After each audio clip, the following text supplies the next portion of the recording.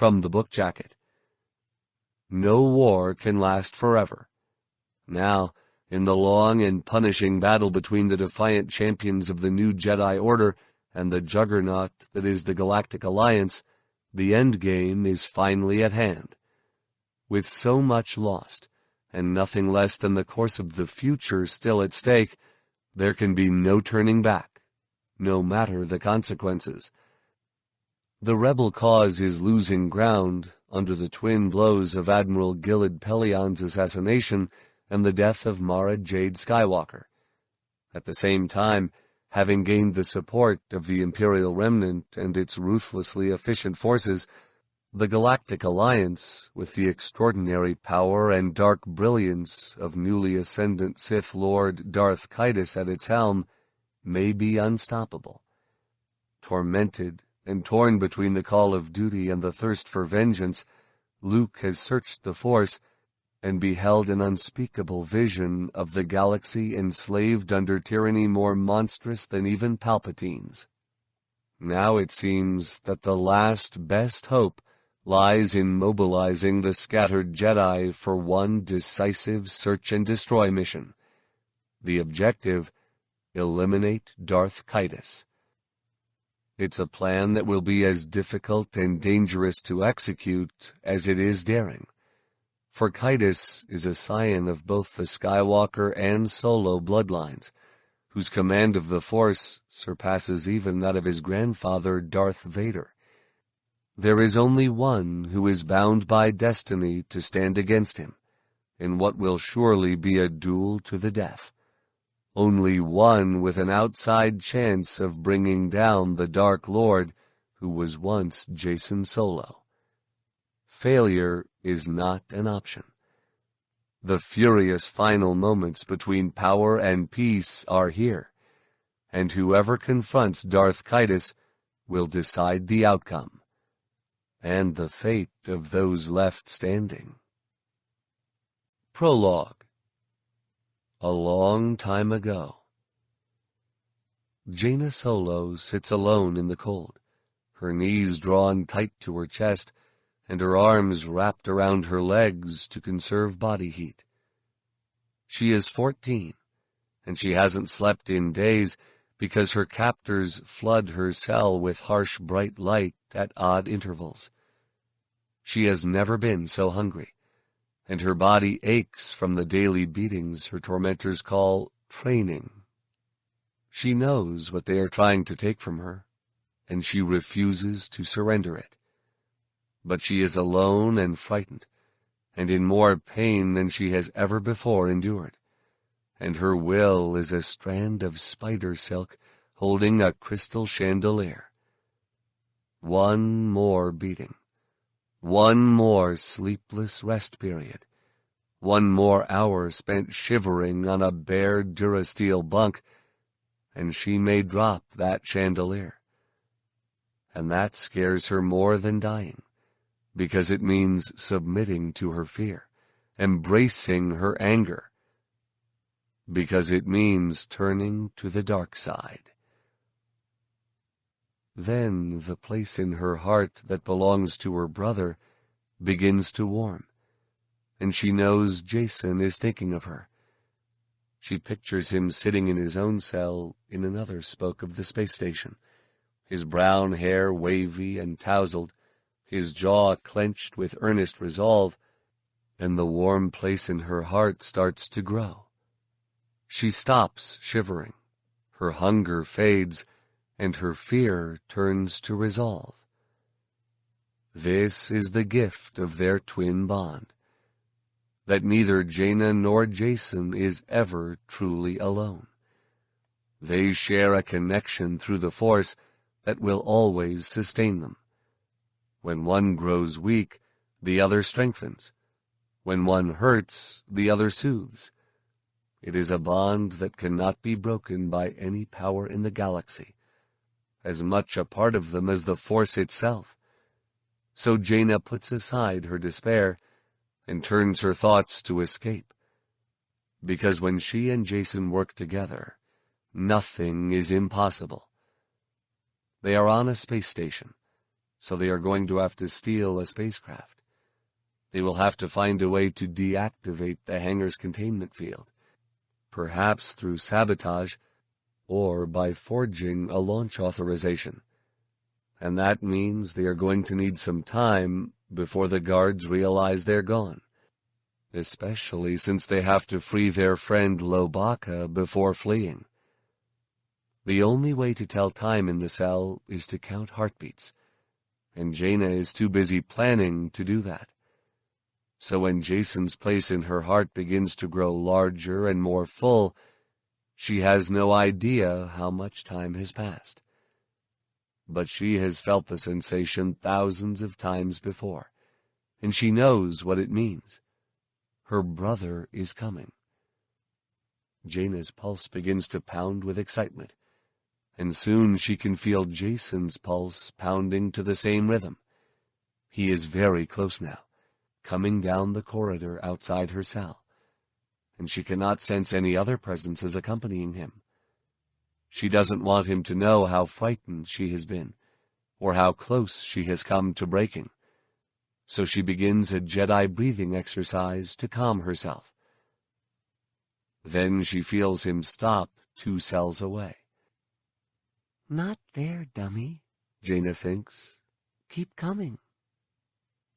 There is a flutter in Jaina's heart as Jason grows confused, and she worries that her brother is about to open the wrong cell and ruin their escape.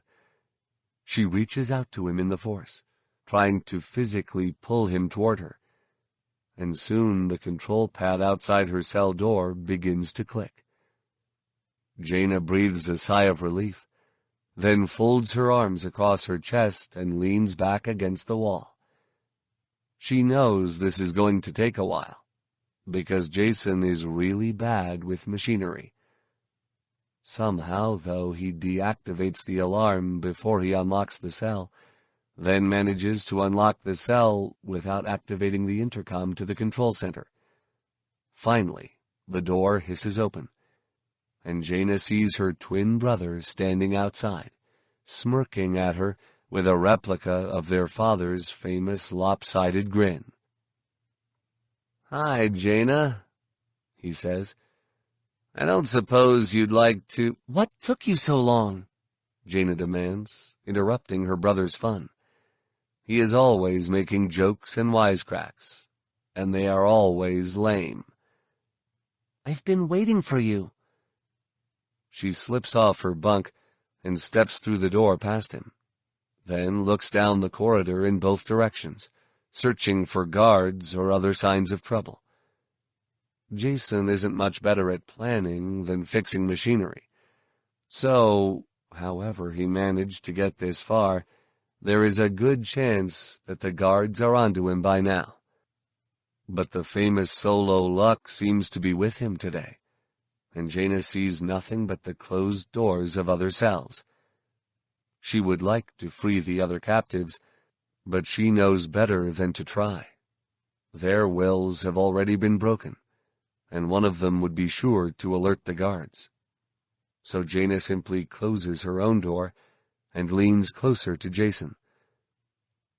"What now?" she asks. "Have you figured out where Lobaka is?" Jason flushes, then drops his gaze to the floor. "Not yet," he admits. "I was sort of hoping you might have a plan." Jaina smiles. "Of course I do," she says. "Didn't I say I've been waiting?" Chapter 1. What do you call the person who brings dinner to a Rancor? The appetizer. Jason Solo, age 14, Jedi Academy on Yavin 4. The tunnel descending into Nickel 1's transportation warrens was typically Verpine, square, straight, and lined with so many tubes, ducts, and conduits that it was impossible to see native rock. It was also crazy clean, in that maybe the Hive Mother has a problem kind of way, with a spotless smoke blue floor and gleaming aquamarine pipe, work which made it virtually identical to the rest of the passages Jaina had seen while touring of the asteroid's defenses. Even with her force abilities, she found it impossible to tell exactly where she and Boba Fett were inside the insect colony, and whether they had any chance of rejoining the Mandalorian garrison commandos before stormtroopers began landing. It was 3 weeks after the Battle of Fondor, and following a series of threats and overtures from all sides of the galactic civil war, the Verpine had invited the Mandalorians to establish a base on Nickel 1 to deter anyone who might think of forcing the issue. Obviously, the deterrent hadn't worked. Just a standard hour earlier, Jaina and Fett had been inspecting the asteroid's defenses when an Imperial remnant flotilla had unexpectedly arrived from hyperspace and made a feint toward the primary loading docks. Half an hour later, a full planetary invasion fleet had arrived and pounded Nickel 1 surface defenses into slag and dust. Soon, the actual troop drop would begin, and even the Verpine entertained no hopes of repelling it. The only question was where the Imperials would land first. An urgent drone rose ahead, and the bitter taint of Verpine alarm pheromones grew thick in the tunnel's muggy air. The guide, a thick-limbed insect with the spiked carahide and heavy mandibles of the soldier caste, started to walk faster, and Jaina began to worry that a swarm of frenzied warriors would mistake her and Fett for the enemy. When Fett's hand drifted toward his holstered blaster, she knew she wasn't the only one concerned. Still, she didn't dare suggest that their guide come ahead to remind his fellow Verpine that she and Fett were on the Hive's side. She knew how Fett would view such an obvious precaution. And maybe he was right. Maybe any appearance of weakness was a weakness. Jaina had been training with the legendary bounty hunter for just a little more than a standard month, but she had come to know him well. At times, she could almost read his mind. When the remnant flotilla had feinted toward the loading docks, she had predicted that he would pretend to fall for the ruse, and watched him send a wing of Bessu-leak out to drive off the enemy. When the actual invasion fleet had arrived, she had guessed that Fett would counterpunch hard. In fact, he had convinced Nickel 1's High Coordinator to hurl her entire starfighter force at the Remnant's flagship, the Dominion, and the Super Star Destroyer had quickly become a flaming hulk. Now, with the asteroid's capture a virtual certainty, Jaina knew Fett would not meet the invaders on the surface. He would opt for a far bloodier strategy, attacking them in the narrow access tunnels that led down from the airlocks, making them pay in lives for every meter they advanced. And Jaina knew that her training had just come to an end, because Boba Fett would not risk her, the tool of his vengeance against his daughter's killer, in a battle he could not win. As soon as they passed a hangar with a serviceable starfighter still inside, he would cut Jaina loose and tell her to go hunt down her twin brother. What Jaina did not know was whether she was ready. She could fight any 3 men in Keldabe and be the only one left standing. She could splat a dye ball on Fett's armor anywhere she wanted. She could outfly Mandalore's best pilots in any vessel they chose, and shoot down an entire squadron in elite combat simulations. None of that meant she was good enough to bring down a Sith Lord.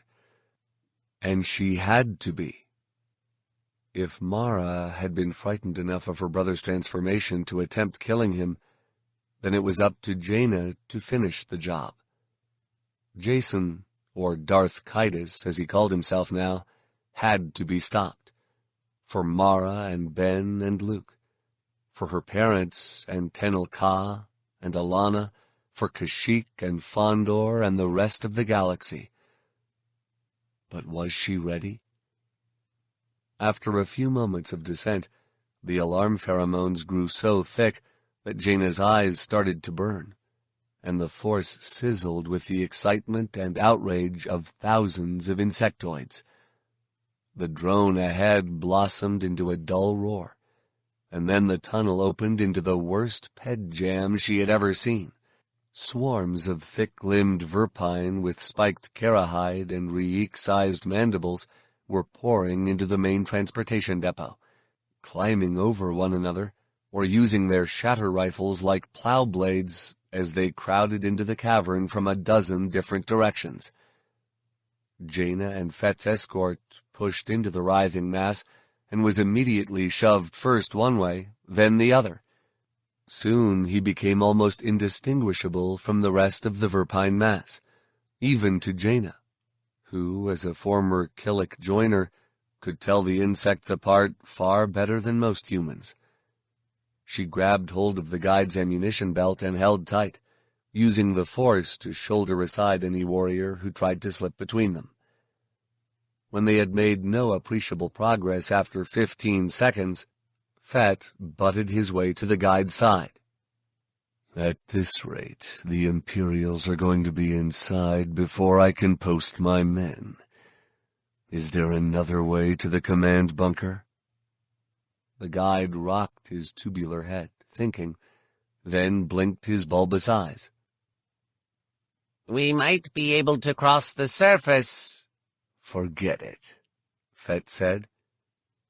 There was no need to explain his reluctance, not to Jaina. With an invasion fleet bombarding Nickel 1 and an armada of assault shuttles about to descend on the surface, trying to cross 50 kilometers of asteroid in a dust crawler was a long shot. And Fett always played the odds, especially when it came to risking his life. "You've got clearance from the High Coordinator," Fett said. "Tell him to make a hole." "I am," the guide replied. His voice was surprisingly thin and reedy for being nearly the size of a Wookiee, most likely because it was so seldom used. Verpine usually talked using biologically generated radio waves, resorting to sound only when speaking to other species. "But the enemy has launched its first swarm of assault shuttles, and 1,000 other combat directors and several battle coordinators are also demanding the right-of-way. We all have Priority 1 clearance from Her Maternalance." "I thought your kind was supposed to be organized," Fett growled. He pointed across the vault toward a loading area that Jaina could barely see through the swarm of huge insects ahead. "That our tube?" "Yes. Down Yellow Express 50-seat, the guide said. "But they are running low on passenger capsules, so we may need to switch." "So we need to get there first," Fett growled. He squared his shoulders and started to shove ahead. But Jaina had anticipated his impatience and was already using the force to hold him back. "Ladies first," she said, gliding past. "Now that you're a head of state, you might want to learn some manners." She began to use the force to clear a path, her hand moving back and forth ever so slightly as she sent verpine warriors tottering aside or stumbling to sudden halts. Fett grunted and followed close on her heels, with their guide, Ossus Niskuin, peering over both their shoulders in astonishment. A couple of rib-battering minutes later, they emerged from the swarm onto a yellow loading platform and found themselves teetering above a 2-meter drop into a transportation tube. At the bottom, Jaina could see translucent waves of energy sweeping along a raised repulsor rail, carrying a steady stream of dust, stone, and refuse at speeds in excess of 200 kilometers an hour. The verpine behind them continued to press forward, and now Jaina found herself holding the swarm back with the force as a long Durasteel capsule shot out of the adjacent tunnel and whooshed to a stop in front of the loading area. The capsule opened along its full length, the entire upper quarter sliding upward. Jaina got a brief glimpse of 2 rows of inward-facing seats before Verpine soldiers began to literally spill into the capsule. "Come on, Jedi." Fett grabbed her and jumped into the writhing mass, elbowing and kicking alongside the rest of the passengers as he fought for a place. Jaina used the Force to keep a small area around them clear until a loud hiss sounded above their heads and the door slid closed. An instant later, the capsule shot down the transport tube and the entire mass of occupants was thrown toward the rear of the passenger compartment. As the capsule reached full speed, the Verpine quickly began to untangle themselves. Despite the loading chaos, everyone seemed to have a seat. Jaina and Fett sat across from a soldier she thought she recognized as their guide. "Niskouen?" she asked. "Correct," the insect replied. "Most humans have as much trouble distinguishing our scents as we do yours." "She's had practice," Fett said, turning his helmet toward Niskouen. "So what's the situation topside?" Niskouen fell silent for a moment as he consulted with his fellow Verpine, then said, "Our surface batteries have taken a heavy toll, and the enemy's first assault shuttles are starting to land. Their white shells are beginning to debark." "I could guess that much," Fett grumbled. "I mean, where? Which airlocks?" Niskouen was quiet for a moment, then reported, "No airlocks. The initial mass is swarming high-ground rocky plain, 20-kilometer left." Fett turned to Jaina. "The next time I do a base inspection, remind me to bring my own communications officer. Or better yet, not to get caught in a surprise attack at all." "Like you'd listen to a Jedi," Jaina retorted. She turned to Niskouen. "Isn't that landing zone near your fusion plant's exhaust ports? 20 kilometers down the left side of the asteroid?" "Correct," Niskouen said. "We assume that's how they intend to enter the hive." Fett's alarm suddenly grew as sharp in the Force as the Verpine's pheromones were in the air. "They won't enter." Niskouen's antennae straightened. "You think they hope to sabotage our primary power supply?" "Hope isn't the way I'd put it," Fett said.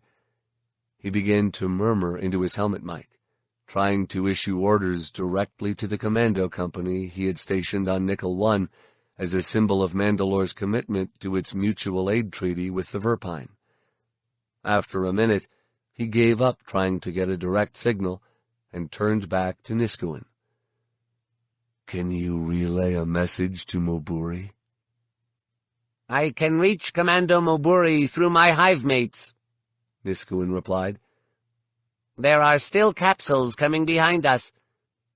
"Tell Moburi that he's in command until I get there," Fett said, "and that it may be a while. The power grid is about to blow." Fett's declaration sent a clatter of dismay through the capsule, but none of the Verpine questioned his certainty. First, when it came to killing and fighting, his reputation was unmatched. Second, insects of the soldier caste were too disciplined to question the pronouncement of a superior, even a superior from another swarm, and they probably knew that he was right anyway. Eliminating the power plant would bring Nickel 1's transportation to a screeching halt, and limiting an enemy's mobility was always a good idea. Fett turned to Jaina. "What do your Jedi instincts tell you about this attack?" "That someone wants the Verpine munitions industry for themselves," Jaina replied. "But you don't need Jedi instincts to know that. Verpine manufacturing is nearly self-contained, which makes it a tempting target. The Verpine have been supplying all sides since day one of the war, which makes them everyone's enemy, and they're unaligned, which makes them ripe for the picking." "They're aligned with us." There was some bristle in Fett's voice, but Jaina could feel in the Force that there was no real irritation. He knew, as well as she did, that Mandalore was suddenly playing out of its league. "But who is the someone behind this? The Moffs I didn't kill already? Or did your brother send them?" Jaina thought for a minute, then shrugged. "My gut tells me it's too early for Jason to have the Moffs under control. But he is full of surprises." Fett's helmet remained fixed on Jaina. "Not for you, I hope," he said. "Not anymore." "The only surprise will be if there are no surprises," she replied. "But I have a few of my own now, too." "Good answer." Then he looked away, and Jaina could feel him gathering his resolve. Here it came. "Listen, Solo," Fett began. "This isn't your fight. When we get to the command bunker, I want you to grab a Bessie and slip out of here." "To where?" Jaina asked, pretending to be surprised. "To Mandalore to fetch Bevine?" Fett's helmet swung back toward Jaina.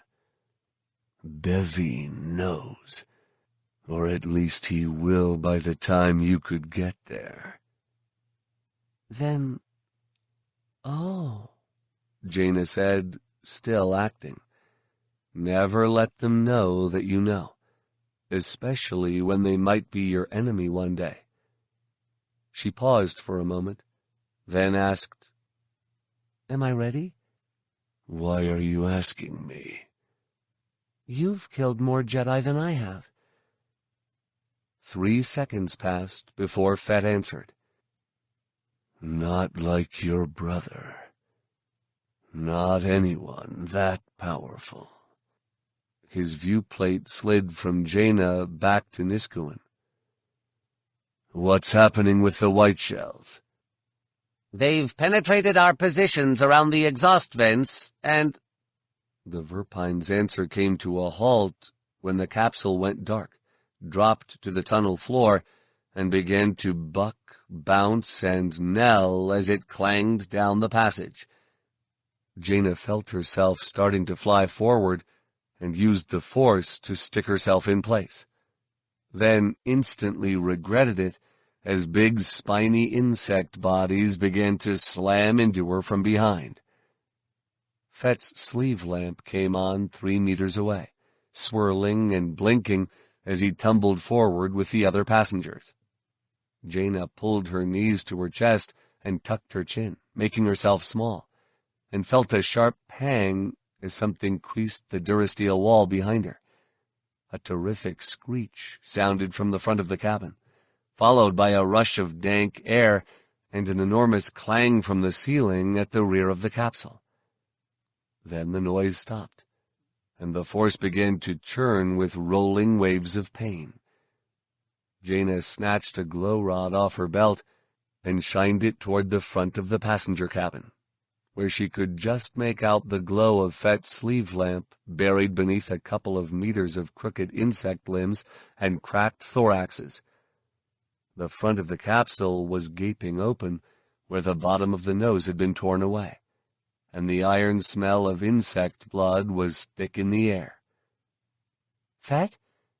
Jaina started forward, and made it about halfway to the front of the cabin before she was stopped by an impenetrable tangle of thrashing insect parts, You hurt?" The light at the bottom of the heap remained stationary. "Fett?" When there was still no answer, she began to clamber over the jumble of insects. Ignoring their pained squeals and dodging their angry mandible snaps, she called to him using a diminutive, one that she had never heard anyone but Goran Bevine use. "Bobika?" The light suddenly swung in her direction. "You must have thought I was dead," Fett said. "So I'll forgive that. Once." "Sorry." Jaina laughed, then felt instantly guilty. The injured warriors around her were insects, but they felt real pain. As a former Killik joiner, she understood that better than most. "Just checking." "Come on." Fett's light turned toward the nose of the capsule, then began to move toward the gash. In its ambient glow, she could see that the self-contained body glove beneath his armor had been ripped in 6 places. A large flap was hanging down beneath the bottom rim of his helmet. "We need to get going." "Right." Jaina didn't bother to ask about helping the wounded. Compassion was a weakness, and she knew better than to show a weakness in front of Boba Fett, especially a JTC weakness. "Meet you outside." She slipped off the body heap, then ignited her lightsaber and started to cut through the side of the capsule.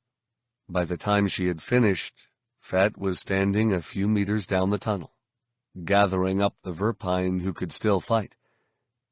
10 of the 50 warriors the capsule had once held were now standing near him. An equal number lay dead or still inside the capsule, and the remainder were slumped or curled along the tunnel walls, being looked after by a pair of soldiers who were still functional but limping too badly to march. "Niskuin?" she asked. Fett shot a glance at the warriors gathered around him. "Any of you Niskuin?" "Niskuin's thorax split open," replied one of the soldiers standing with Fett. "He is no more."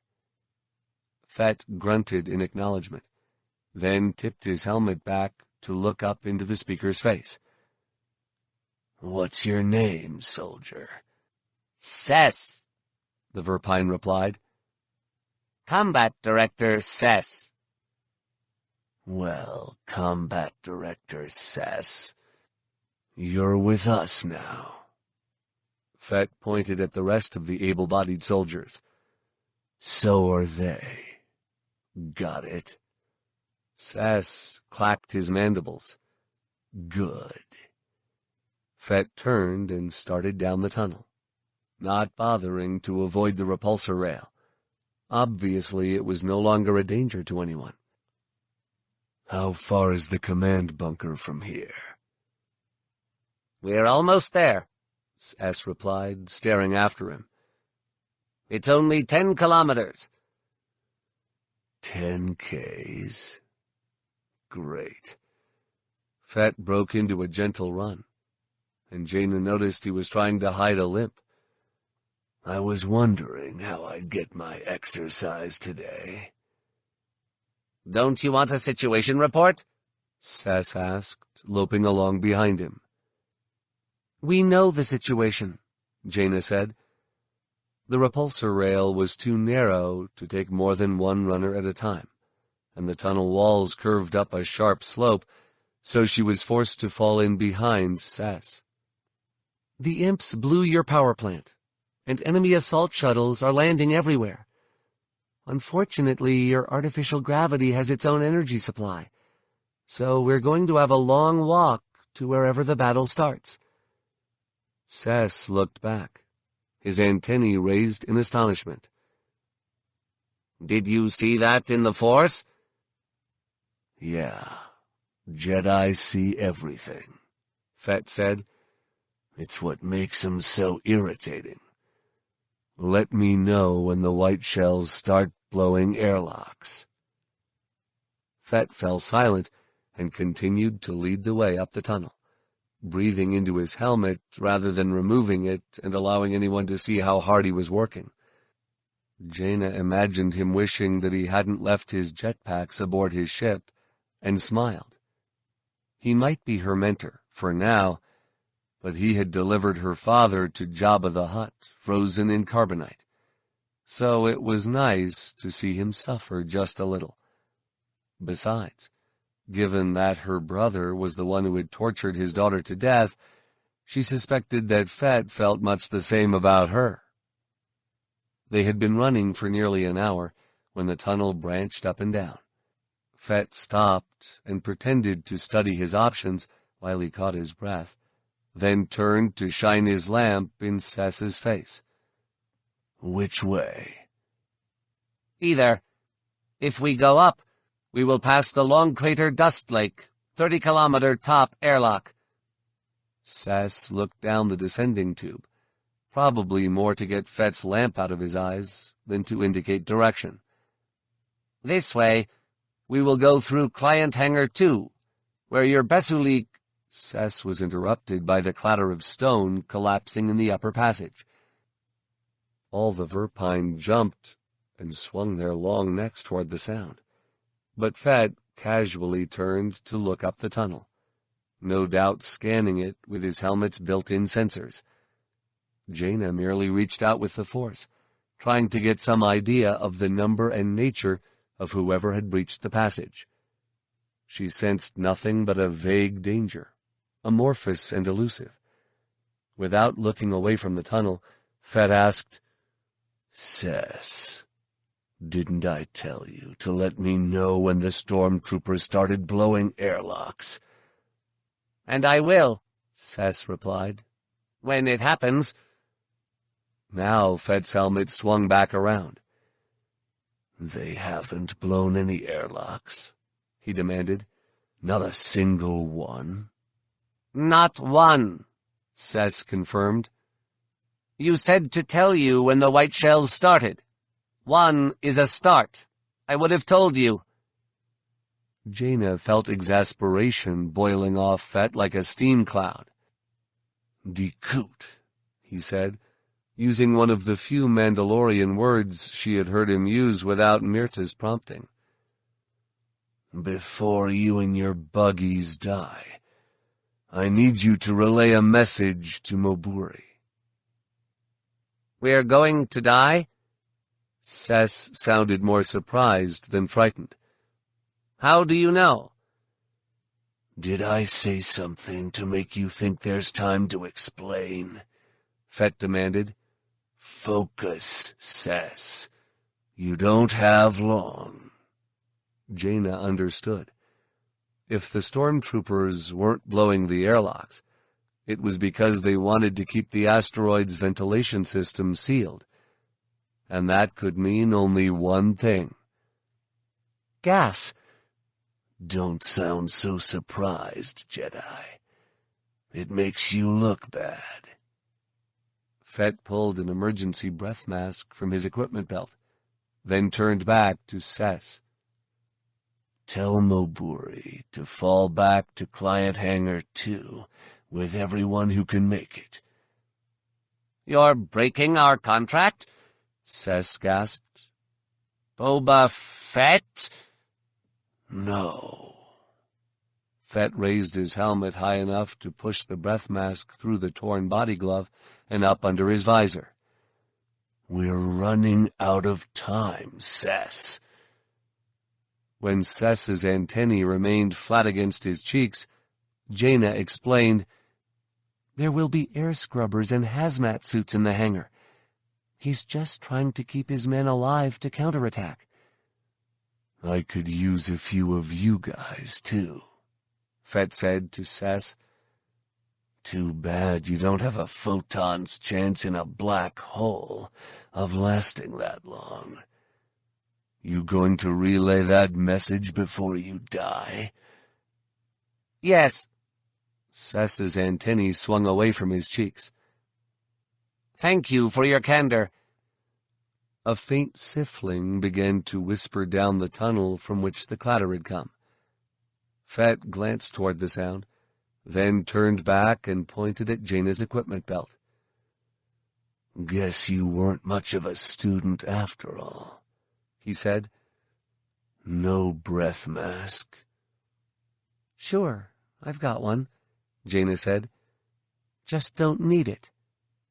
Fett cocked his helmet to one side. "This I've got to see." "Be my guest." Jaina would have liked to avoid showing this particular trick to any Mandalorian, and especially to Boba Fett, but the only way to keep the technique secret was to let the Verpine die. She knew what a Mandalorian would have done, but she was still a Jedi, and she wanted to stay one. The Sifling continued to grow louder. Jaina shined her glow rod up the tunnel and saw a glittering cloud of vapor pushing down the passage. She raised her palm and began to pull the force through herself, using it to push the dank air up the transport tube. The sound sharpened into a high-pitched buzz. Then the cloud stopped advancing and began to glitter even more brightly. Jaina's stomach rolled with surprise. She felt Fett's eyes watching her and unfurrowed her brow. Too late to fool him, she knew, but at least the lecture on revealing surprise would only be perfunctory. She pulled harder on the force, drawing it through herself faster and pushing more air up the tunnel. The buzzing deepened to a drone, and a pearly glow rose within the cloud's heart. "Haven't seen that before." The comment was muffled by Fett's breath mask, but not nearly enough to conceal the amusement in his voice. "So what's it do exactly?" Jaina bit back a sharp retort and pushed even harder, forcing so much air up the passage that her robes began to ruffle in the breeze. The drone rose rapidly in pitch, then suddenly ceased as the cloud flew apart in a blinding flash. There followed a moment of stunned silence as Jaina and the others tried to blink the dazzle out of their eyes.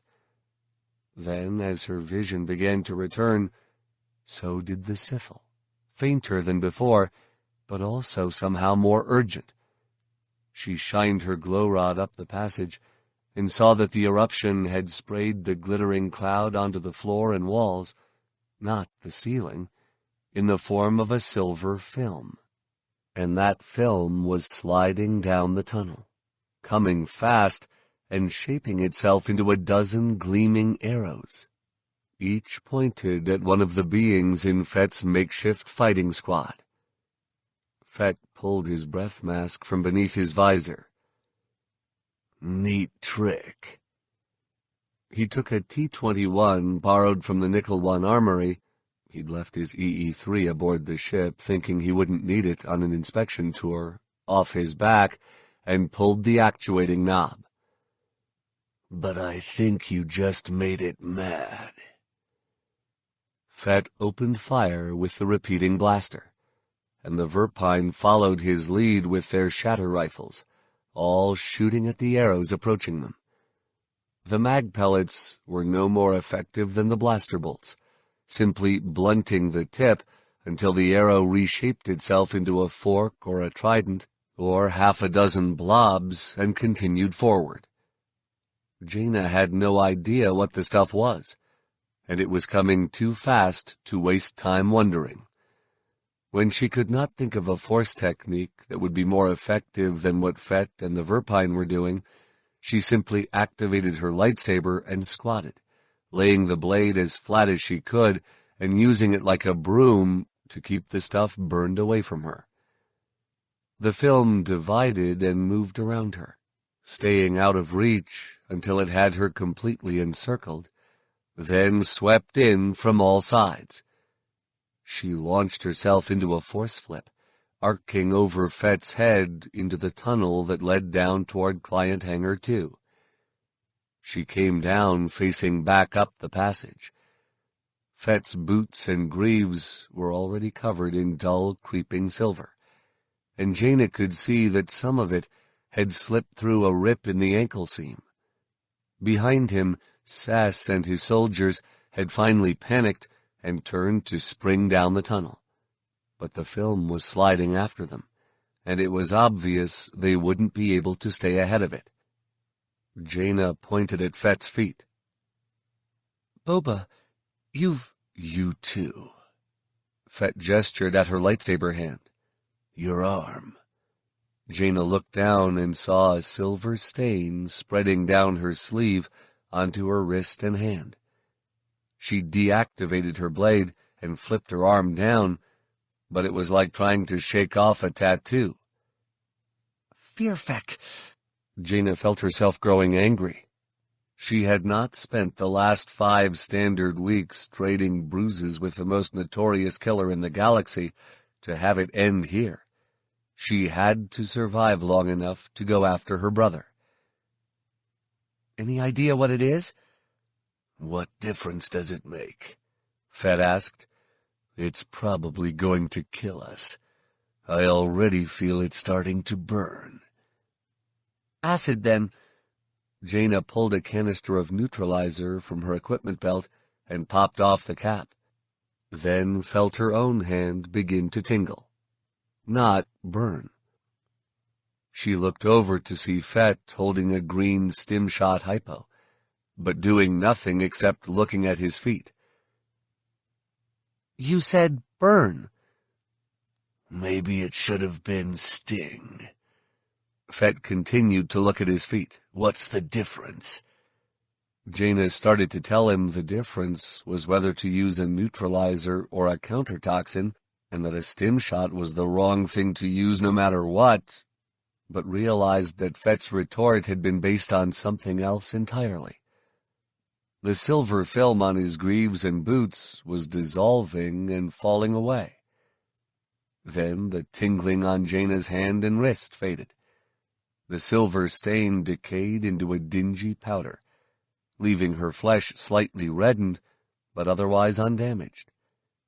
She used the Force to concentrate her awareness on the area, searching for any hidden damage, and felt nothing worse than a mild sunburn. The Verpine were not faring so well. They had only made it a few meters down the tunnel before being overtaken by the film, and now the passage was filled with staccato clattering and the fading squeals of dying insects. Jaina looked to Fett. How are you feeling? He shined his sleeve lamp down the passage. Sess and the rest of the Verpine lay on the floor beneath the powdery coatings of gray.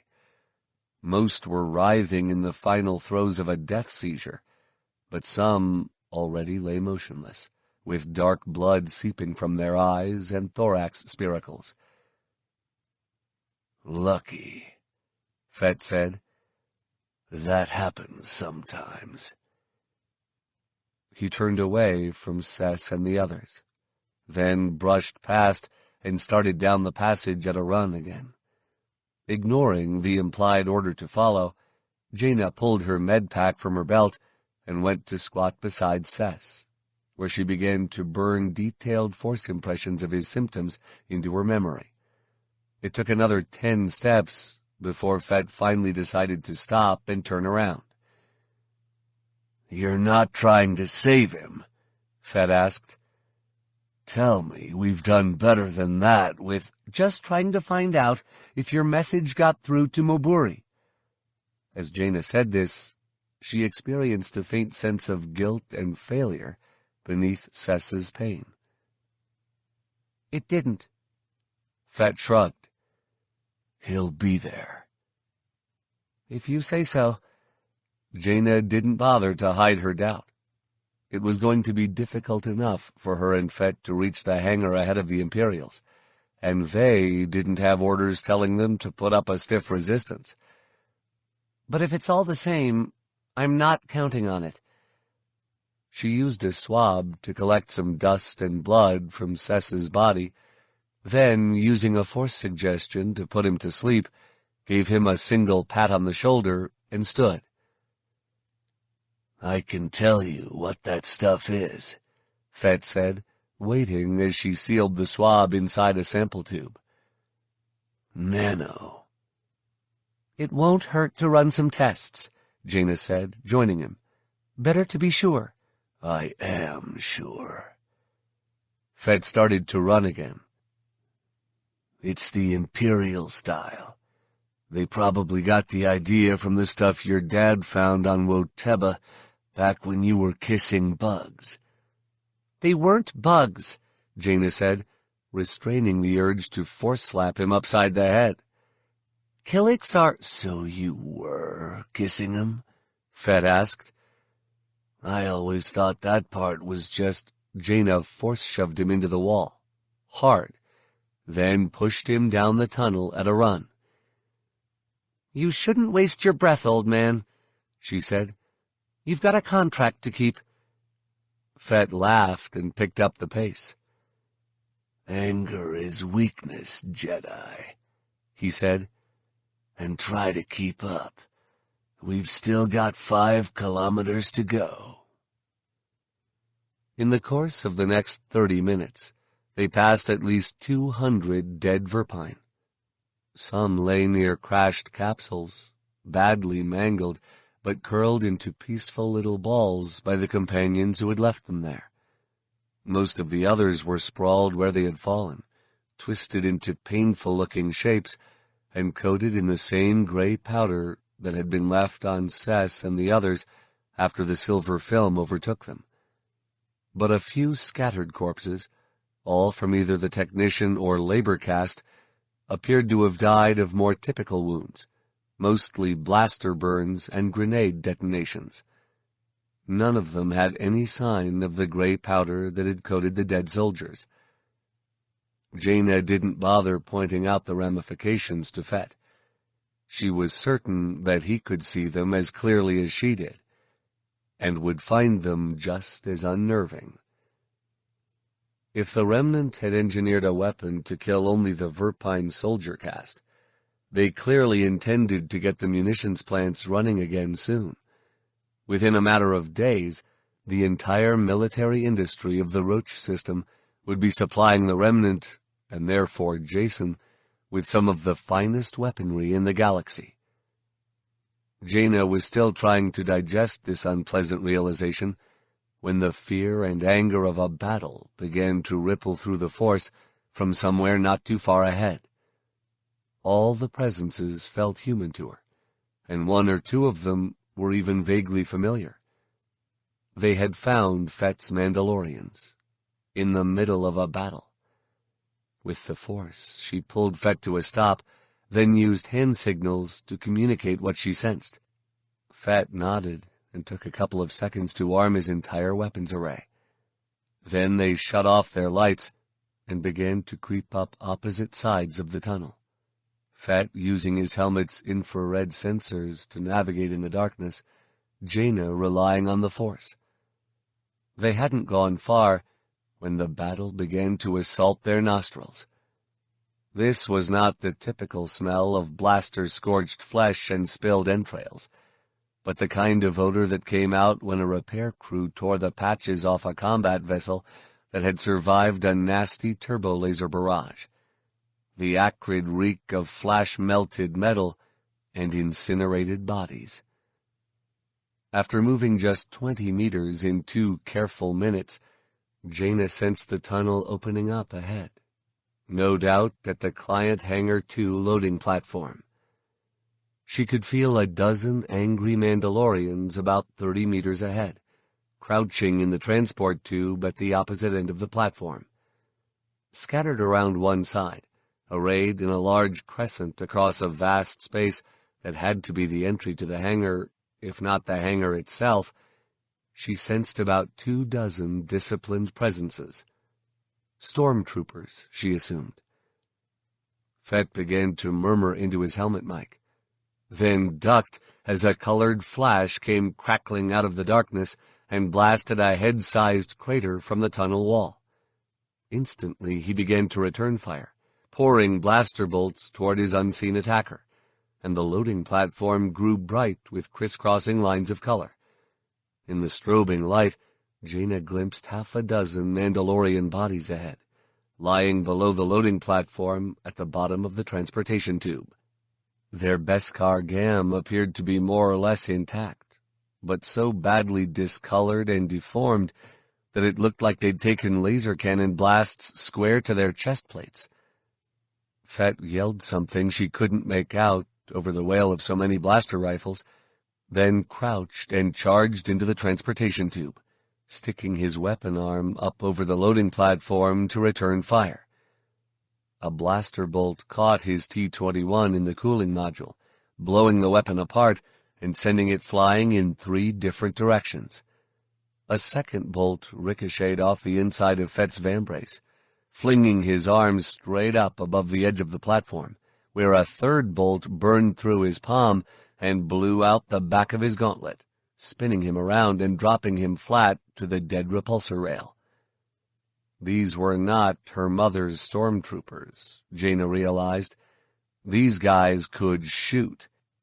She ignited her lightsaber and charged after Fett, simultaneously batting blaster bolts back toward her attackers and using the Force to push Fett along the rail so he wouldn't become a stationary target. Then the hair rose on the back of her neck, and she had the sense that someone very dangerous was focusing on her. She thought for a second it might be her brother, but realized she would have been dead by the time she sensed him watching. She dived for the repulsor rail, catching Fett square in the back as he came up holding a Blastech S-330 he had taken from one of his dead mercenaries. They slammed down flat, Fett cursing inside his helmet and trying to throw her off, Jaina using the Force to keep them pinned until whatever she had sensed crashed against the back wall, lighting up the transportation tube like a nova burst to life. The blast seared the left side of her face and filled her nose with the sulphurous smell of melted stone, scorched cloth, and singed hair. Jaina glanced over and saw a half-meter ball of crackling, boiling white, still burrowing into the tunnel wall, stone pouring from the hole in a bright liquid stream. Fett finally squirmed out from beneath her and spun around on his knee, still cursing and oblivious to the thumb-sized hole that had been burned through his hand. If he noticed that he was now kneeling on the warped chest plate of a helmetless mercenary, or that the man's face was as red and puffy as that of someone who had been steamed alive, he showed no sign. "Not what I had in mind, Jedi." He nearly had to shout to make himself heard above the scream and crackle of the battle. "When I said cover me, I meant with a blaster." "My mistake," Jaina replied wryly. She was about to add that it wouldn't happen again when a dozen Mandalorians came running up from the other end of the loading platform. The leader, a tall, broad-shouldered fellow armored in red and black, was crouching low and keeping a careful watch on a chrono he carried in his hand. Everyone else was returning Imperial fire, only half-crouching behind the platform's cover and relying on their Beskar Gam to deflect enemy fire while they picked off stormtroopers. The leader dropped to a knee beside Fett. "Good to see you, boss." He displayed the chrono, which was counting down by seconds. "We've got 9 seconds till they hit us again." "Good to see you too, Moburi." Fett's helmet swung in Jaina's direction, shooting her a glance she was fairly sure would have been smug had she been able to see beneath his viewplate, then looked back to Moburi. "Plasma cannon?" "Just a gun," Moburi corrected. "That's why—" "Where?" Jaina poked her head up, but she was so blinded by the flurry of blaster bolts that she could not pinpoint anyone's location, much less the plasma guns. "Just one?" "One's enough," Moburi said. Jaina glanced at the chrono in his hand and saw that it was down to 6 seconds. She didn't have time to explain, not if she was going to take out that gun before it fired again. "Where?" Moburi glanced at Fett, who looked at Jaina and shook his head. No way. I'm not going to— You're not. Jaina knew what Fett was going to say, that he wasn't going to risk the tool of his vengeance against her brother, and she understood why. Assassins didn't make it to Fett's age by taking chances they could avoid. But Jaina also knew that she was going to have to take a lot of chances to bring Jacen down. That from the moment she began her hunt, she would be assuming far greater risks than facing down a few dozen crack-shot stormtroopers. Cover! Jaina reignited her lightsaber, then force-sprang out of the tube and into an evasive somersault. Behind her, Fett yelled, "Fearfeck!" Then, "Go, go, go!" by the time she came down again, she was halfway across the loading platform, a dozen Mandalorians charging out of the darkness behind her. She landed in a near trance, her pulse racing with battle exhilaration, her lightsaber whirling by instinct, her mind focused on discovering the location of the plasma gunner. It was impossible to see anything in the darkness behind the strobing crescent of color that marked the stormtrooper's skirmish line. But Jaina knew that was where her target would be, defended by the rest of his squad, tucked behind hard cover with nothing visible but his muzzle and sniper sight. And he would be up high. The plasma ball had been at face level while she was in the bottom of the transportation tube, which meant the sniper had been shooting down at them. Behind her, Amando grunted in anguish as a lucky blaster bolt found a seam in his armor. A concussion grenade detonated off to her right and sent chunks of white armor spraying everywhere. Jaina felt her lightsaber catch a trio of powerful bolts, then saw the fiery dashes return to send a stormtrooper and his G8 power blaster flying in opposite directions. She spun through the resulting gap in the enemy line, dancing left, then right, to slice through a white-armored shoulder and send a boxy helmet and its contents tumbling away. And that was when she sensed the plasma gunner's focus returning. It wasn't as strong this time, probably because it was centered on someone else, and she wouldn't have noticed it at all if she hadn't been searching for it. But she could feel the sniper preparing to fire again, somewhere ahead, above, and right. Jaina smiled, more in satisfaction than bloodlust, and rushed into the darkness. Extending her force awareness high along the wall and ceiling of the loading vault, she sensed a human presence. Two presences, sniper and spotter, hiding on an observation balcony high above the battle. She did not reach for a blaster or a glow rod, or try to leap up to their hiding place. She just grabbed and pulled, using the force to jerk them both forward. The sniper and his partner almost certainly yelled or cried out as they flew from their firing post, but the sound was inaudible beneath the booming crackle of a plasma discharge. An orb of silver brilliance came arcing down from the balcony, followed by two dark-armored figures and their gun. Then the energy ball crashed into an overturned service cart, creating a cannon-sized detonation that illuminated the entire vault for a full 2 seconds. Jaina glimpsed stormtroopers staggering, running, and somersaulting away from the explosion. Then the Mandalorians were on the skirmish line, felling enemies with blaster, boot, and blade. She sensed danger on her left, and turned to see, in the flickering gleam of her lightsaber, a trooper stumbling away backward, shaking, but still pointing an E-18 in her direction. She gestured him forward with her free hand, using the force to pull him onto her lightsaber before he could open fire. The blade burned a 3-centimeter hole in his chest plate and sank through. A pained gurgle escaped his helmet comm, and the blaster rifle slipped from his grasp to land on Jaina's boots. She deactivated her lightsaber, then heard footsteps behind her and spun around, reactivating and striking in the same instant. The attack landed, but did not slice, the blade sliding along a Beskar neck guard to burn a dark furrow into Fett's green armor. Jaina gasped in surprise, but managed to stifle the apology. Regret is a weakness that rose automatically to her lips. "Take that as a lesson," she said instead. "Never sneak up on a Jedi." "Didn't know you could sneak up on a Jedi," Fett retorted.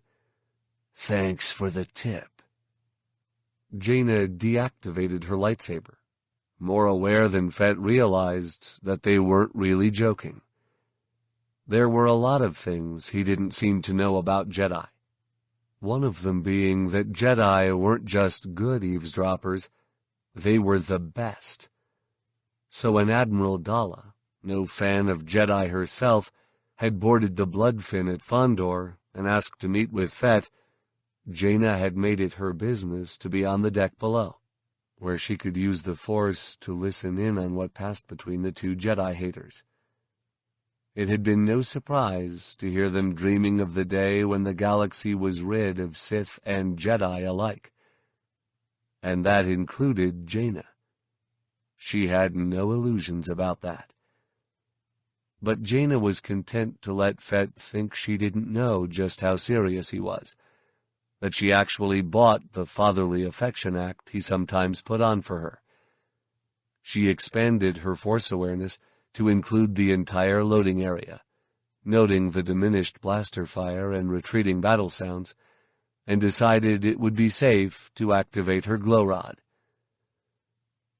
"Looks like everything's under control," she said, starting toward the fallen sniper team and their plasma gun. "Sometimes the Jedi way is better." "Faster, anyway." Fett knelt to check the sniper team, and discovering that the spotter was still breathing, put a blaster bolt through the fellow's head.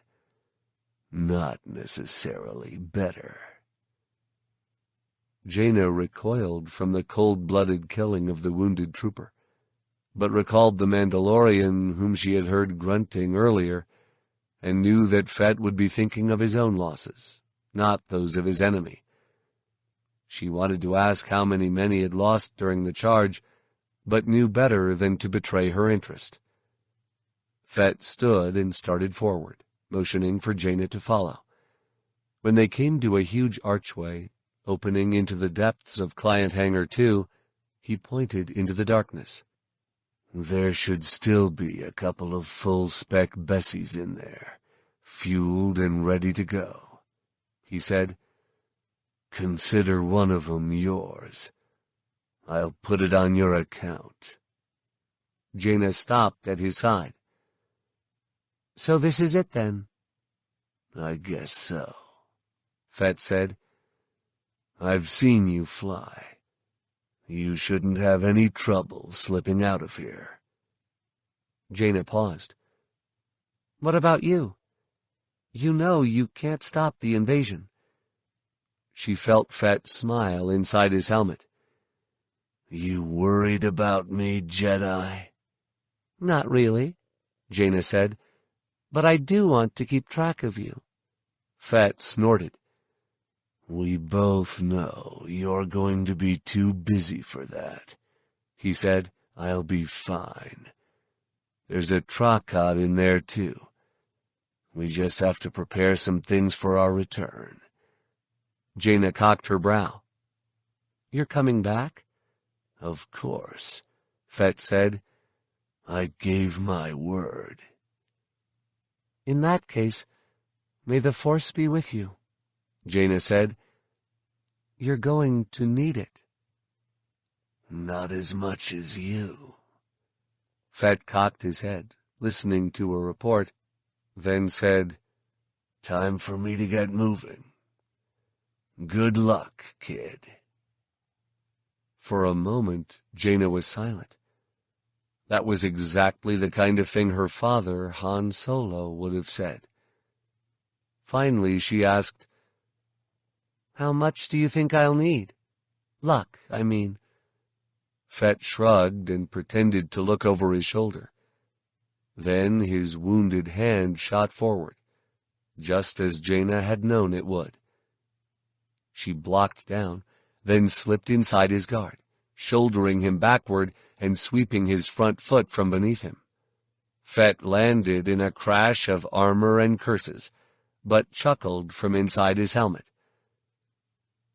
Well, I've taught you everything you need to know. But not everything you know, Jaina surmised. Fett looked up at her for a moment, then said, You don't have that long. He extended a hand for Jaina to help him up. And there's no need. Jaina ignored the hand and stepped back, then asked, No need for you? Right. Fett sighed and lowered his hand. Either way, I get my revenge. Either way? Jaina narrowed her eyes, then realized what he was saying. She wasn't surprised, but she was hurt. Maybe only a little, but she was hurt. If I don't kill my brother... Your brother kills you. Fett hopped to his feet as lightly as any unarmored Jedi apprentice, then added, Some things are worse than death. I know that better than anyone, except for maybe Cintas and Han Solo. Send your father my sympathies. Jaina studied Fett for a moment, trying to remind herself that she had gone to him, that he had given her exactly what she asked for, and she still found herself getting angry. Finally, she said, Dad's right about you. The Kaminoans did use Rancor drool to fill your veins. Fett laughed. Smart Barv, your dad. He spun on his heel and started down the access corridor at a jog. No wonder he's so hard to kill. Chapter 2. Hey, Jaina, do you know why TIE fighters scream in space? Because they miss their mothership. Jacen Solo, age 14, Jedi Academy on Yavin 4. This deep in the transitory mists, there were no stars to relieve the night's gloom, no constellations to make the black skies seem less alien. The vista outside the viewport was an inky fog of light-swallowing gases that never thinned and never lifted, and never failed to leave space gazers feeling a little lost and alone. The Jedi had retreated to the abandoned mining world of Shedu Mad to hide from Jacen, and ever since joining them here, Jaina had been wondering whether this dark corner of the galaxy would become their tomb. Like most good refuges, it felt safe and secure, and that was an illusion. After the trouble the Jedi had caused at Fondor, Jacen would be searching for their secret base with every resource he could spare, and this time he would give them no time to evacuate. He would have a strike force waiting to pounce the instant he had any idea where they were. Their only hope was to get him first. The Jedi would never leave Shedu Mad alive, not unless they hunted down and killed Jacen before he hunted them down. Jaina knew that in her heart. But could she convince the masters? Several of them were gathered around a table behind her, holding an impromptu war council with Luke, Jagged Fell, and her father and mother, the renowned Han and Leia Solo. Not for the first time in her life, Jaina wondered whether she could ever live up to her parents' legend, how she could possibly impact the galaxy as they had during their long and illustrious lives. And are we sure Jason sent them? Corran was asking. The Remnant is still an independent government. Not wishing to involve herself in the conversation until she was invited, or at least until the time was right, Jaina kept her back to the table and continued to stare out the viewport. This might have been the Moff's play, Corran continued. Could be, said Jaina's father, Han Solo. In this context, in the company of so many other greats, trying to plan a response to her brother's latest outrages, it felt wrong to even think of her parents as Mom and Dad. They were bigger than that, along with her Uncle Luke, the most legendary of the many legends sitting at that table. Maybe all Fett did was streamline their decision-making process. Nobody laughed. During the wildly confused Battle of Fondor, nearly a quarter of the Remnant's Moffs had been executed by Boba Fett and his Mandalorians aboard Admiral Pelian's flagship, the Bloodfin. Most coalition intelligence agencies had concluded that the survivors would fall into a bitter power struggle and scurry home to protect their turf.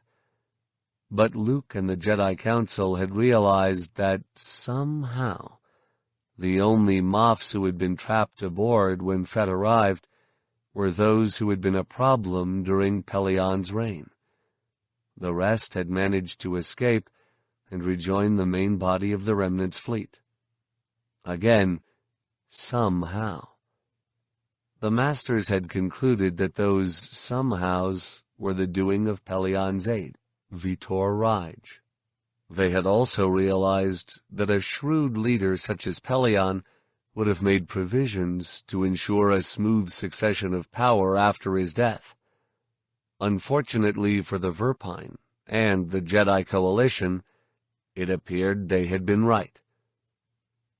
After a long pause in the conversation, Luke said, I don't think it matters whose idea it was to enslave the Verpine. If Jason doesn't control the Remnant already, he soon will. There followed another silence, during which no one disagreed. Then Kenneth Hamner said, Which means he's reaching the tipping point. Once he has full control of the Remnant's fleets, he'll be able to project more power than all of his enemies combined. We could always accept Admiral Neothel's offer to assume supreme command of all Coalition forces, Kip Duran said, his tone clearly mocking. That would give us what, another dozen hulls? At least, Kent said, joining the others at the table in a bitter chuckle. And all she wants in return is to negate our non-aggression pact with the entire Confederation. The laughter trailed away into dumbfounded silence, until Jaina's mom, Princess Leia, said, All the same, I'd suggest the Council phrase its rejection as politely as possible. It's never good to alienate a potential ally, no matter how inconsequential they may seem at the time. Thank you for the reminder, Leia, Kent said. I will be careful with my phrasing. In the meantime, we'll just have to sign up the Chiss ascendancy, Kip said. Jaina could not tell from his tone whether he was still joking or actually believed there was any chance of such an alliance happening. Then, if we can get the corporate sector— Forget the ascendancy, Jag interrupted. You won't involve Scylla in this. Even if the 9 ruling families would take sides against the Imperial Remnant, they won't get involved with Jedi problems. Still stinging from Tanoop? Han asked. That, and the Jedi habit of telling interstellar governments how to run their sovereign territory, Jag replied. No offense meant, of course. Not much taken, Corrin assured him. At least there's no question about the Coalition's situation. No question at all, said Leia. Her voice was dignified and calm, but the Force was smoldering with her frustration. Just days before the Remnant invasion, she and Han had failed to persuade the Verpine to withdraw from their treaty with Mandalore and join the Jedi Coalition instead. I believe the term is borked. Sorry, Luke, Han said. There was a bitter edge to his voice that Jaina suspected only she and her mother would recognize as a personal sense of failure. We told Sekili what you've been seeing when you look into the future. But the Verpine's mutual aid deal with Mandalore was exclusive, and he was too afraid of Fett to break it. Nor would Fett let them modify it, Leia added. Buckethead Skulo, Saba spat. Does Boba Fett think one world of dirt combers is the match of thousands? Mandalore has been hunting too far up the chain, and now the whole jungle will suffer. Fett does what works for Fett, Han replied. The rest of us can suck entropy. That's not true anymore, Jaina said, turning from the viewport. The decor of the makeshift conference room could only be described as mining complex salvage, with age-yellowed sturdiplast furniture and poured plastoid walls the color of dust. The sliding door at the far end of the small chamber, it had probably been a break room when the mine was still in operation, remained open because of a corroded actuator arm that had not been serviced in centuries. Most of the War Council sat on benches beside a long dining table that had probably once been some color other than stained amber. Their cloaks were fastened tight against the chill of a not-quite-repaired environmental control unit. Only Luke wasn't seated, standing on the near side of the table with his back to the others, gazing out the same viewport through which Jaina had been looking. Judging by the casual acceptance of this position by everyone else at the table, it had not been unusual of late. Fett has a family now, Jaina continued, and he has Mandalore. He still cares about his word, too. Then I guess this war has accomplished something, Leia replied bitterly. She was dressed in a white robe that was only a few shades lighter than the gray wisps now running through her hair. Boba Fett has grown as a person, and here I was wishing the Criffing War had never started. I'm not defending him, Jaina replied. She could see the sad pain swimming just beneath the surface of her mother's brown eyes, and was not surprised to find that it only served to make her appear more regal than ever. I'm just saying he has more vulnerabilities now, and we should remember that. Of all the things I learned training with Boba Fett, the most important were these two. He isn't a good guy, and he'll never be our friend. This drew a crooked, deep-wrinkled smile from her father. I always said you were our smart one. He was seated next to Leia, who sat on a stool at the end of the table, very much her own woman, but still with Han as always. It was a stark contrast with Fett's 50 years of loneliness, and Jaina found herself glancing at jagged Fell's square jaw and squarer shoulders, hoping she would survive long enough to someday have what her parents did. Then Jag caught her looking at him, and his grim frown was replaced by a passably warm smile. Jaina glanced away without returning the gesture, telling herself that she had only been looking in Jag's direction because Zek wasn't present, and she wasn't ready to think about choosing anyone until she had finished with Jason. and to do that, she needed to win the support of the Jedi Council.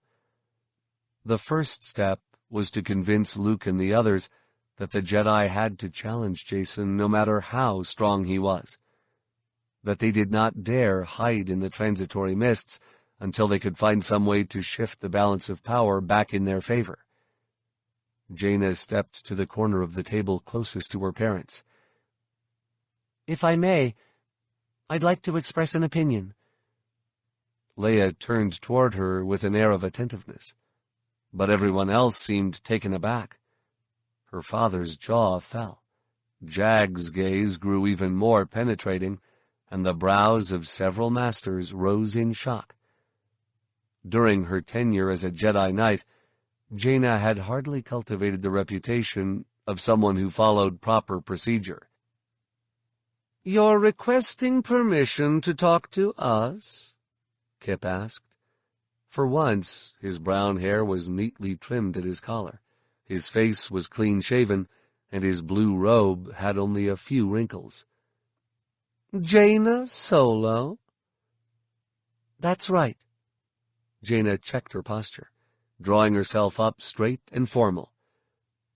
"I think it's important." Kip whistled in disbelief, then looked to Han. "I don't know what Fett did to her, but I'll help you hunt him down." "Come on," Jaina complained. "Can't a girl learn from her mistakes?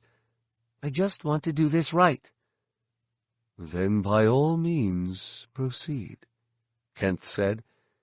He placed both hands flat on the table and glanced around at the others. "Unless there are objections." Saba snorted. "This one did not realize you had such a good sense of humor, Master Hamner." She let out a long hiss of Barabel laughter, her forked tongue flickering between her pebbled lips. "Who would not want to hear this?" Jaina was fairly sure she could name 2 people at the table who were not going to like what she intended to propose. But she nodded her thanks and began. "It's obvious that we have no hope of actually stopping the takeover of the Verpine munitions industry," she began. "By the time I left the system, the Remnant had already captured Nickel 1 and most of the other important hives. With the advantage of their aerosol weapon, it's clear that they'll have the rest before the Coalition can mount any sort of response." "If we can mount a response," agreed Corran. "Most of our partners' fleets are already engaged near their own sectors, and they're not going to pull out to defend an unaligned system, especially when that system has been selling arms to all 3 sides." "That doesn't mean we can afford to ignore the Roach system," Kent objected. "Once Jacen has control of those munitions factories, the war is over." "Not necessarily," Jaina said. She could not allow the Jedi to slip into a defensive frame of mind. She had to keep them focused on going after the enemy. "If Jacen can't get the munitions to his navies, it doesn't do him any good to control the factories." "You think we should forget the Verpine?" Kip asked. "Not forget," Jaina corrected. "But the Mandalorians are the ones who have the mutual aid agreement. All I'm suggesting is that we let them honor their contract and leave the asteroid fighting to Fett. In the meantime, we'll concentrate on what's important to us and raid the supply train," Kent finished. "Classic guerrilla tactics, for which we happen to be perfectly positioned." "Exactly," Jaina said.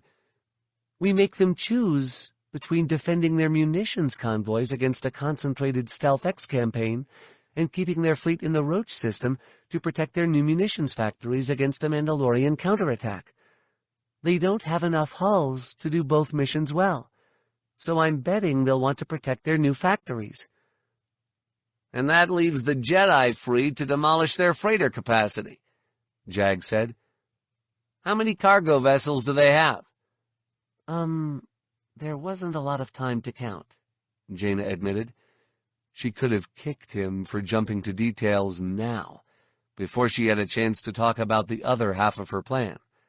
But that was Jag, focused, careful, and alert. And I wasn't thinking demolish, more like, appropriate.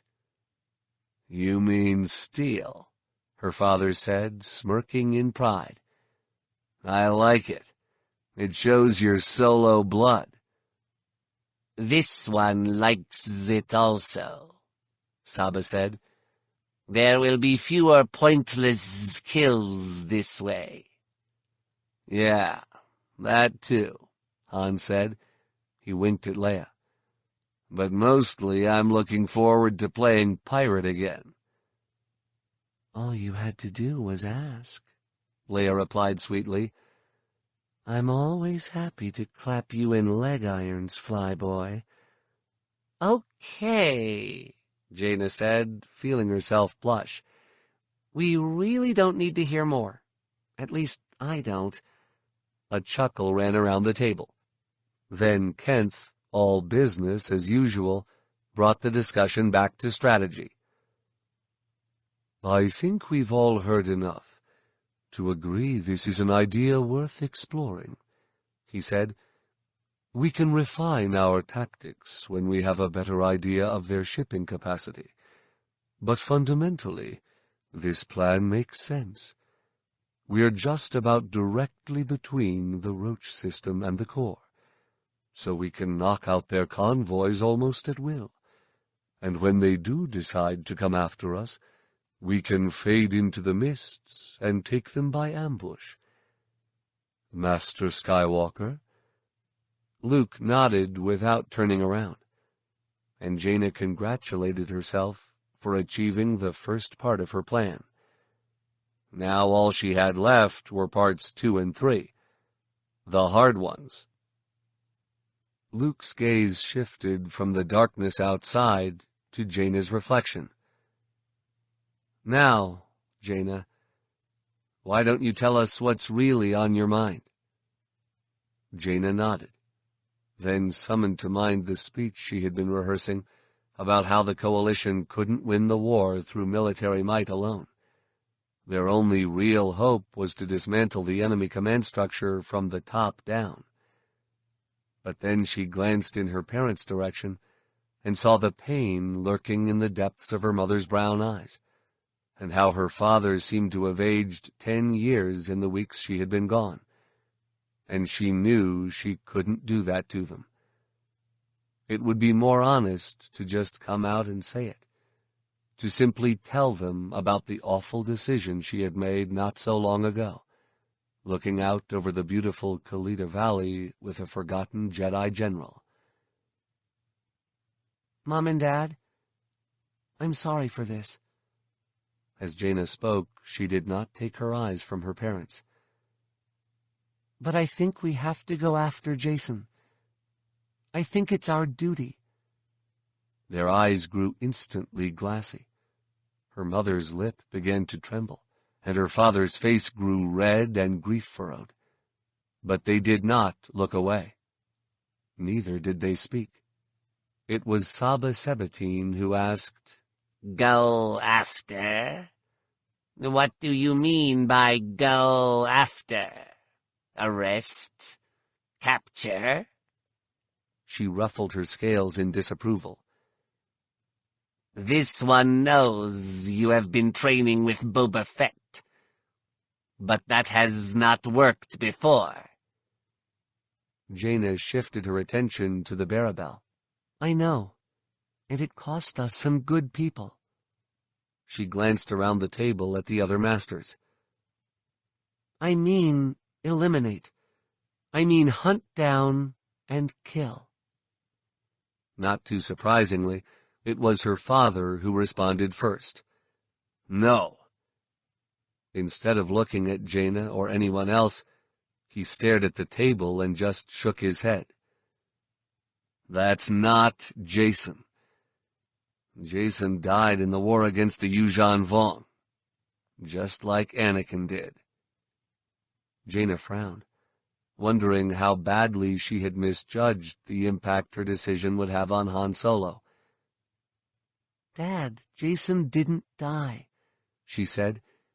"He escaped with Vergere, and—" Her mother grabbed her arm, silencing her with a short squeeze. "Jaina, we haven't lost touch with reality. We're just saying that the man you're talking about isn't our Jason." "Jason was a hero." Han's voice was as harsh as forge fumes. "He killed Onimi and won the war with the Yuuzhan Vong. And then he died of his wounds." He stopped talking for a moment, drawing in a loud breath and seeming to gather his strength.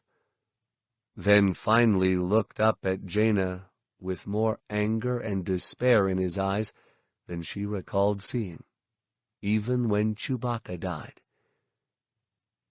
"Kaitis is just the monster who stepped into the hollow shell that was left behind.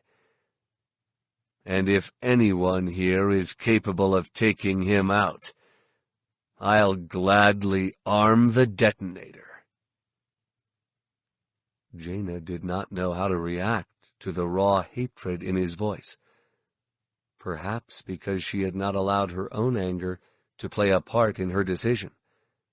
Because she had decided dispassionately that it was appropriate to put a blaster bolt through her twin brother's head. So Jaina merely nodded and reached over to take his forearm. "Okay, Dad. Kaitis must die. We have to hunt him down and kill him." Jaina had not used Jason's Sith name earlier because she could not allow herself to pretend that she was thinking these things about someone other than her own brother. Because when the time came, she knew it would not be Darth Kaitis she saw in her sniper sight, but her brother, Jason Solo. And if she wasn't ready to kill him, then she would be the one who died. Jaina shifted her attention to Leia. "Mom?" Her mother's eyes grew distant and unreadable. Then she merely looked at the table and nodded. "That's not Jason," she said. "And even if it was, I don't think we'd have any choice." Luke finally turned away from the viewport. With sunken eyes and hollow cheeks, he looked like he had not slept in many nights. But there was also an eerie tranquility about him that seemed both frightening and vaguely reassuring, as though he had been staring out that viewport for days, waiting for just this moment. "Thank you," he said, and Jaina knew she had accomplished the second step of her plan. Now all she had to do was convince them she should be the one to send. "I've been wondering when someone else was going to come to the same conclusion." "Then you approve?" While Kent's voice was condemning, there was something in it that did not sound quite sincere to Jaina, as though he secretly agreed with Luke's decision, but felt the argument had to be made for form's sake. "Assassinating a head of state?" "I doubt we'll be fortunate enough to get away with simple assassination," Luke replied, "but yes. For some time now it's been clear to me that our survival and civilization's well-being depends on ridding the galaxy of Darth Kaitis." Corran shook his head. "There are a lot of legitimate ways to be rid of He caught himself and stopped, casting an apologetic look toward the Solos. Again, there was something missing from his tone, and Jaina had the sense that while he was sincere in what he was saying, he already knew that this was an argument he had no chance of winning. "To remove Kaitis from power. Assassination isn't one of them. It would make us no different from him." We have tried arrests, and we have tried politics, Saba replied, and we have failed because we refuse to see the truth. Kaitis remains in power because he never balks at the kill. If we wish to remove him, neither can we. Kip nodded in agreement. That's right. Kaitis won't be taken alive. And if we try, we'll be the ones who end up dead. He turned to Luke. But if you've already decided we have to do this, why wait until Jaina brings it up? To tell the truth, I was worried that my judgment might be clouded by a desire for vengeance. Luke glanced in Jaina's direction, and a look of genuine relief came to his eyes. So I wanted to hear someone else say it first. Jaina's heart sank.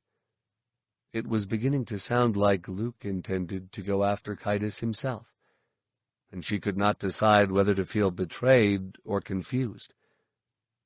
She had no hope of convincing anyone, maybe not even herself, that she was more capable of slaying her brother than Luke. But what of the vision he had experienced on Mon Calamari, when he had promoted her to Jedi Knight? Hadn't he foreseen that she would be the sword of the Jedi, always leading the fight against enemies of the Order? Then Jaina had a terrible thought. Perhaps the vision had not referred to what was, but to what was to be. Perhaps she would become the sword after the current one fell. "I'm going with you," Jaina said. When she saw a look of disappointment flash across his face, she realized that she had reverted to the old Jaina, the Jaina who pronounced instead of offered, and amended her approach. "I mean, I'd like to help."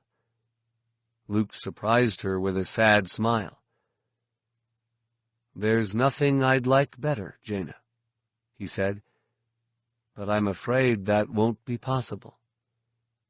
"Do you mind if I ask why not?" Jaina knew by Luke's tone that she would not get him to change his mind, but she intended to keep fighting until after the battle was over. Something else she had learned from the Mandalorians. "You're going to need support, and I have been preparing." "I know you have," Luke said, "but I'm not going to need support, because I can't kill Kaitis." There was a short silence while everyone contemplated this startling statement. Then Sabotaging began to siss. "Master Skywalker," she said, "you are always making jokes at such strange times."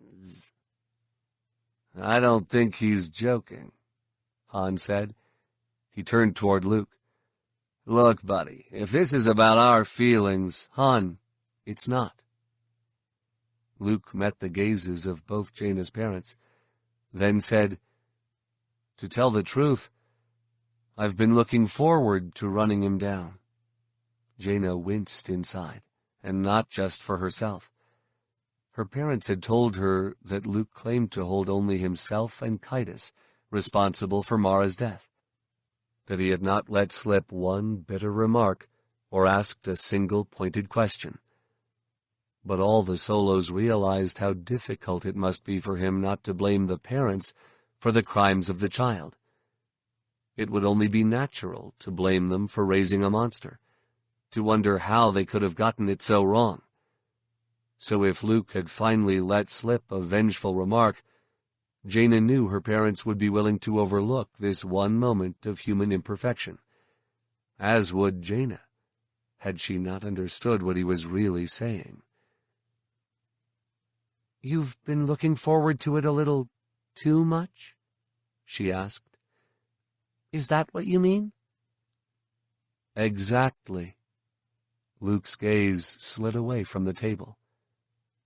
Every future that begins with me going after Kaitis ends in darkness. I know I'm the only one who can be sure of stopping him, but no matter how I envision it, it always leads to darkness. Because you want it too much, Kip said. You said yourself that your judgment was clouded by vengefulness. If you could purify yourself, maybe go to Dagobah and meditate. It is not Master Skywalker's judgment that is clouded, Saba said. It is him. What? Han demanded. He's not allowed to get mad when someone kills his wife?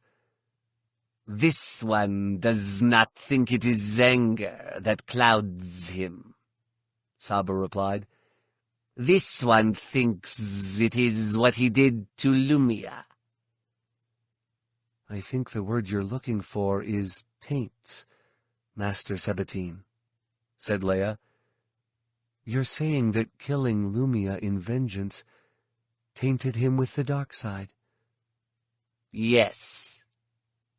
Saba glanced in Luke's direction, then lowered her chin in apology.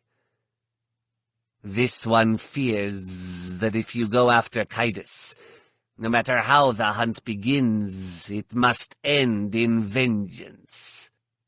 That is why you can see nothing but darkness down that path. And this one believes you're right, Luke replied. Thank you for your honesty, Master Sabotaging. It's only one of the reasons I value your friendship. Saba lifted her chin again.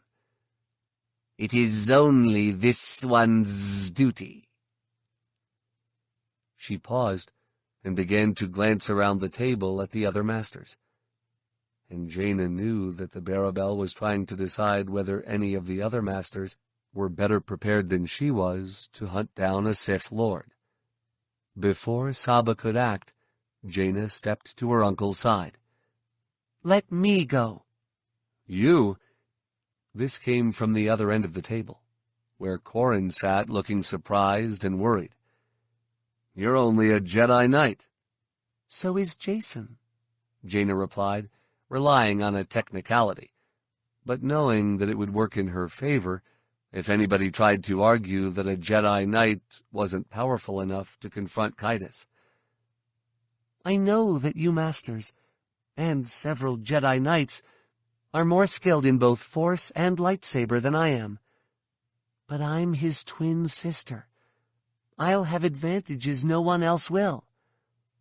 What kind of advantages? Kent asked. Relieved to discover that she was actually being taken seriously, Jaina turned to address the table, and tried not to look toward her parents, whom she could feel beaming fear and dismay into the Force like a nova ejecting its gas shell. First, I've been preparing with the Mandalorians, she said. He'll expect me to fight like a Jedi, and I won't. It'll take more than fat tricks, Corrin said doubtfully. Kaitis has plenty of his own, and he won't fight like a Jedi either. I know, Jaina said. But it will trouble him that it's me coming after him. We know from debriefing Alana how misunderstood he feels, how betrayed he feels because we've all chosen to stand against him. It won't protect me in a fight, but I can use it against him in other ways. And he won't use your feelings against you? Kip asked. He's your brother, and you still love him. I can feel that. I still love him, Jaina admitted, but that won't make me hesitate, not even for a nanosecond. Then support arrived from an unexpected quarter. And there's the whole Sword of the Jedi vision Luke had when he made Jaina a Jedi Knight. His voice was cracking, but Han Solo didn't falter as he spoke, and he didn't balk. That's got to mean something. Jaina's heart beat an extra time in surprise, and she looked over to see her parents shining approval at her through tear-filled eyes.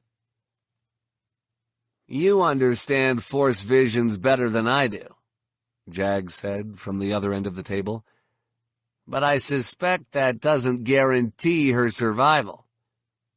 "Jagged, the Force never guarantees," Leia replied. "That doesn't mean you can ignore it." "Thanks, Mom," Jaina said, sufficiently recovered from her shock to react. "You too, Dad. Your support means a lot." "It better," Han said, "because you're not doing this without us. Got it?" Jaina was too surprised to react instantly, though she knew she shouldn't have been. Of course her parents would want to be her support team. Their feelings about Jacen had to be as strong as her own, and they would want him stopped just as much as she did. And Jaina knew better than to think she would have any chance of keeping them away when she was placing herself in this kind of danger. Her mother might have had the strength to let her go after her brother alone, but not her father. He was going to be watching her tail, whether she wanted him there or not.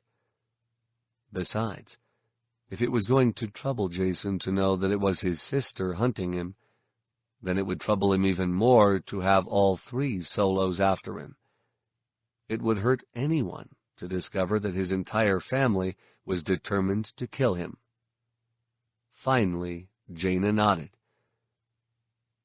"Okay.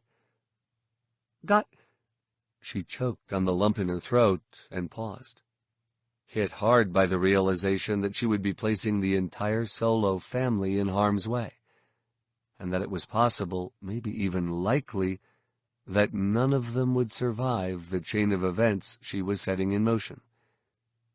She looked at both her parents and nodded again. "Got it. And thanks." "Do not assume too much, Jedi Solo," Saba warned sternly. "Your parents' support does not mean you have ours. You said you wanted to do this right. Why?" Jaina gulped away the lump that was still in her throat and thought for a minute, then turned to Saba. "Because I need Jedi resources?" Her honesty drew an appreciative laugh. She waited for it to fade, then continued. "And because I want to eliminate Darth Caedus, not replace him. If I go after him without sanction, I'll be just another murderer. Like him." "But if we send you," Kent concluded, "you're a soldier." "Close enough," Jaina said. She would have said executioner, but soldier did feel better. "This isn't about me, or even Mara or Alana. It's not about anything that Caedus has done. It's about what he's going to do. And that makes this a lot bigger than I am. If I don't have the Council's blessing, then I won't even try it." Saba blinked twice in what was either approval or surprise. Even after dozens of missions with Tisar, Jaina still couldn't read Barabel's well enough to tell which. Then steepled her taloned fingers, propped her elbows on the table, and turned to Luke. "Perhaps we should send more unruly young Jedi Knights to Boba Fett for training," she said. "If the one before us is any example, he has a gift for teaching them their place in the pack." Luke smiled, but did not laugh. "Then you agree that she's ready?" Saba took a moment to gather nods from the other masters present, then turned back to Luke and inclined her own head. "It seems you were right. Yes." She turned back to Jaina. "You have the sanction of the Masters. What else do you need from us?" Jaina's relief did not blind her to the implications of what Saba had just said. "We're right?" she asked. "The masters have already been discussing this option?" "Of course," said Kip. "We're Jedi Masters. Anticipate is what we do." "Every day it grows more clear to us that this fight will be won or lost in the mystic realm, not the physical," Saba added. "And the Force has named you Sword of the Jedi. We would have been fools not to discuss your request." "Even before I made it. That's the creepy part." Jaina turned to Luke. "You knew I was going to ask for the Council's sanction, didn't you?" "I've seen some things that have led me to expect it. Yes." A note of distress in Luke's voice suggested that not all those futures turned out well. "I apologize for not being more direct, but we had to be sure you were ready." "So this was a test," Jaina said, turning toward Kent and Corran. "Your reservations about killing Kaitis have already been discussed at length in your absence," Kent assured her. "We just wanted to be sure everyone present appreciated our reluctance in granting this sanction." Jaina frowned, trying to read through the multiple layers of the Master's meaning. "Are you saying that if I can bring Kaitis in alive, I should try?" "And get yourself and the rest of your family killed?" Kent responded. "Absolutely not." "A couple of us had been holding out hope that Master Skywalker would be able to pursue a less drastic course," Corran explained. He glanced in Luke's direction. "We didn't realize that wasn't an option." "I'm sorry about that," Luke said. "But I didn't want that to influence your decision." "And you didn't want us to know what you were seeing in your own future," Kent surmised, "in case Jaina wasn't ready." "I never doubted she would be, Master Hamner." Luke turned to Jaina. "Ben will accompany you to Coruscant." "Ben?"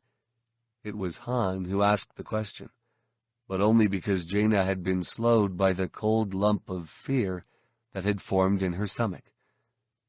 "Luke, that's got to be your worst idea since apprenticing yourself to Palpatine's clone. You do know we may not be coming back from this." "I know that Ben is a Jedi Knight," Luke said, "and that Jaina will need his connections inside the Galactic Alliance Guard to get to Kaitis. Anything else I know is irrelevant to my decision."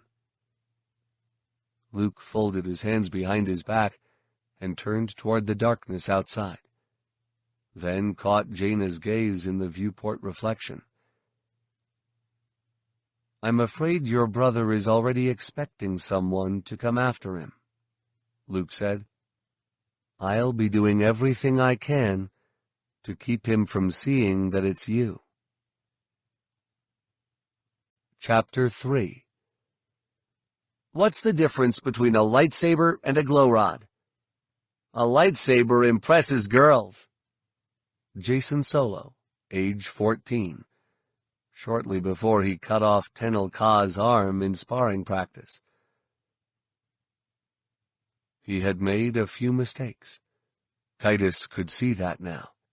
He had fallen to the same temptation all Sith did, had cut himself off from everything he loved, his family, his lover, even his daughter, to avoid being distracted by their betrayals. He could see now how blinding himself to his pain had also blinded him to his duty, how he had begun to think only of himself, of his plans, of his destiny, of his galaxy. Self-absorption. That was the downfall of the Sith, always.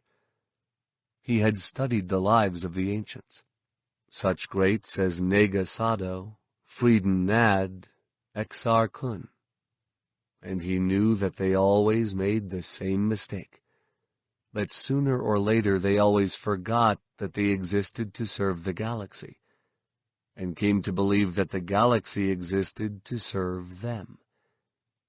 And Kaitis had stepped into the same trap. He had forgotten why he was doing all this, the reason that he had picked up a lightsaber in the first place, and the reason that he had given himself over to the Sith, the reason that he had taken sole control of the Galactic Alliance. To serve. Kaitis had forgotten because he was weak. After Alana had betrayed him by sneaking off the Anakin Solo with his parents, his pain had become a distraction. He had been unable to think, to plan, to command, to read the future, to lead. So he had shut away his feelings for Alana, had convinced himself that he was not really doing this for her and the trillions of younglings like her, that he was doing this for destiny, for his destiny. It had all been a lie. Even after what Alana had done, Kaitis still loved her. He was her father, and he would always love her, no matter how much she hurt him. He had been wrong to try to escape that. Kaitis needed to hold on to that love whatever it cost him, to cling to that love even as it tore his heart apart. Because that was how Sith stayed strong. They needed pain to keep the balance, to remind them they were still human. And they needed it so they would not forget the pain they were inflicting on others. To make the galaxy safer, everyone had to suffer, even Sith Lords. And so there would be no angry outbursts when he confronted the Moffs over their unauthorized adventures. No demonstration killings, no force chokings or threats to have his fleets attack theirs, no intimidation of any sort. There would be no consequences at all. For how were they to know of the worrisome things he had been seeing in his force visions lately? The Mandalorian maniacs and the burning asteroids, his uncle's inescapable gaze, if he failed to tell them. Whether blunder or masterstroke, the taking of the Roach system was as much his doing as the Moff's, Kaitis saw now, and he was beyond punishing others for his mistakes. Starting today, Darth Kaitis was going to rule not through anger or fear or even bribery, but as every true Sith Lord should, through patience and love and pain. Kaitis finally crested the winding ped-ramp he had been ascending, and found himself looking down a long tubular tunnel coated in the gray-yellow foamcrete the Verpine reserved for their royal warrens. At the far end, guarding one of the shiny new Beskar alloy blast hatches that had done absolutely nothing to stop the remnant's aerosol attack, stood a squad of white-armored stormtroopers. Their gray-striped shoulder plates identified them as members of the Imperial Elite Guard, and the two tripod-mounted E-webs set along the walls suggested they were serious about preventing unauthorized access to the chamber beyond. The stormtroopers were still turning in his direction, no doubt trying to decide whether the single black-clad figure striding toward them was anything to be alarmed about, when Kaitis raised a gloved hand and made a grasping motion. The squad leader raised his own hand as though returning the greeting, then was knocked off his feet as both E-web supply cables tore free of the power generators and came flying down the corridor with weapon and tripod bouncing along behind them. The remainder of the squad swiftly moved to firing positions, dropping to a knee in the middle of the corridor or pressing themselves against the tunnel wall, and brought their blaster rifles to their shoulders. Kaitis sent a surge of force energy sizzling down the corridor, reducing the electronic opticals inside their helmets to a blizzard of static. They opened fire anyway, but most of the bolts went wide, and those that did not, Kaitis deflected with the occasional flick of a hand. He was still 10 paces away when the squad leader pulled his helmet off and, bringing his weapon to bear, began yelling for the others to do the same. Kaitis raised his arm, catching the leader's bolts on his palm and deflecting them harmlessly down the tunnel. As the second and third man prepared to open fire, he flicked a finger toward the leader's blaster and sent it spinning into them. It slammed the second man into the wall and knocked the third's weapon from his hands. Kaitis summoned the leader forward with 2 fingers, using the force to bring the astonished soldier flying into his grasp. "I have no intention of harming anyone beyond that door," Kaitis said, making his voice deep and commanding. "But I have no time to waste, so I won't hesitate to kill you or your men. I trust that won't be necessary." The sergeant's eyes bulged as though his throat were actually being squeezed shut, which it was not, and his face paled to the color of his armor. No, sir. Not at all." The sergeant motioned for his men to lower their weapons. Sorry. "No apologies necessary, Sergeant," Kaitis said. "Obviously, you haven't been informed of the new chain of command." Kaitis set the sergeant's boots back on the tunnel floor, then turned to look at each of the others in the squad. He made it appear that he was requiring each man to look into his yellow eyes, but actually he was force-probing their emotions, looking for any hint of anger or resentment that suggested there might be a hero in the group. He was down to the last 2 when he sensed a fist of resolve tightening inside one. "Don't do it, Trooper," he said. "There aren't enough good soldiers in the Alliance as it is." The fist of resolve immediately began to loosen, but the trooper wasn't too surprised to say, "With all due respect, Colonel, we're not Alliance soldiers." "Not yet." Kaitis gave him a warm smile and turned toward the blast hatch, presenting his back to the entire squad. "My escorts will be along shortly. Don't start a firefight with them."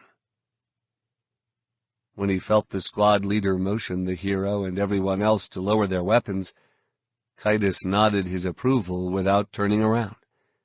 Then he circled his hand in front of the blast door, using the force to send a surge of energy through its internal circuitry until a series of sharp clicks announced that the locking mechanisms had retracted. A moment later, a loud hiss sounded from inside the heavy hatch, and it slid aside into the wall. Kaitis stepped through without hesitation and found himself looking down on a sunken conference pit where a couple dozen Imperial Moffs, most of the survivors of the slaughter aboard the Bloodfin, were rising to their feet, some reaching for their sidearms and others looking for a place to take cover. Across from them, a small swarm of insectoid administrators from other Verpine hives squatted on their haunches, their shiny heads cocked in confusion and their mandibles spread wide in an instinctive threat display. "No. Please."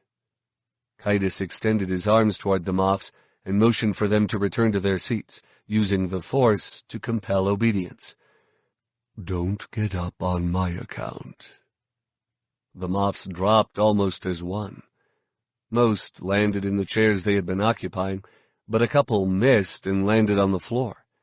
Several of the aides standing behind the Moffs' chairs were pointing holdout blasters in his direction, looking to their superiors for some hint as to whether they should open fire or stand down.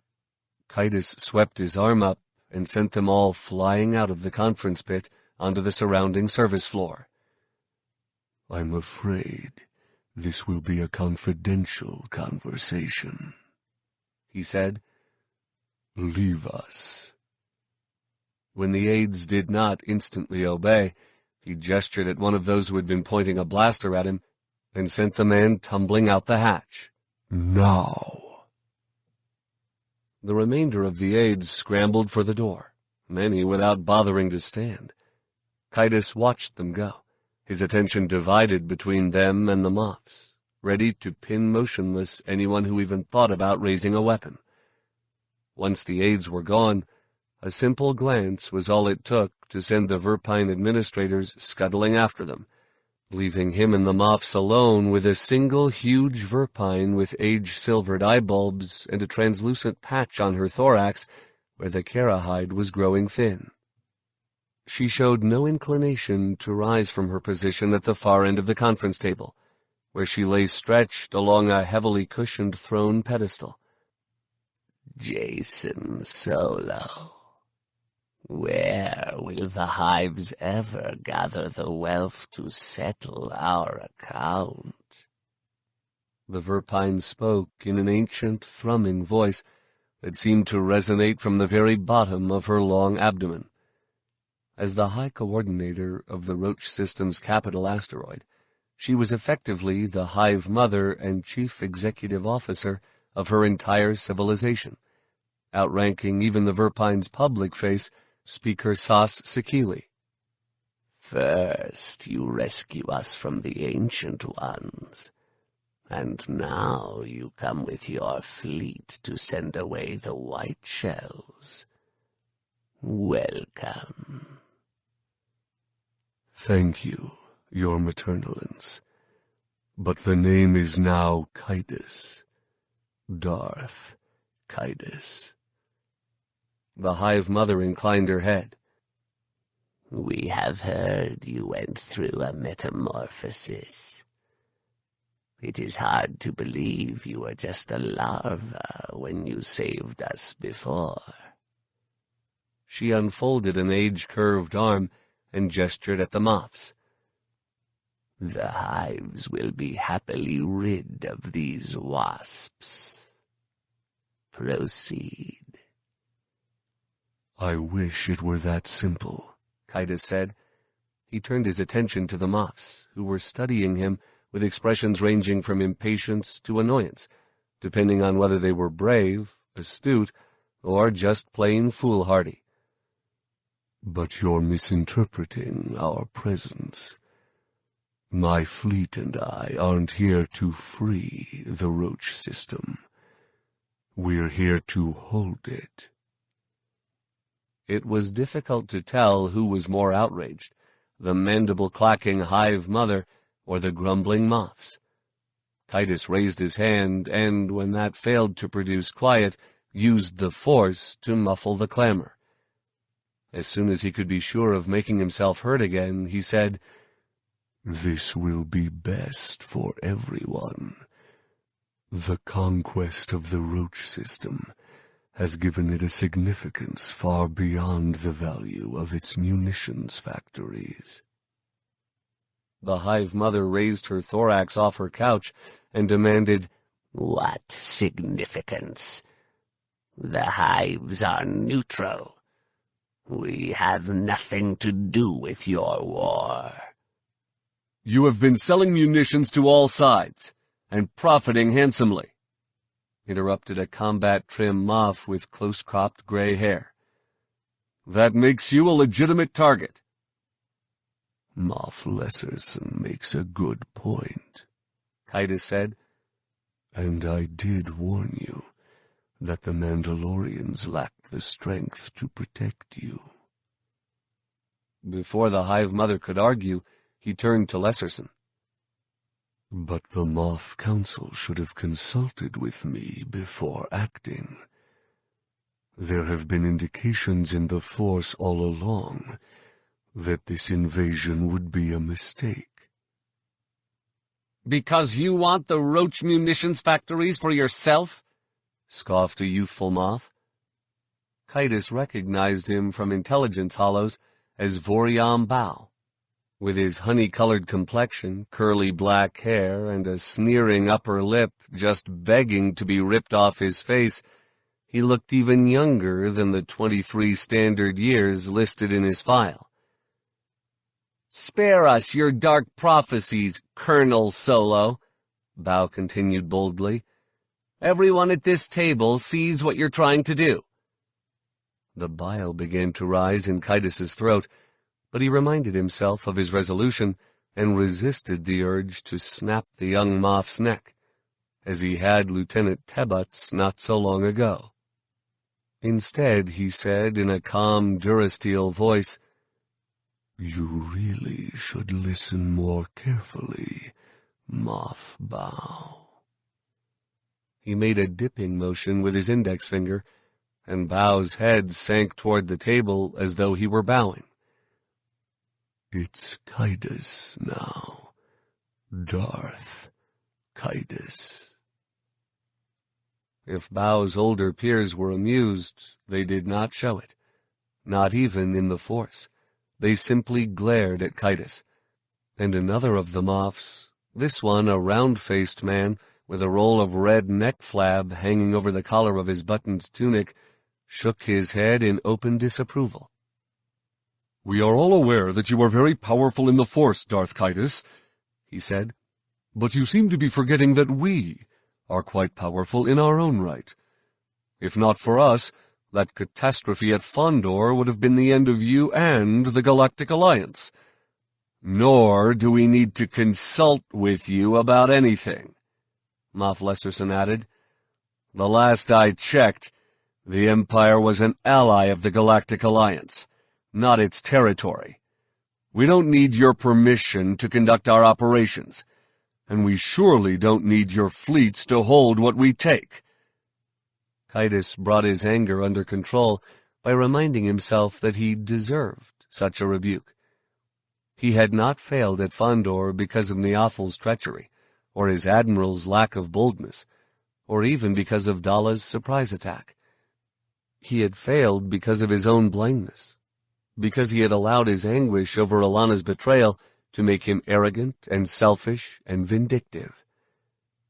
And then, once his thinking had cleared, he began to see how the situation must look to someone who did not have the Force, to someone who could not look into the future and see Luke hunting him down, or see Mandalorian maniacs bursting from walls and asteroids burning as bright as stars. Kaitus's assertion might be hard to believe. Without such foresight, it might be easy to convince oneself that this lonely cluster of rocks could not be as important as all that the balance of an interstellar war could never hinge on what was about to happen here. After a moment's silence, Kaitus said, "You don't believe me?" His tone was more disappointed than angry. "You think this is about spoils?" Lesserson exchanged suspicious glances with several of the other Moffs, then asked, "You don't really expect us to believe you came out here to protect us, do you?" Kaitus had to stifle a laugh. While he hadn't been thinking of it in those terms, he realized that was exactly what he was doing here, protecting the Moffs and their crucial fleets. "I suppose that does sound absurd." Realizing that only events themselves would convince the Moffs of his sincerity, Kaitus turned and started toward the exit. "The truth so often does." Ben had heard officials from the Reconstruction Authority speak of Monument Plaza as their crowning achievement, a fitting finale to the agency's commission as the rebuilder of galactic civilization. Their technicians had spent 3 years sonochipping a 2-meter crust of Yuuzhan Vong Yorick coral off the classic Old Republic architecture that surrounded the square, and their artisans had dedicated 5 years to replicating, with original methods and materials, the thousands of ancient statues that had given the plaza its name. Even Knobhead, the outcropping of bare mountaintop that was one of the only places on Coruscant where one could touch actual planetary surface, had been rescued. A team of RA geologists had spent more than a year scrubbing away a blanket of stone-dissolving lichen that may or may not have been a Yuuzhan Vong terraforming device. By the RA's own very loud proclamation, the project was a stellar success, one more example of the job it had done restoring the galaxy to its pre-Yuuzhan Vong glory.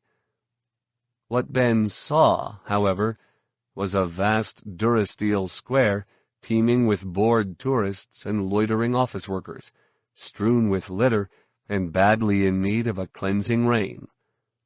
The smog-pearled sky was kept blissfully free of air traffic by a no-fly security zone, and the only possible location for an observation post was inside the monuments themselves, all of which were surrounded by softly rumbling rivers of sightseers that would render even the most sophisticated eavesdropping equipment useless.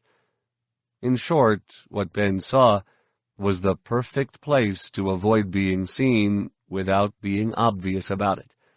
A seething mass of life so vast that even GAG could not identify every being it contained. No wonder Lon Shevu liked to meet his informants here. Ben found one of Shevu's favorite statues, a gray monolith depicting a droid mechanic, and sat on one end of the empty viewing bench.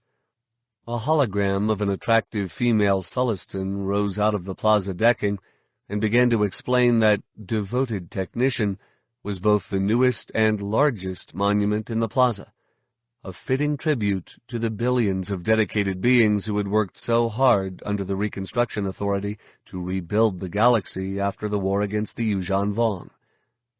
The hologram continued, spewing a self-congratulatory stream of propaganda about the remarkable job the RA had done with limited resources in a very difficult political climate.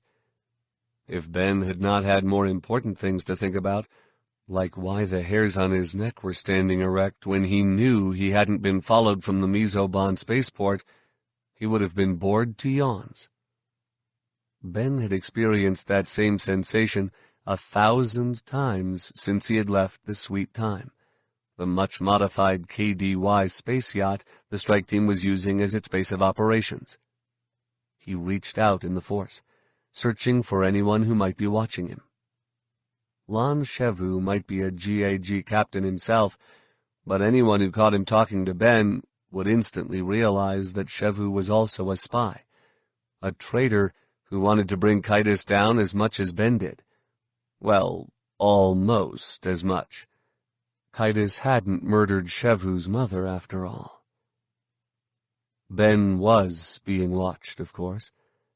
Aunt Leia and his cousin Jaina were both in the crowd, serving as his backups, but keeping their distance to avoid drawing attention to him or Shevu. And he could sense about a dozen young females keeping a furtive eye on him, overly interested, but bearing no hint of harmful intentions, probably just admiring the Arcanian wardrobe that Aunt Leia had chosen as part of his nobleman's disguise. There were also several presences that felt watchful but not focused. No doubt just plainclothes security agents looking for nervous demeanor, irrational conduct, or any of 1,000 other behaviors that usually betrayed terrorist attacks in the making. What Ben did not sense was any curiosity or suspicion directed his way. No hint that he would be bringing danger along when he made contact with Shevu. Reassured, he rose and made his way to the opposite corner of the monument. Shevu was standing behind a viewing bench, posing as a tourist. He wore the now meaningless uniform of the Reconstruction Authority Space Patrol, and he was using a small vidcam to record another hologram, this one narrated by an attractive Faline female. His hair was tinted gray, and he was wearing a false goatee beard in the same color. In fact, he looked so much like a retired RASP pilot that despite his familiar Force presence, Ben wasn't quite sure he had the right man. Or maybe it was the changes that weren't part of Shevu's disguise that were throwing Ben off. The sunken eyes and ashen complexion, and the worry lines that seemed to have appeared from nowhere. Ben stopped half a step in front of him and a little off to the side, pretending to be interested in the same hologram. It was a bit more interesting than the last one. The Falleen was explaining how the Reconstruction Authority had liberated the Maltorian mining belt from the notorious pirate captain 3-Eye.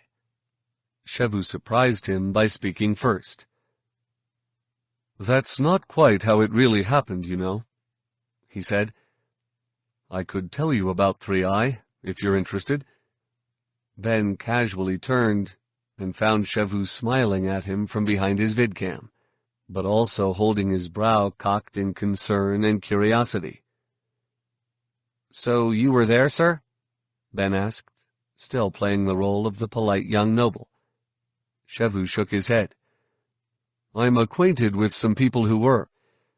The way I heard it, the fighting was over by the time we arrived. 3-Eye was actually handed over to us by a pair of Jedi Knights." He lowered his vidcam and looked directly at Ben.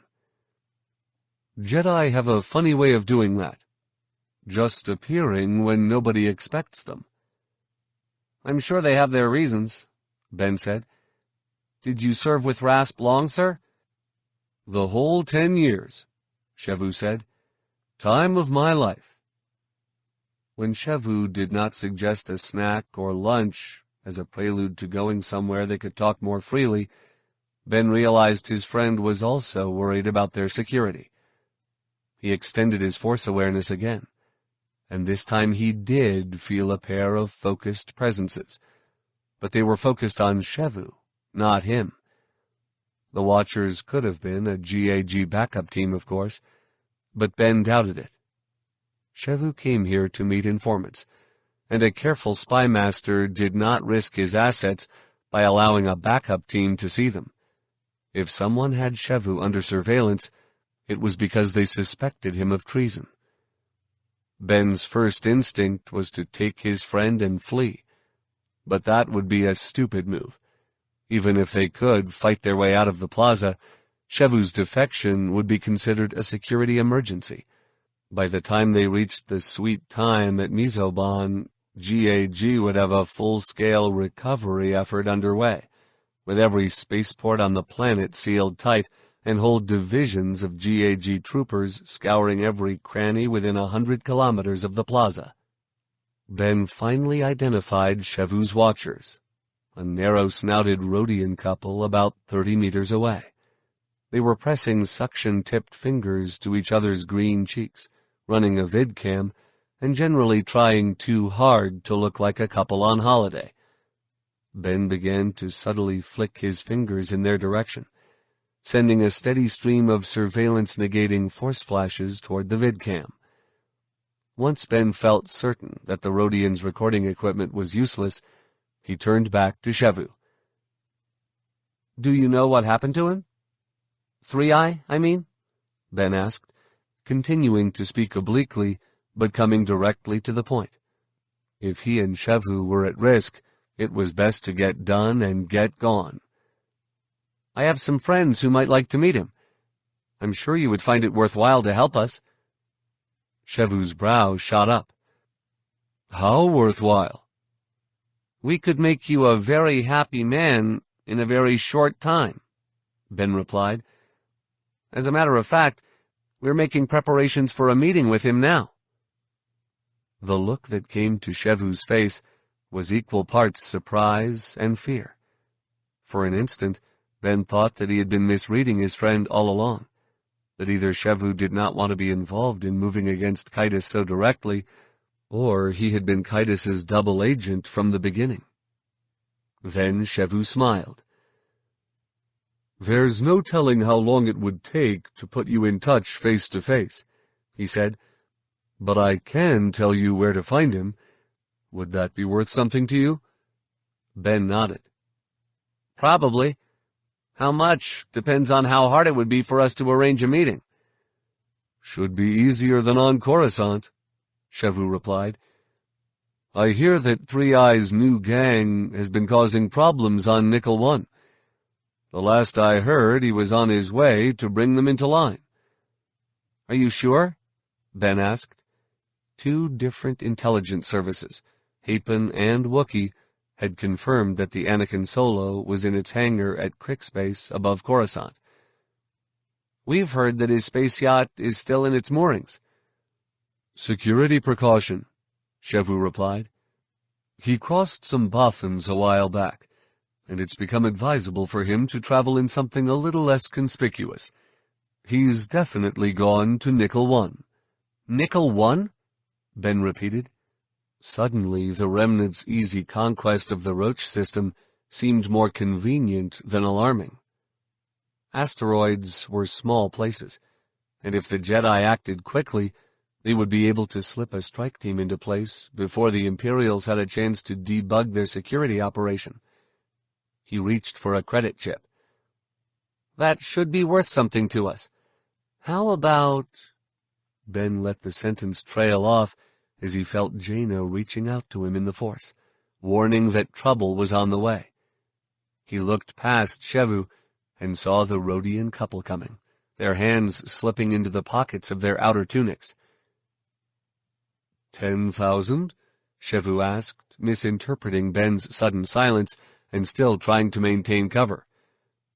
"It's not easy to come by that kind of information, and if 3-Eye ever finds out—" "Secker!" Ben yelled, using the galaxy-wide slang for a public security officer. He hit Shevu in both shoulders, but harder in the right so that he would be spun around and see the approaching Rhodians. "Dead, Secker!" Hoping to make it appear that he was resisting arrest, and that Shevu was therefore not involved in anything disloyal to Kaitis or GAG, Ben drew his holdout blaster and fired past his friend's head. The first bolt came close enough to raise a heat welt along Shevu's jaw, and make it appear the effort to kill had been sincere. The other 3 shots were not so close, scattering the crowd and sending the 2 Rhodians diving for safety. "Sorry," Ben hissed, leaning close to Shevu's head. "I think they were watching you. Maybe you should come—" Shevu elbowed him in the ribs, lifting him off his feet and drawing a real grunt of pain. "No! You go!" Shevu spun around, simultaneously reaching for his blaster and clutching at Ben's cloak lapel. "Make it look— Arg!" The order ended in a surprised scream as Ben clamped a hand over Shevu's wrist and pivoted away, sending his friend into a flying somersault that ended with him lying flat on his back. "See ya," Ben whispered. "Good luck." He put a couple of blaster bolts through the loose cloth of Shevu's tunic for good measure, then turned to run. He found himself staring down a 100-meter aisle that seemed to be spontaneously opening in front of a woman sprinting through the crowd toward him. Dressed in a dark cloak and black GAG armor, she had blonde hair, a lightsaber hilt in her hand, and a dozen GAG commandos following close on her heels. "Oh, Criff," Ben said. "That's Tahiri." The rising whine of repulsor lift cooling fans began to howl over the plaza, and Ben looked up to see a flight of GAG black troop sleds sweeping down from the milky sky. "Go!" Shevu ordered. "Make this count!"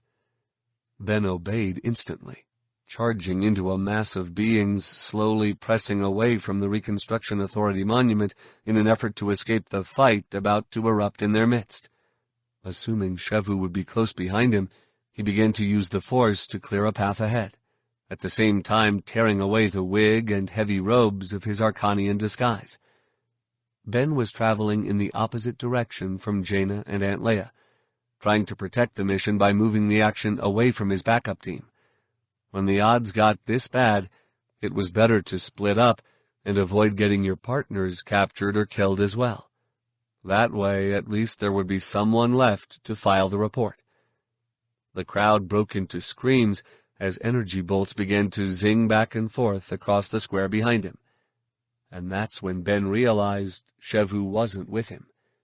He stopped and spun around, but all he could see was the constant flash of blaster fire flickering through the wall of panicked tourists backing toward him.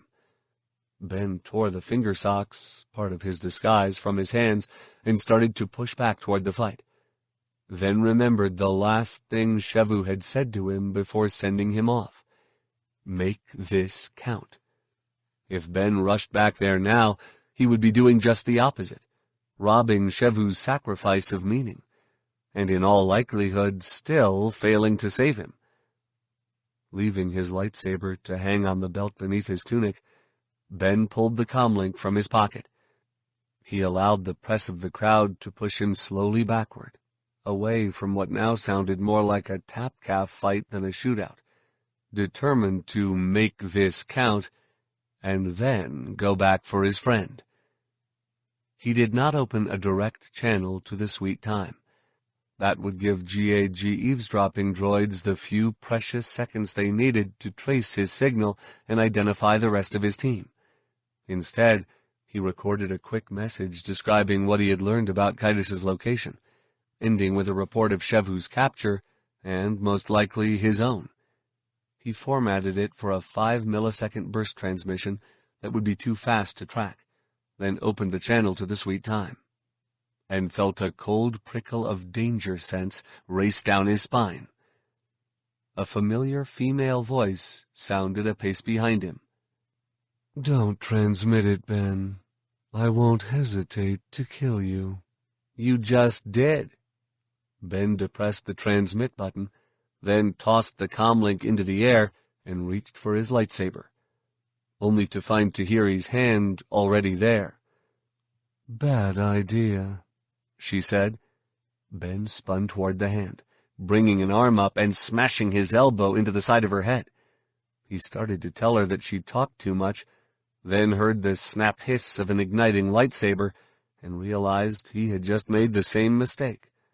A line of scalding pain erupted across his lower back, and he saw the bright glow of Tahiri's blade tip shining beside and a little behind him. When his body did not fall to the plaza deck in 2 pieces, he guessed that he was still alive and continued his spin, bringing his hand around in a reverse knife-hand strike that would have caught her just below the ear and almost certainly knocked her unconscious, had she not blocked. As Ben's head snapped back, he caught a glimpse of scarred brow and blonde hair, then felt his teeth biting through his tongue and his feet flying out from beneath him, and realized Tahiri had caught him beneath the chin with a fist or an elbow or a hydraulic hammer, and it hardly mattered which, because all he could feel was the inescapable darkness of a black hole drawing him down into the singularity of unconsciousness, into helplessness, defeat, and death. Ben refused to go. He lashed out in the Force, grabbing at the last place he had seen Tahiri, pulling with all his might and feeling something give. Feeling something like legs or ankles or feet come flying toward him, then hearing Tahiri scream in anger or pain, or maybe just surprise. A sharp clang echoed through the plaza decking as her armor hit, and the darkness started to retreat from Ben's head. He sensed Tahiri lying at his feet, just as flat on the deck as he was. She swore, profaning Ben's dead mother and promising to make him pay for making this so hard. Then he saw his lightsaber lying on the durasteel not far from his hand, surrounded by a dozen pairs of black boots, but still within his Force grasp. Ben reached out in the Force.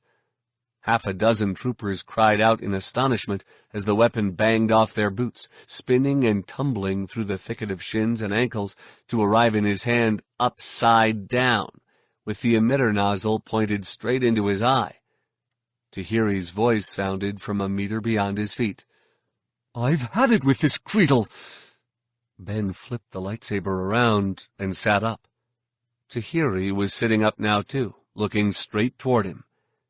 Her face was slimmer and more lined than he remembered it, but still as beautiful as ever, framed by a halo of flowing golden hair, and marred only by the 3 diagonal scars on her brow and the fury in her eyes. "Put him out," Tahiri ordered. "Now!" Ben ignited his lightsaber. And that was when he saw, finally, the black wall of GAG troopers arrayed around him in a ring, all pointing blaster rifles in his direction. He gave himself over to the Force, and felt himself springing to his feet, his blade moving to block, then heard it bat 1, 2, 3 blaster bolts aside before a flurry of hot punches caught him square in the back. His body exploded into paralyzing pain, and the electric darkness rose up to swallow him again. Chapter 4. How many stormtroopers does it take to change a glow panel? 2. 1 to change it, and 1 to blast him, then take credit for the work. Jason Solo, age 14. By the time Jaina pushed through to the front of the crowd, Tahiri and her troopers were clamping Ben into the GAG doomsled, fitting his wrists and ankles with electromagnetic bands that would keep his limbs firmly affixed to his durasteel seat.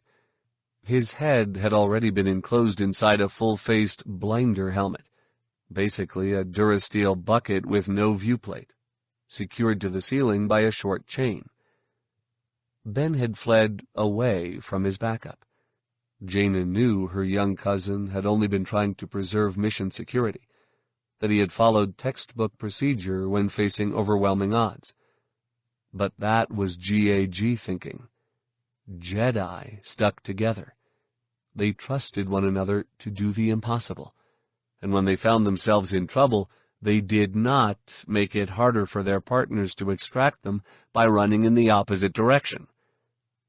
Across the compartment from Ben, Shevu lay stretched over several seats, his wrists and ankles already mag-clamped to the durasteel. He wasn't wearing a blinder helmet. The chain was too short to reach someone lying prone, and he was cursing and screaming as an MD droid tended to a blaster wound he had suffered, abrasion cleaning it without the benefit of a numbing agent. All this was being done with the doomsled's detention compartment open to full view, so the public could see the stern efficiency with which GAG dispatched traitors to the Alliance. Good government was transparent, after all. But there was also another reason, Jaina knew. Ben remained in full view, so his backup team would feel encouraged to attempt an ill-advised rescue. There was simply no other reason a Sith apprentice and a full GAG security detail would take 10 minutes to secure a pair of semi-conscious prisoners, or wait for a doomsled to arrive in the first place. Standard procedure was to whisk prisoners away instantly, both to maximize their confusion and to minimize any chance that they would be rescued, or silenced by unconstrained colleagues. Jaina realized all that, recognized an obvious setup when she saw one, and it meant nothing to her.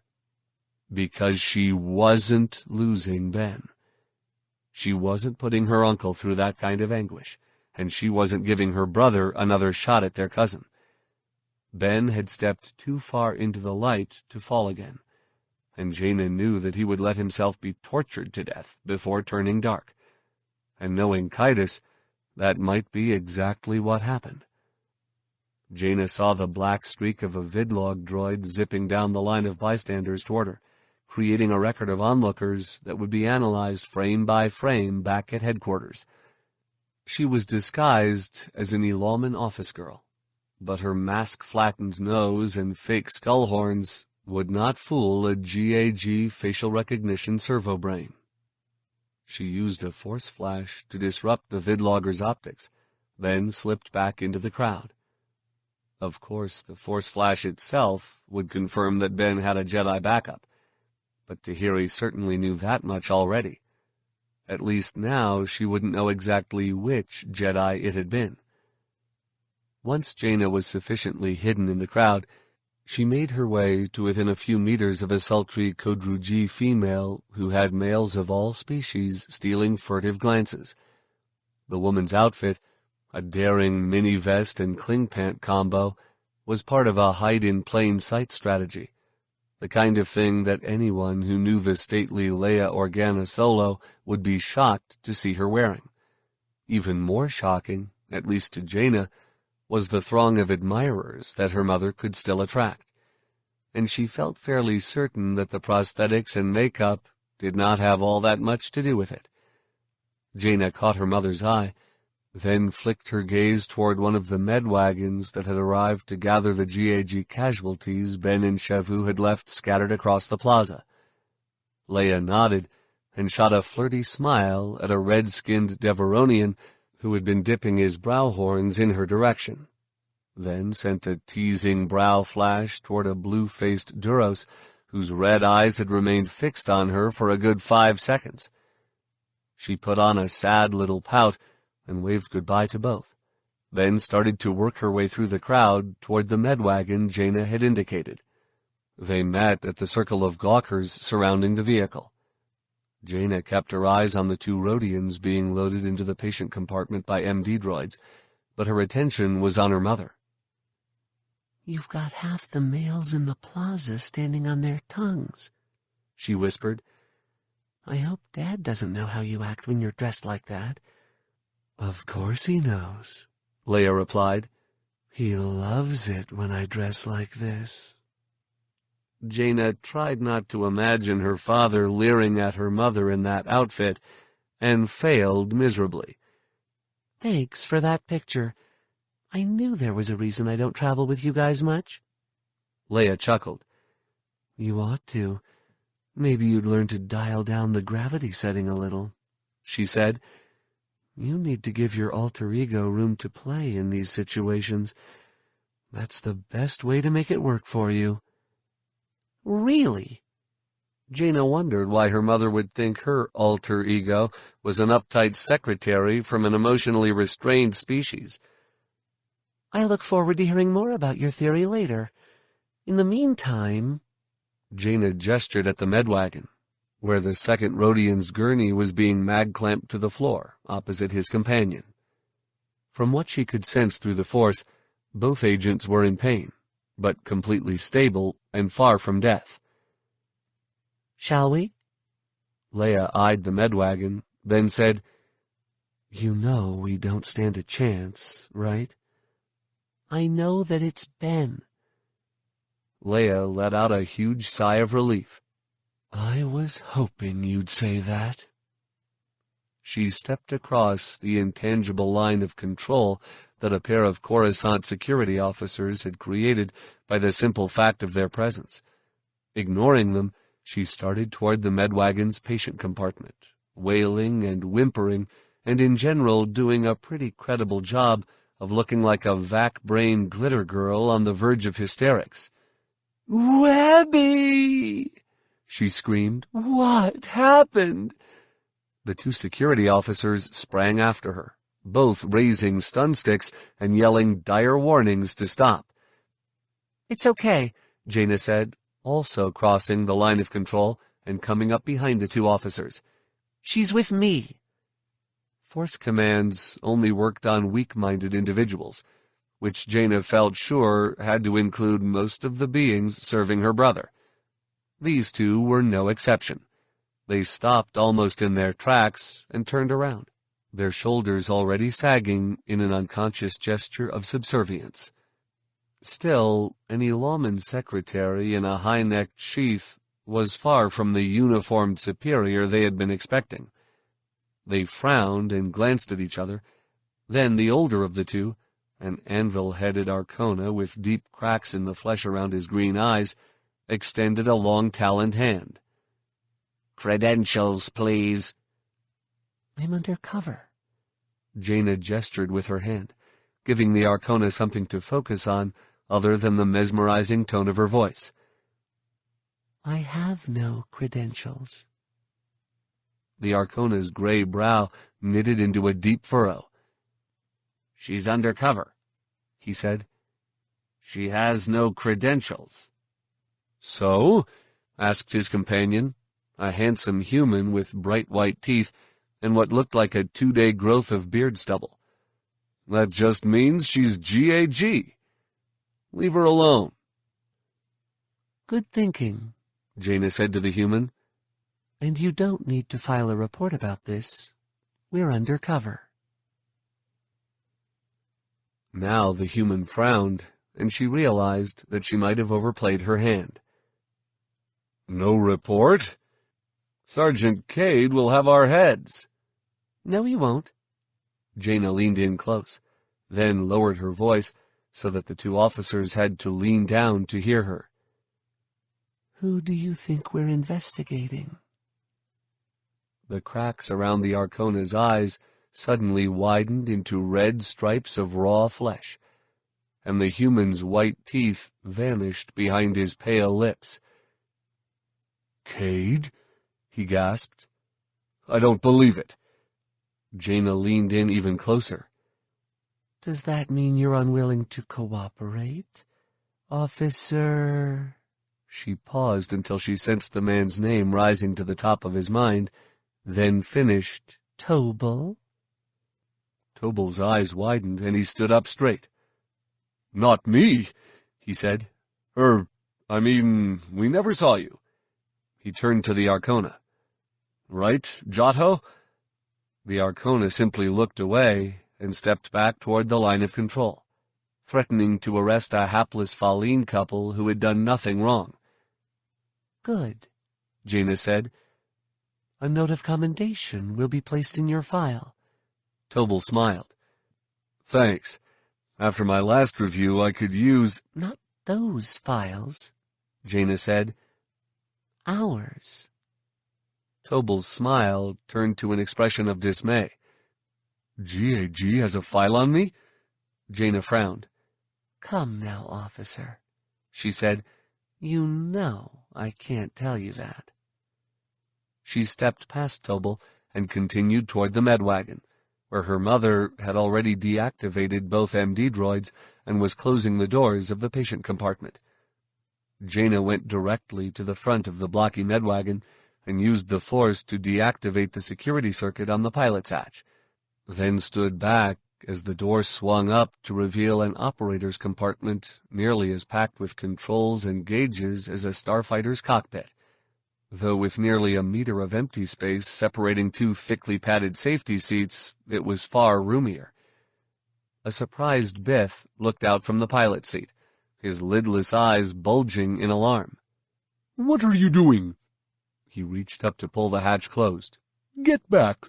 You're not Officer Tobal will explain." Jaina caught his arm, then slapped the quick-release latch on his crash webbing and pulled him out of the seat. "These patients are my responsibility now." "What?" The Biff tried to return to the pilot's seat, only to find Jaina's hand in the middle of his chest, sending him stumbling back toward the control line. "Who do you think you—" "Officer Tobal will explain." Jaina hopped into the pilot's seat, pulling the hatch closed in the same motion, and engaged the repulsor lifts. The med wagon lurched into the air with a shrill whine and sent dozens of bystanders scrambling out of its path.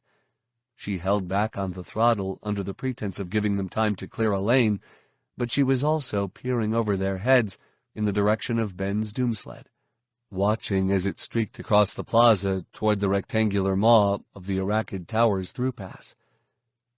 Jaina activated the routing screen on the instrument panel and saw the logo of the Borsk Failure Center across the top. Below that was a schematic of Monument Plaza and the surrounding area, with a series of blinking red arrows running out through the Travrat Gap and up into the 4000 Sky Lane. She turned in the direction indicated by the screen's waypoint dot and found herself looking at a dark stripe of emptiness about an eighth of the way around the plaza from where Ben was headed. The patient compartment access panel opened, filling the operator's area with the stinging smell of disinfectant and antiseptic. Leia came forward, now minus the extra set of Kodru G arms, but wearing the belt and equipment that had been stowed inside them. She had also donned a tan robe, but continued to wear the wig and face makeup that had completed her disguise. "What are you doing?" Leia pointed across the plaza toward the doomsled, which was just vanishing down the black mouth of the Arachid Tower's throughpass. "That way." "Can't," Jaina said. "We have to make this run look legitimate, at least until we're out of the plaza." "Who cares about legitimate?" Leia demanded. "I'm not letting Ben out of daycare." Jaina pointed through the upper canopy, where the dark rectangles of half a dozen troop sleds were still circling the plaza. "And they've got auto-blasters." Leia glanced up at the black rectangles, then let her breath out in frustration. "Stang. They probably would notice. Once we're clear of the surveillance umbrella, we won't have any trouble finding Ben," Jaina assured her mother. "We know where Tahiri's taking him, and that doom sled sticks out like a Gamorrean at a state banquet." "Good point." Leia began to tap the routing screen keypad. "We should be able to catch up at Big Snarl. After that, we can take them somewhere in Galactic City." Jaina slipped the medwagon into the narrow chasm between the transparasteel monolith of the Traveler's Palace and the octagonal cylinder of the Curat Commercial Center. A transparasteel safety wall flashed past beneath them, marking the end of the plaza decking, and suddenly they were traveling over a band of dark nothingness, barely 10 meters wide, and so deep that it took a kilometer just to reach the murk. Jaina counted to 3 to make certain they had passed beyond view of the troop sleds still circling Monument Plaza, then shoved the throttle forward. The medwagon shot past so close to the palace's guest rooms that she could see the eyes of some occupants widen with astonishment, and a pair of loud crashes sounded from the rear of the medwagon as the 2 MD droids tumbled against the doors. "What about our patients?" she asked. "They should be okay as long as the droids don't land on them," Leia said.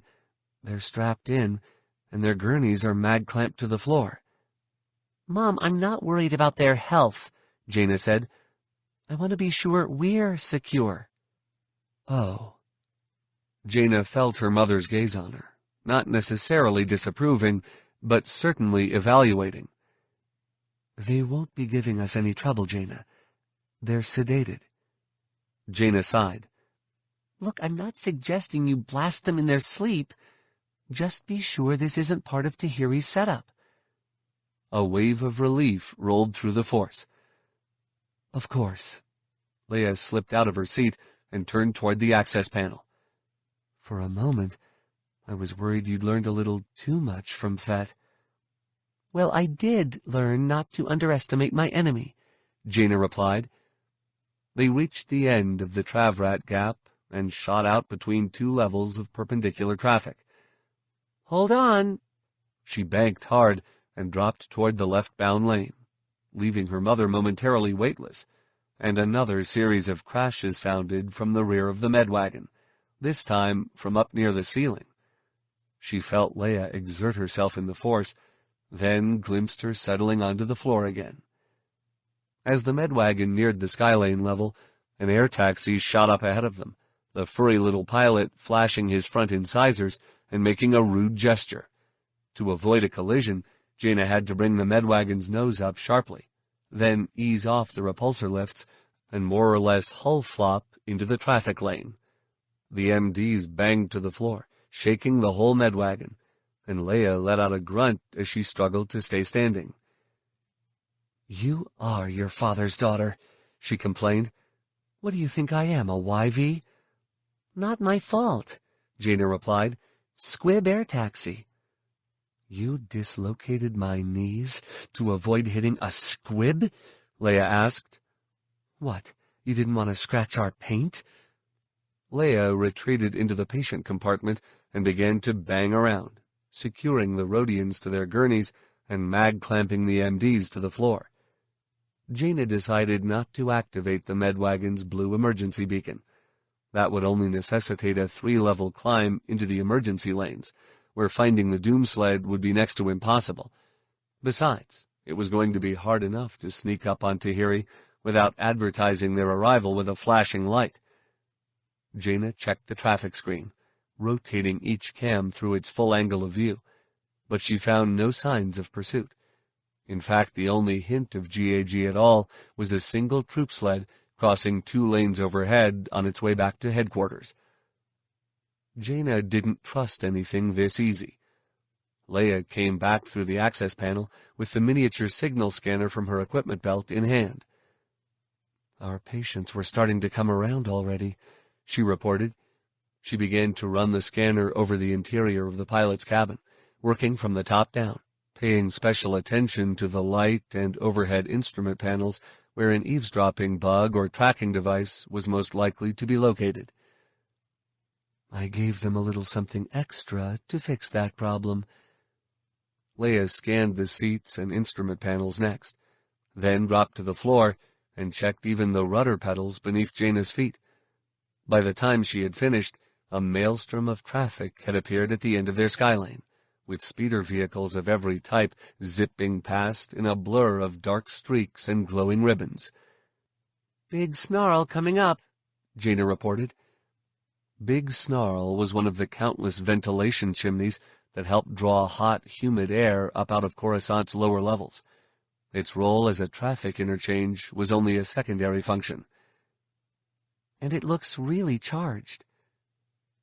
Fully aware of the dangers of entering a traffic vortex unsecured, Leia returned to her seat and began to strap in. And it occurred to Jaina how strange it felt to be an infiltrator here. Coruscant was the planet that always came to mind when she imagined a safe place to rest, the home that she was always fighting to defend. The steady drone of traffic that echoed through its Duracrete canyons was as familiar to her as her own voice, and its endless panorama of skyscrapers would always make her feel like she was gazing out the viewport in her parents' living room. Now her own brother had made it hostile territory. They reached the end of the skylane, and Jaina swung the medwagon into a steep bank as she followed a Soro Sub Touristar sightseeing van into the vortex. Through the viewing bubble she glimpsed arms, tentacles, and prehensile tails flying up in alarm as the van entered the unpredictable air currents. Then her seat slammed up beneath her, and she found herself struggling to retain control as the medwagon slipped, rolled, and pitched around the vast ventilation chimney that was the Big Snarl. "There's Ben." Leia pointed about a quarter of the way around the vortex at a steep downward angle. "Looks like they're heading for the pipe." "The GC?" The Galactic City speed pipe was a private speeder tunnel that shot under Galactic City diagonally, cutting an hour-long trip to 15 minutes, for a price. To keep traffic light, the one-way toll was 100 credits. "Any escorts?" "There are a couple of troop sleds ahead, but they're still high, probably taking the skylanes back." Leia paused for a moment, then said, "They're making this easy on us. You couldn't ask for a better place to take down an unescorted doom sled than the speed pipe." "Yeah, too easy." Jaina began to work the medwagon over to the descent lanes on the interior ring of the vortex. "And like Fett says, when something's too easy, something stinks," Leia finished. "He stole that line from your father, you know." Jaina smiled. "I think there are a lot of things Fett learned from Dad," she said. "That's probably why he carries a grudge." "That and the Sarlacc pit," Leia said. "But Fett had the pit coming." "No argument here." Jaina thought of Fett's wife, Sintas, and all those years alone because Fett had needed his revenge more than he needed her. Of Aelin growing up hating her father. Of Fett spending the rest of his life alone. 3 lives wasted because of his pride. And he probably deserves a couple more decades, too. Finally, they reached the inner rings of the vortex. Jaina lowered their nose and began to spiral toward the speed pipe, along with the rest of the traffic. Her mother pulled and armed her blaster, then pressed her forehead to the viewport on her side of the wagon and peered down the chimney. "What's the holdup?" Leia demanded. "Worried you'll lose your speeder license again?" "Lose my what?" Jaina asked. She got the joke an instant later and chuckled, though she also understood what her mother was really saying. "Stop poking around in traffic and catch that doom sled now." "We'd be tipping our hand." "Jaina, we don't have a hand," Leia said. "The speed pipe's The sentence ended in a startled cry as Jaina rolled them toward Leia and let the medwagon slide sideways into the center of the chimney, where traffic laws and heavy updrafts kept the Eye of the Snarl free of vehicles. The yoke started to jump and shudder as they were caught by the fierce winds. Then a steady stream of trash, rumpled flimsoplast, discarded clothing, the occasional hawkbat, came at them like ground flak. Jaina dropped their nose again and poured on the throttle, and the whole vehicle began to lurch as it powered its way downward. A couple of jaw-clenching moments later, Jaina spotted the doom sled 4 levels below, still at least half a kilometer above the brightly lit entrance to the speed pipe. She picked a cutoff angle and swung their nose around, then heard a faint, muffled voice coming from the rear patient compartment. "Activate, activate, activate!" Jaina glanced over to find her mother looking at her with a puzzled expression. "Was that Tahiri?" Jaina asked. "You heard it too." Leia frowned and started to turn toward the access panel. Then her eyes flashed with sudden comprehension. "The Rodians!" Leia released her safety webbing and jumped up, using the force to keep her balance in the diving, bucking medwagon as she clambered up into the patient compartment. Jaina started to ask what was so worrying about the Rodians when she remembered that her mother had been forced to give them another shot of anesthesia, because whatever the MDs had given them was wearing off. Perhaps the original dose had been meant to last only a few minutes, just long enough to trick a pair of Jedi hijackers into believing their patients were not a threat. A soft hiss began to sound beneath the instrument panel, and Jaina knew she had guessed correctly. "Gas!" Jaina did not inhale after shouting the warning, did not even think about trying to pull down a quick breath before the gas filled the compartment. She simply pressed her tongue up against the roof of her mouth and concentrated on not wanting to breathe, on using her Jedi discipline to convince her mind that she did not need air. A few 100 meters below, not far from a disk of bright light surrounded by the blue spiral arrow logo of the Galactic City Speedpipe concern, a hangar door opened. Jaina reached out to her mother in the Force, passing along a silent warning, and was relieved to feel a conscious presence. A line of armored air cars slid out of the hangar, causing a chain of minor accidents as they shot across 70 lanes of traffic and began to ascend the center of the chimney. The air cars were all GAG black, with a trio of thrust nozzles flaring from their tails and a single cannon protruding from the small turret on their roofs. Funny how even a human Jedi could hold her breath for 4 or 5 minutes underwater without much effort, but try to do the same thing in air, and her body began to fight her after less than a minute, to demand what it could feel available just a skin's thickness away. Jaina craned her neck around, looking over her shoulder through the medwagon's upper canopy, and saw troop sleds dropping into the Eye of the Snarl from all directions. Trapped. No place to go, so she kept going down. Her head began to swim, but not from oxygen deprivation. Too early for that.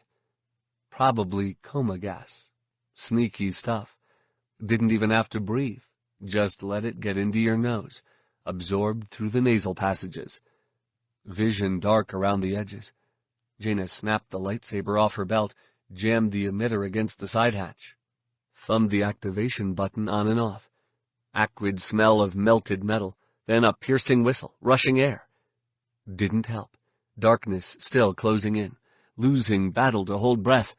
Doomsled the only thing Jaina can see, turning toward a bright blur. Speed pipe entrance. Chin dropping. Going. Reach out in force. Mom's still alert. Worried, not frightened. Gone. Darkness. Came back to the shrill whistle of rushing air, bright flashes blossoming all around. Dizzy, but grogginess lifting fast, cool breath filling her lungs. Something warm and synthetic smelling clamped over her mouth and nose. detonations booming through the medwagon, bouncing Jaina against her safety restraints.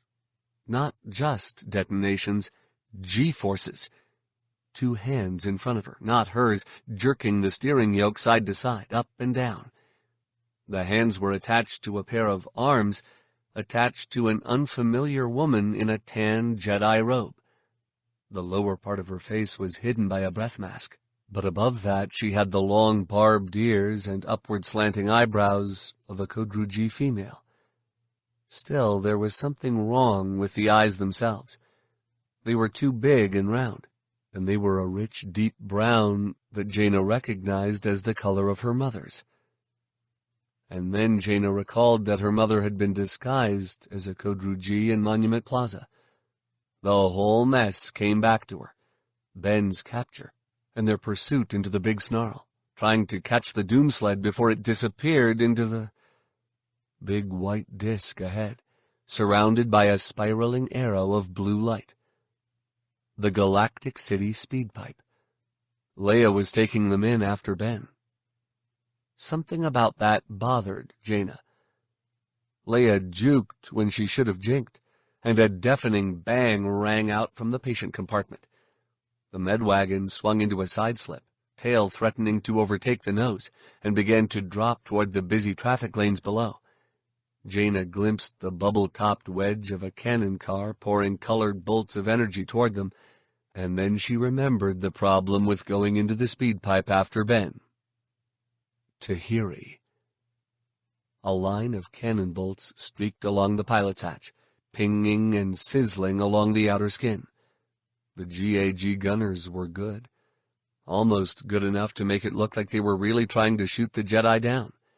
But the medwagon was a big, soft target at such close range, and Jaina had fired enough blaster cannons to know that even average gunners could have reduced it to so much fluttering jetsam within a few seconds.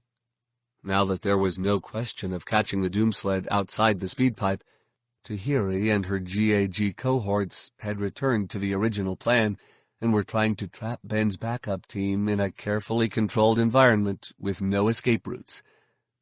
Leia brought the medwagon under control barely a dozen meters above the closest traffic lane, then raised the nose back toward the luminous white mouth of the speed pipe. "Mom, wait!" Jaina grabbed the yoke, but did not try to change course while her mother was still steering. "We can't go in there." Leia did not yield control. "What?" Her voice was so muffled by the breath mask that it was difficult to understand even that single word. "We have to. Ben's in there." "Along with a few hundred GAG troops, I'll bet." Jaina gently began to pull on the yoke, and her mother reluctantly yielded control. "It's a trap, remember?" "So," Leia replied, "we still have to try." "We can't." Jaina began to juke and jink like she was in an X-wing, still continuing more or less in the direction of the speed pipe, but keeping her eye on the traffic lanes below, looking for a small gap coming their way. Tahiri planned this. She had this medwagon rigged and waiting. Leia glared into the speed pipe with a furrowed brow. "You think she knew Ben was coming?" "I think she's known for a while that Shevu has been spying for Ben," Jaina said.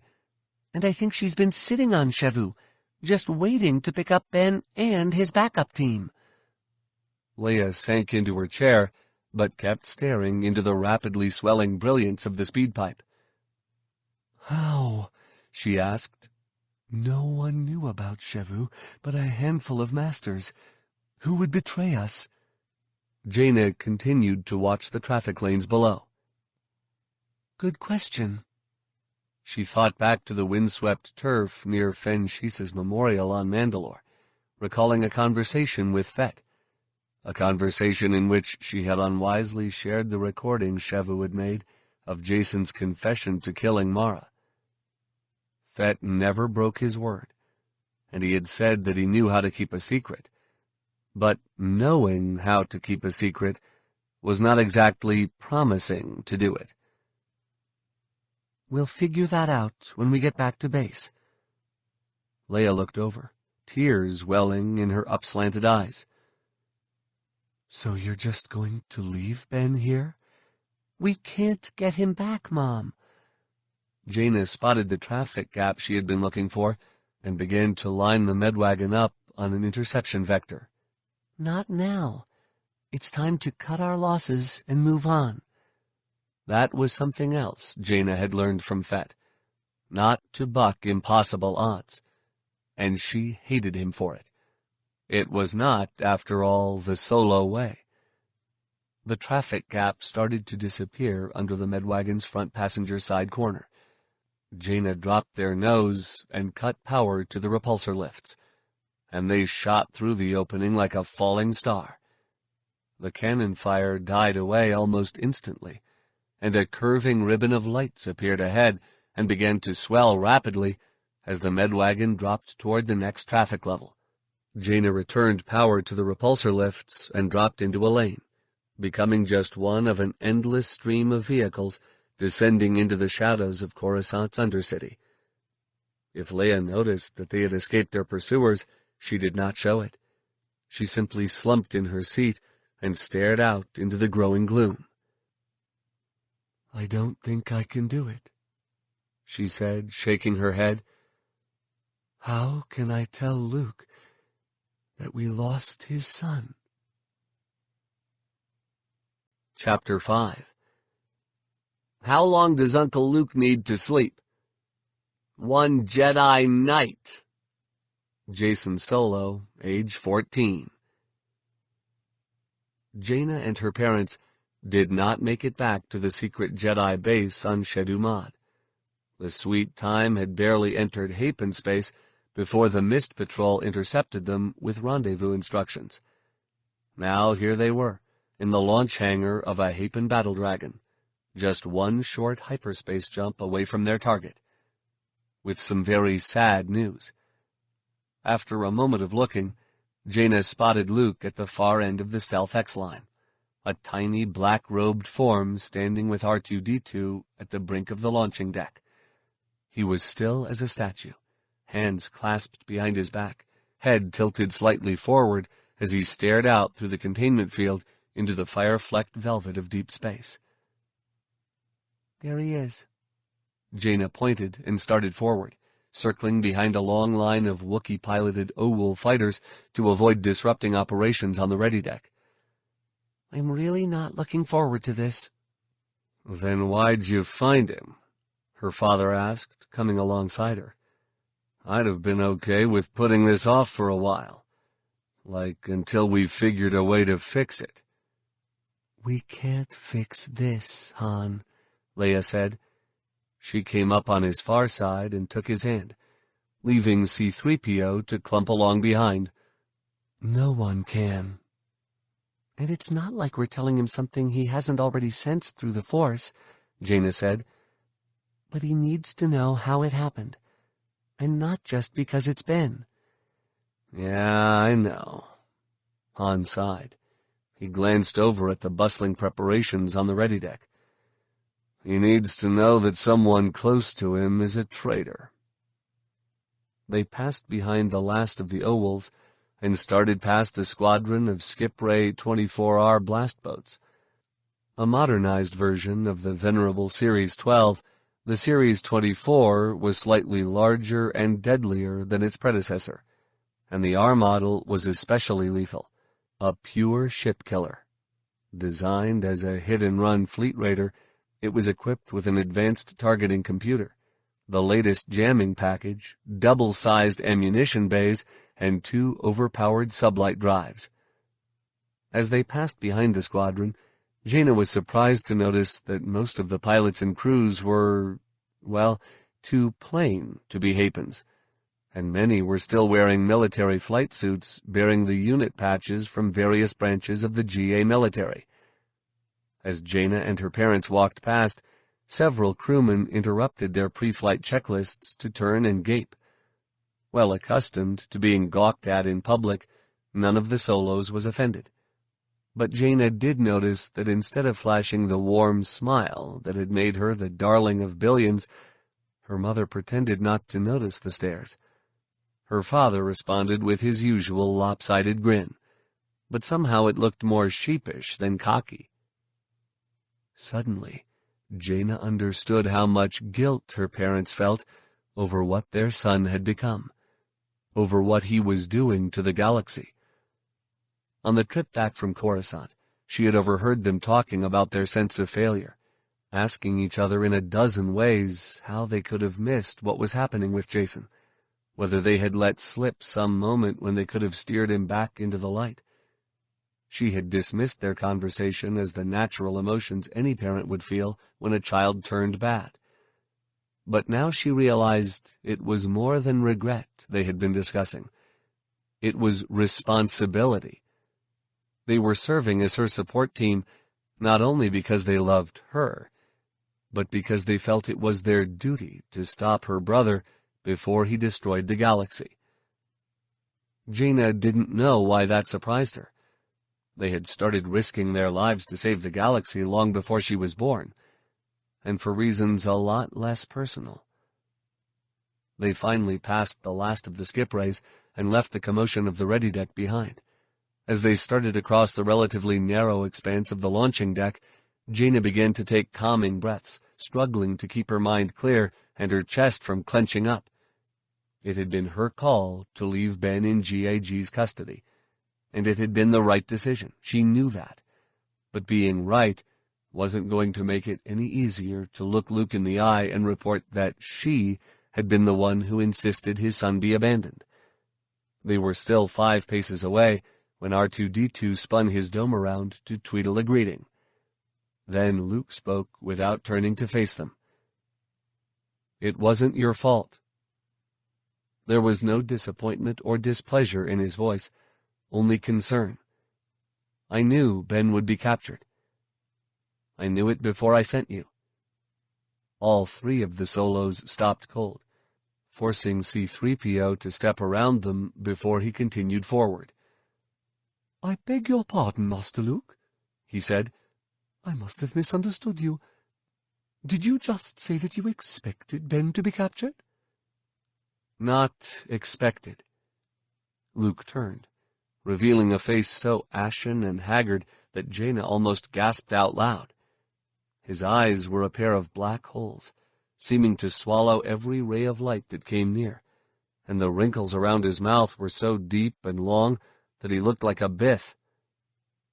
"Knew. I saw it in the future." "Before you sent us?" Leia demanded. Her shock had given way to anger, and Jaina had the feeling that her mother was strongly considering force-blasting Luke off the edge of the launching deck. "And you didn't warn us?" "I couldn't," Luke said. "It would have changed the outcome." "That's the point," Han said, stepping so close that Jaina reached out to grab his arm. He jerked free, then jabbed a finger toward Luke's chest. "I don't know what kind of space sick got hold of you, but that's my nephew you set up." "I know, Han," Luke said, and Jaina could feel his heart breaking. "He's also a Jedi Knight, and it had to be done. I'm sorry I couldn't tell you, but that would have changed how you reacted." Leia's boiling temper ebbed to a simmer. "I hope you can explain now," she said, "and it had better be good, because I'm beginning to worry that my son isn't the only one in this family who's gone to the dark side." Luke's face twitched as though he had been slapped, but he nodded as though he had been expecting this reaction. And suddenly Jaina realized why her uncle hadn't warned them about what he had foreseen. "You did it to protect me," she said, stepping forward. "You didn't tell us because it would have betrayed something to Jason." "That's right," Luke said. "He would have realized that I'm using visions of the future to plot strategy, and he would have started to grow suspicious of what he was seeing." Leia's brow shot up. "You're altering Kaitus's visions?" "It's more like jamming," Luke said. "When I meditate on the future, I'm focusing so hard on Kaitus that when he looks into the future, I keep showing up. Sounds like altering to me, Han said. If you were just jamming, Kaitis would know it. But you're fixing it so he sees you instead of the real future. Not exactly, Luke said. Remember, the future is always in motion. Kaitis sees what might happen, if I were there instead of Jaina. Han frowned and ran a hand over his brow. My head hurts. It's not that hard to understand, Jaina said. She turned to Luke. You're influencing what Kaitis sees by focusing on him in your meditations, then forcing the future to move along a different course by not acting in accordance with your visions, Leia finished. To an extent, Luke said, but it's a balancing act. I try to stay close enough to what I've seen to prevent Kaitis from realizing that I'm trying to mask something. That something being me, Jaina said. Right, Luke answered. I stay as close as I can to the future we're seeing without actually fighting Kaitis. At least, not physically. I must say, that seems quite wise, C-3PO said. The last time you two fought, you were forced to spend your nights in the Bacta tank for an entire week. I don't think that's why Luke let Ben be captured, 3PO. Leia looked into the dark holes beneath Luke's brow, then demanded, What are you seeing? What scares you that much? Luke looked away, studying the ready deck as though the answer were down there somewhere. I'm not sure, he said. There's a shadow in the future, and the farther I look, the darker it grows. Kaitis. Han spoke the name as though it were a curse. No mystery there. He's part of it, Luke said. The seed, though exactly how, remains hidden to me. But the darkness doesn't go away when you kill Kaitis, Jaina surmised. Luke nodded and looked away. That's right. You lose? Han asked, incredulous. Tell me you're kidding. Luke swallowed and forced himself to meet Han's eyes, and Jaina could feel something like shame in the Force. It's worse, Luke said. I win. As usual, it was Jaina's mother who understood first. Oh, she said simply. Her hand went to her mouth. Then she reached for his arm. Luke, I'm sorry. What I said earlier about going to the dark side, I didn't mean... I know. Luke smiled and patted her hand, but there was too much darkness in his eyes to tell whether the smile was genuine. But it's true. If I had any doubts about it before, my visions have only confirmed what Saba suggested on Shedu Mott. I have been tainted by killing Lumia in vengeance. I can't go after Kaitis without becoming the same as Kaitis. Which is where I come in, Jaina said. It gave her no satisfaction. In fact, she was beginning to feel like a hollow piece in a Dejeric match between her uncle and her brother, one that would determine not only their destiny, but that of trillions. And she wasn't even a player in the game, just a monarch being moved through dimensions she did not comprehend. Does that mean you can see whether... I can't, Luke interrupted. I'm trying to keep you hidden from Kaitis's visions, which means I can't see you either. Good. I really don't want to know anyway, Jaina said, noting that Luke had misunderstood her question and misread the immediate future. She only hoped her brother would show the same weakness when she attacked him. I was asking about Ben. Luke looked a bit embarrassed, then shook his head. That's not clear yet. I've seen many possibilities. They were silent for a moment, Then Leia asked, "What can we do to swing those possibilities in Ben's favor?" "Nothing." Jaina kept her gaze fixed on Luke as she spoke, both awed and frightened by the resolve that gave him the courage to risk his only son like this. In his own way, he was as calculating and ruthless as Fett, but guided by the strength of his inner convictions. It made him so much more dangerous. "We can't influence the future without giving away what Uncle Luke is doing. And that would give away me." "That's right," Luke said. "The best thing you can do for Ben is complete your mission. Get Kaitis. Soon." Han and Leia exchanged glances. Then Han said, "That's our plan."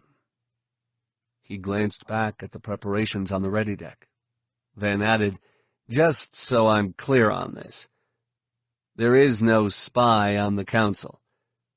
Kaitis saw Ben in a vision, one you saw too, and that's how Tahiri knew Ben would be on Coruscant?" Luke nodded. "In Monument Plaza, by the devoted technician," he said. "If I saw Ben there, then so could Kaitis. The only thing I don't understand is why Kaitis wasn't there himself." Jaina saw her parents shoot concerned glances toward each other.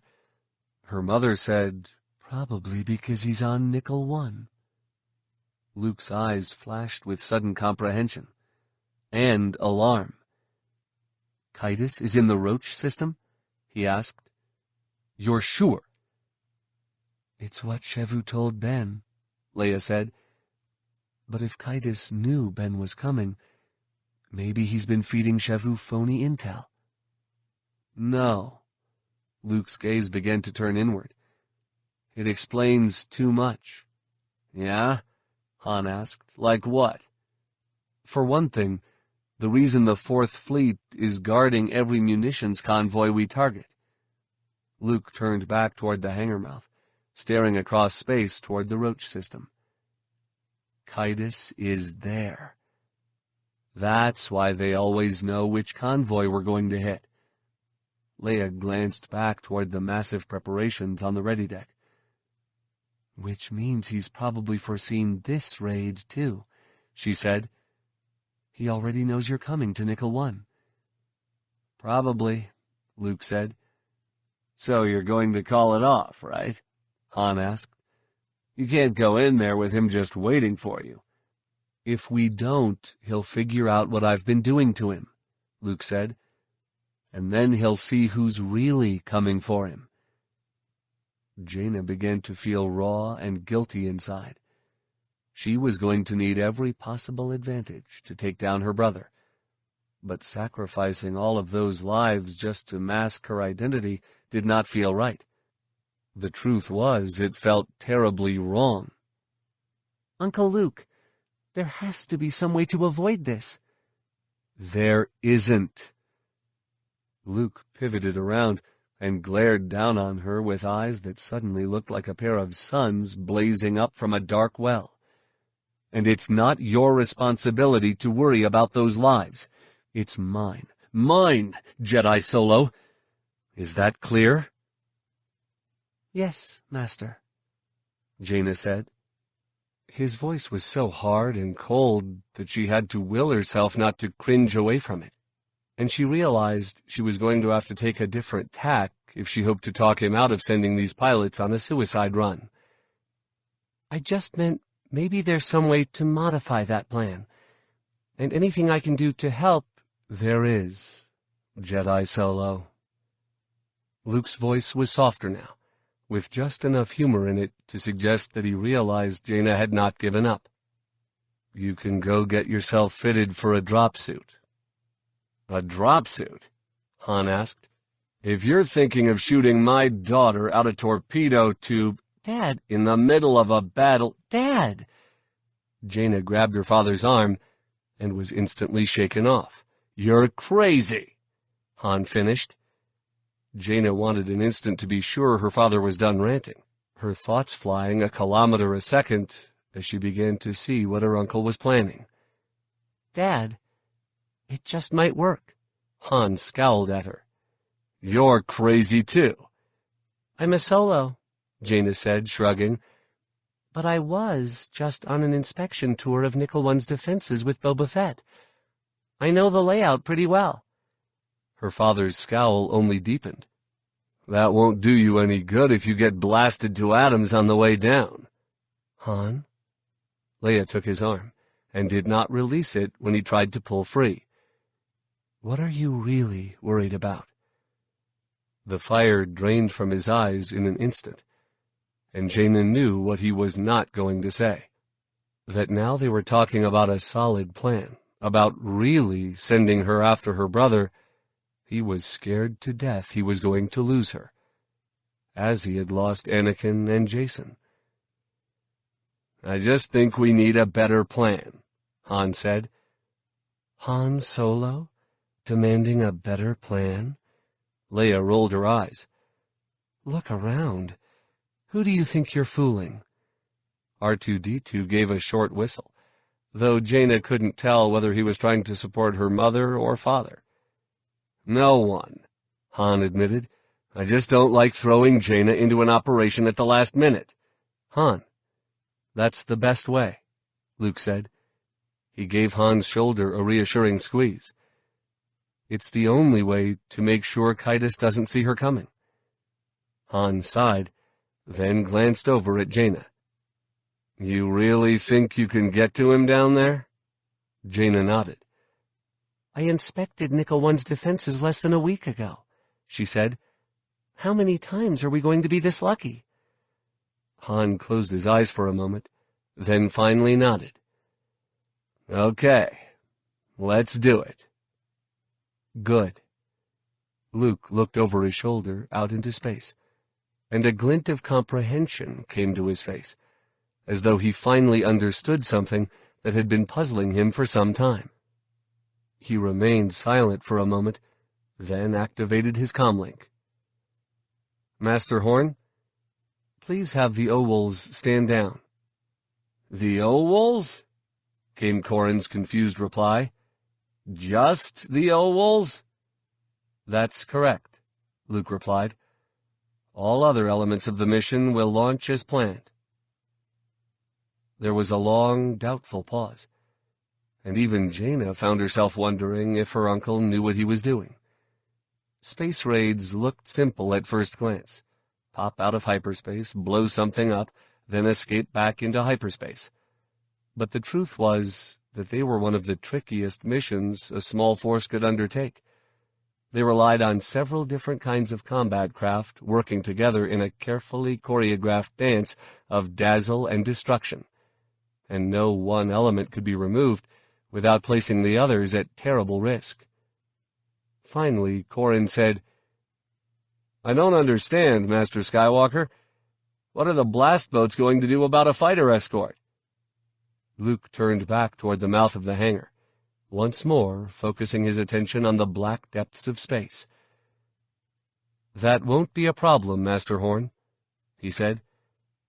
Our escorts will be waiting for us at Nickel 1. Chapter 6. Do you know why the Bantha crossed the Dune Sea? To get to the other side. Jason Solo, age 14. A wall of turbo-laser strikes erupted ahead, momentarily concealing the gray nugget of Nickel 1 behind a curtain of boiling color. Jaina's heart raced, as it always did when she was forced to sit idle during the opening stages of a battle. But she calmed herself by remembering that her uncle's attack plan was as good as it was simple. The blast boats would strike at the remnant Star Destroyer Harbinger. When the enemy sent its starfighters to engage them, the Jedi Stealth X's would slip in and destroy the loading docks. During the confusion, Jaina would drop onto the asteroid, sneak inside, and hunt down her brother. Simple, uncomplicated, straightforward. Except for the fact that unescorted runs at Star Destroyers were suicide missions, and the blast boats certainly wouldn't be receiving any help from Verpine stingers. The Remnant's aerosol weapon had wiped out the Verpine soldier caste across the entire asteroid belt. Jaina didn't understand why her uncle had insisted on leaving the Owls behind, or why he had been so mysterious about his reasons. She felt sure it involved the strange duel of force visions he was waging with her brother. Obviously, there were things he couldn't reveal without messing up his plan, but it would have been nice if he'd just said that. The blast boat began to shudder rhythmically as Jaina's mother and Sabotaging opened up with the laser cannons. Luke's hands flew over the defense system's console, adjusting shields and deploying countermeasures. R2-D2 was plugged into the comm system behind him, monitoring squadron communications and coordinating with other astromechs to avoid duplicating attacks. C-3PO sat in the co-pilot seat, struggling to filter the blast static out of the sensors. Han Solo, of course, was in the pilot seat, doing what he did best, dodging Imperial turbo-laser fire. Only Jaina, kneeling on the deck at the back of the blast boat's cramped passenger cabin, was not involved. Trapped in a bulky drop suit that was as much a weapons system as it was protection against the cold vacuum of space, she could do nothing but wait. And remember the time she and Jason had been tricked into fighting each other as young teenagers. Their captors at the Shadow Academy had cloaked them both in holographic images and pitted them against each other with live lightsabers. But they had both sensed a trap and held back just enough to avoid landing any dangerous blows. Still, it was risky to recall such moments. As much as her brother might regret having to fight her now, might even wish there was a way to avoid it, he would not hold back this time. He would not even hesitate. He would simply try to kill her in the fastest, safest way possible. And if Jaina so much as thought twice before doing the same, that second thought would be the last one she ever had. Tiny blue tongues of ion efflux began to pour out from the thin shell of remnant capital ships surrounding the asteroid. Even with its fleets spread across the entire asteroid belt, and the GA's Fourth Fleet escorting its munitions convoys, the remnant was being careful to keep Nickel One well defended. "Stay awake back there," her father called. The blast boat jumped and shuddered even more as he began to dodge through the thickest part of the turbo-laser barrage. "We've got Star Hunters coming." A cluck of reptilian delight sounded through the floor grate covering the belly turret. The remnant Star Hunter was the modern version of the classic TIE Interceptor, with shields and heavy armament that made it far more dangerous than its predecessor. To a Barabel, of course, that only meant it was more fun to kill. C-3PO did not share Saba's enthusiasm. "It's hardly something to celebrate, Master Sabotaging," the droid said. "Our escorts haven't arrived yet. May I suggest we postpone our attack run?" R2-D2 emitted a derogatory whistle. "I will not be quiet," C-3PO replied. "I'm the sensor officer. It's my duty to report malfunctions in the plan." "Thank you, 3PO, but the plan hasn't malfunctioned," Luke said. "Our escorts are here. They've been waiting for quite some time." Jaina lifted her brow at this news, but did not dare expand her force awareness to see if she was right. She was concentrating on keeping her presence hidden, and the technique, the same one Kaitis had taught Ben, and which Ben had then taught to her and his father, was too new to her to risk splitting her concentration. After turning knobs and adjusting glide switches for a moment, C-3PO announced, "I'm sorry, Master Skywalker, but you appear to be mistaken. The only starfighters our sensors show belong to the enemy." "Do the sensors show our stealth X's?" Luke asked. "Of course not," C-3PO replied. "But I hardly see how the stealth X's can be our escorts when we're supposed to be their diversion." "As much as I hate to admit it," Han said, "Laser Brain's got a point."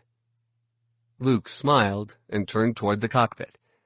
But before he could say the "trust me" that Jaina had sensed coming, R2-D2 tweedled for attention and flashed a message across the pilot's display. "Who?" Han exclaimed. He slammed the yoke hard to port, sending the blast boat into a barrel roll, and the hull rang as it was slammed by the shock wave of a nearby turbo laser strike. "Are you kidding?" R2-D2 trilled an impatient reply. "All right, just asking," Han said defensively. "Put him on the speaker." A moment later, the familiar voice of Boba Fett filled the blast boat cabin. "Are you Barvey? What happened to your escort?" Han glanced at Luke in the canopy reflection and raised a questioning brow. When he received nothing but a blank expression in return, he scowled and said to Fett, "We, thought you guys might want to volunteer, I guess." Now it was Fett's turn to be surprised. "Solo? Last I heard, you were on Coruscant with—" "You hear a lot of things you shouldn't, Fett," Luke interrupted. "Very soon, I'm going to be interested in learning how that happens." "I could say the same," Fett replied. "But I already found those bugs Jaina left at Bevin's farm." "If you found them, they weren't Jaina's," Luke replied smoothly. "In the meantime, we're kind of busy here, and I'd rather you didn't get in the way." Jaina was surprised that the conversation was still being held over a hailing channel, which meant that remnant eavesdroppers would be listening to every word, and matching voice prints to records in their intelligence files. After a moment of silence, Fett said, "So that's the way it is. Either we cover your run, or we watch those Star Hunters blast your skippers apart before they even get close to the target." The smirk that crept across Luke's mouth was more sad than satisfied. "There are no free rides, Mandalore. You know that." Luke paused there, leaving unspoken a threat that only he and Fett seemed to comprehend. And Jaina slowly began to realize why her uncle was holding this conversation on an unscrambled channel. He wanted her brother to know who was up here, to know that Luke Skywalker and Boba Fett were teaming up to come after him. "We're in," Fett finally said. "Tell your gunners not to shoot anything dark, fast, and pretty." "What are you worried about?" Han asked. "The way I hear it, those new Bessies of yours fly through novas." "Han!" Leia had to shout to make herself heard above the chuffing of her laser cannons. "Be nice to the Mandalore. We need his toys." "Sorry," Han said, apologizing more to Leia than Fett. "No worries, Fett. Our gunners don't have any practice shooting down pretty fighters." "Funny," Fett said. "I'll laugh when I get a minute." A loud hiss rose through the floor grate that covered the belly turret. "This one did not know Mandalorians possessed humor," Saba said. "This one is looking forward to hunting with them." "Don't get used to it, Jedi," Fett said. "It's a one-time deal." R2-D2 opened an encrypted channel to Fett's fighter and set up a tactical comnet that would allow the Mandalorians and blast boats to coordinate with each other. Dozens of charcoal-gray wedges began to slide into position around the squadron, tipping the odds a bit back toward the raiders. Within a few moments, they were all dodging through the barrage together, not quite flying like a well-trained squadron, but at least avoiding collisions and bouncing no more than the occasional cannon bolt off one another's shields.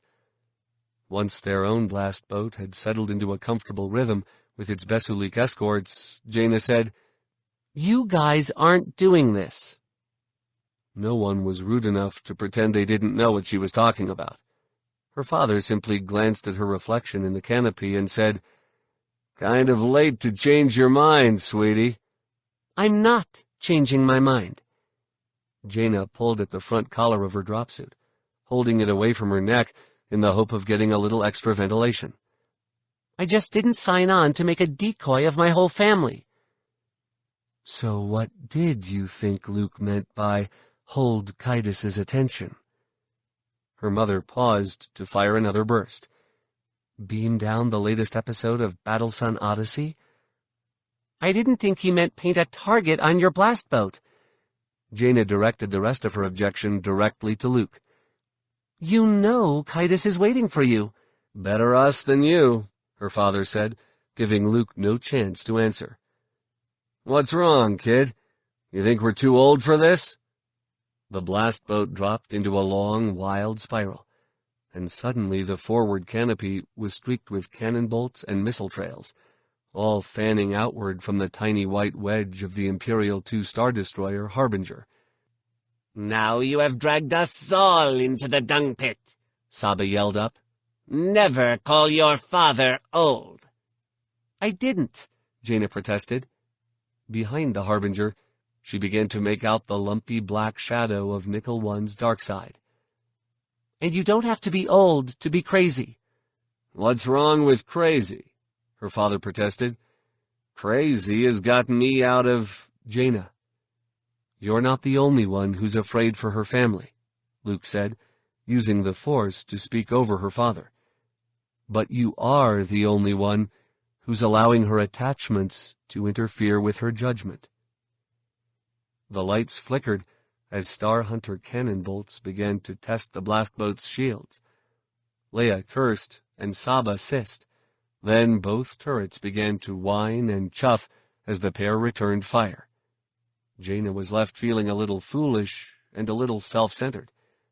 Until that moment, she had been thinking only of her fear for her parents and uncle. It had not even occurred to her to think of how terrifying this must be for everyone else, or of how hard it must be for Luke to be here while Ben was being held in a GAG prison. How hard it must be for her parents to be ferrying her to an all-too-likely death. The blast boat lurched as a concussion missile detonated nearby. C-3PO began to quote their odds of survival. Then Han cursed and threatened to flip the droid's circuit breaker, and Jaina realized that things were going pretty much as usual. Sorry, everyone. Realizing it wouldn't be long before they reached the drop zone, Jaina picked up her helmet, a full-view bubble model, and thumbed open the locking tabs. Just feeling guilty about taking the easy job, I guess. An amused hiss sounded over the chuffing of Saba's cannons, and her father glanced away from his flying long enough to catch her gaze in the canopy reflection. "No problem, sweetheart," he said. "And don't worry about us. We'll be fine. Just trust me," Jaina said. "I know." Both of her parents laughed, though their voices were a bit sad and brittle. "Don't lose your focus down there," her mother called from the upper turret. "You do what you have to do, then come back to us safe." "I will, Mom," Jaina said. "And you do the same." Her father rolled the blast boat up on its side to let a flurry of cannon bolts go flying past its belly. Then the dark wedge of a Bessu-leak dropped in to cut off the attack. Jaina saw a flurry of cannon bolts bouncing off its Beskar hull. The Mandalorian pilot returned fire an instant later, and his fighter was haloed by the orange glow of an exploding Star Hunter. Jaina lowered her helmet over her head. Then Luke left his seat to come back and help her arm the dropsuit's weapons array and check her suit seals. As he worked, Luke put his head close to hers so his voice would be audible inside the helmet. "You told me you could do this." His voice was muffled, but understandable. "That means more than just facing your brother. It means trusting us to do our jobs." "I know," Jaina said, thinking of what Luke had put at risk to get her here. "I'm sorry you had to let Ben get captured. I don't know what I was thinking." "It's okay." Luke raised a hand to silence her.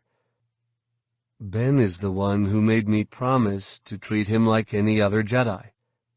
I think he could sense how vulnerable I am to my attachments. Jaina thought she could see where this was going. Master Skywalker, I understand. I really do. Luke studied her for a moment, then said, I hope so, because you can't let your emotions control you. Down that path lies defeat, torture, death. Maybe worse. Worse? It took Jaina a moment to understand what her uncle meant, for she had never considered the possibility that Jacen would attempt to corrupt her. Don't worry. The way things have gone between us, I'm pretty sure I'm the last person Kaitis would want to turn. Kaitis won't, Luke warned her. Be wary of yourself, of your own emotions. Jaina scowled inside her helmet. Have you seen something I should know about? You do know about it, Luke replied evenly. And if you react the way you did a minute ago, your emotions will betray you. Love as much as hatred. Allow neither to control you. I'll keep that in mind, Jaina said. I promise. Luke studied her for a moment, then nodded. Good. I'm counting on it. He activated the drop suit's life support system, then disconnected her from the blast boat's air circulators and opened the hatch at the rear of the passenger's cabin. Jaina retrieved her sniper weapon, a quiet snipe pellet accelerator with a telescoping barrel, then carefully backed into the little airlock. Once she was inside, Luke asked, "Want to hear a joke?" Jaina frowned. A joke? That's right, Jaina. A joke, Luke said. Why is a droid mechanic never lonely? Because he's always making new friends, Jaina answered, chuckling despite herself. The joke was terrible, but it had been one of Jacen's favorites back on Yavin 4. Don't tell me those things keep popping into your head, too. An enigmatic smile crossed Luke's lips. It's not wrong to mourn your brother's loss, Jaina. Just don't forget who he is now. He pressed his head to her helmet. May the Force be with you. Before she could reply in kind, he stepped back and returned to his station. Jaina spent the next 2 minutes peering up the narrow aisle, watching the battle over her father's shoulder. The Harbinger grew from the length of her hand to the length of her arm in the forward canopy, and its shields began to glow with golden circles of dispersal energy. Besulik and Star Hunters alike flashed past almost too quickly to identify, occasionally bursting into blue fireballs as they were caught by a line of cannon bolts. Utterly isolated inside the drop suit, her comm unit was deactivated, and her force awareness dampened to maintain her concealment, Jaina passed the time by meditating on the coming battle, and on the fears that still plagued her. Death was a big one, of course, and if it came, Kaitis was unlikely to make it easy. But even that fear paled compared with the concern Jaina felt for her parents, the knowledge of how crushed they would be if she were killed, and how sad it would be for them even if she killed Kaitis and managed to survive herself. Where they were finding the strength to deliver her to this asteroid, she did not know. Then again, she had never understood where their strength came from, how anyone could endure so much trial and tragedy in one lifetime and always emerge stronger and more in love than before. After a minute or so, Jaina noticed that fewer Star Hunters were flashing past the canopy, and there did not seem to be as many horizontal strands in the web of cannon fire between the blast boat and the Harbinger. It was impossible to see exactly what was happening from inside the cramped airlock, but Jaina guessed that the Stealth X's had started their run. If everything was going according to plan, The remnant would be pulling Star Hunters away from the blast boat assault in a doomed effort to defend the asteroid's crucial loading facilities. The Harbinger was so large now that it completely filled the forward canopy, and its shields were rippling and sparkling as they struggled to dissipate the energy being poured into them. Her father's hand rose into view and made a fist, signaling Jaina to prepare for the drop. She acknowledged the order by repeating the signal. Then, as she pulled the hatch closed, she touched the glove of her free hand to her faceplate and turned its palm toward him and her mother, throwing them what she hoped would not be her last kiss.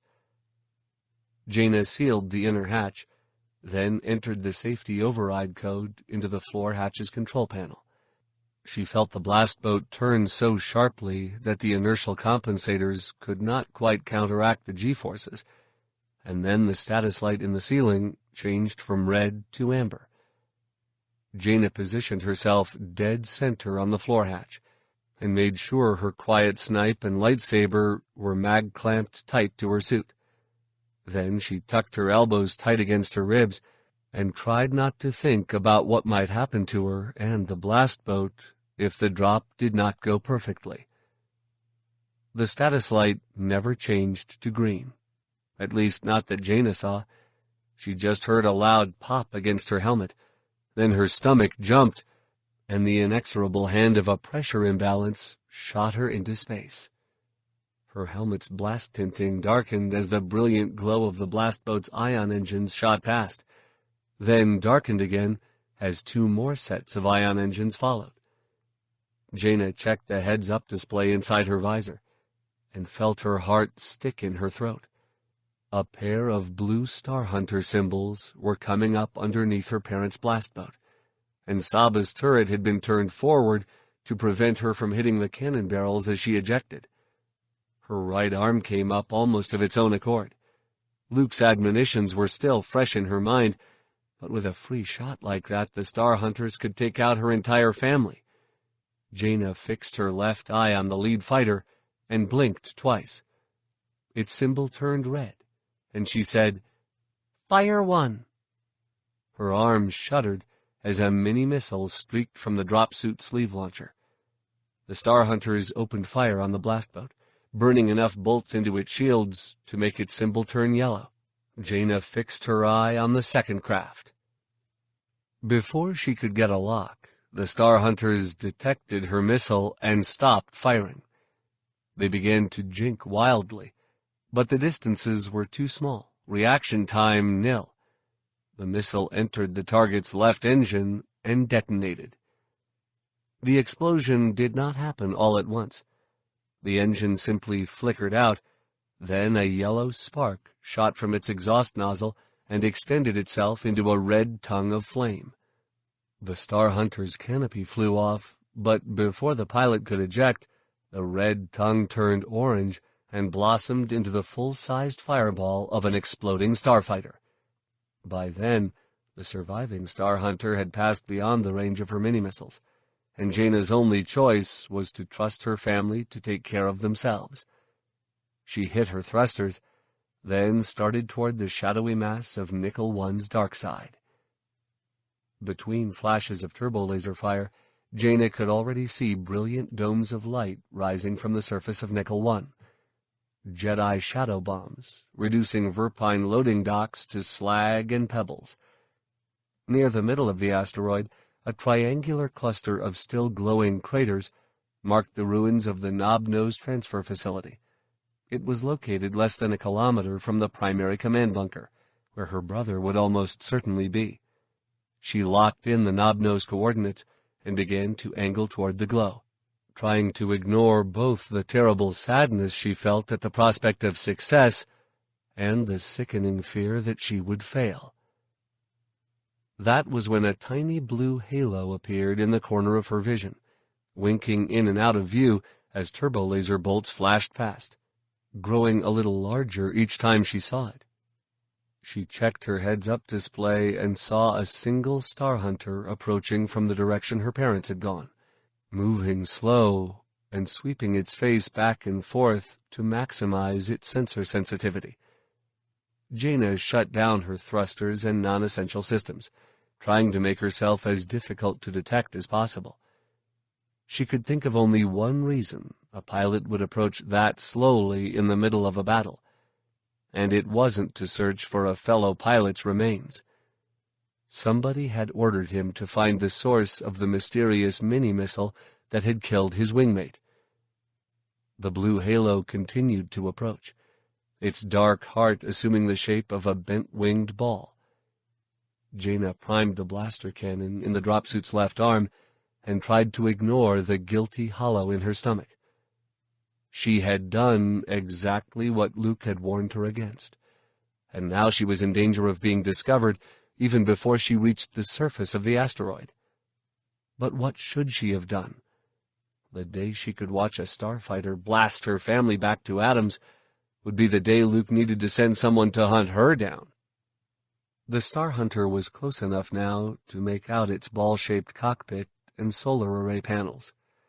The pilot still seemed to be searching, sweeping slowly back and forth, and Jaina began to hope he would pass without spotting her. If she could remain undetected, maybe his superiors would attribute the mysterious missile to the fog of war and focus their attention elsewhere. Maybe. The Star Hunter turned directly toward Jaina, so close now that she could see the stripes of passing turbo laser bolts reflected in the pilot's black goggles. She remained as motionless as was possible when floating weightless, hoping that he was looking in some other direction, but ready to open fire the instant she saw a cannon tip swivel in her direction. The Star Hunter swiveled away, and Jaina let out a sigh of relief. With a little luck, Kaitis would never even hear of the other fighter's unexplained destruction, and she would not have to spend the rest of the mission wondering if he was waiting in ambush for her. Then a turbo laser bolt flashed past only a dozen meters behind Jaina, lighting her silhouette, and the pilot's head snapped around. She used the force to rip a power cable away from the shield generator on the Star Hunter's left wing brace, then opened fire on the right brace and blasted the communications array into a spray of hot shrapnel. The pilot reacted instantly, opening fire even as he spun his starfighter back toward Jaina. She hit her thrusters, trying to get in between his solar arrays where he would not be able to target her, but was not quite fast enough. A streak of red heat flashed past her shoulder, so close that she felt its warmth even inside her dropsuit. A failure alarm chimed inside Jaina's helmet. In the next instant, she crashed through a solar array wing and found herself tumbling wildly out of control.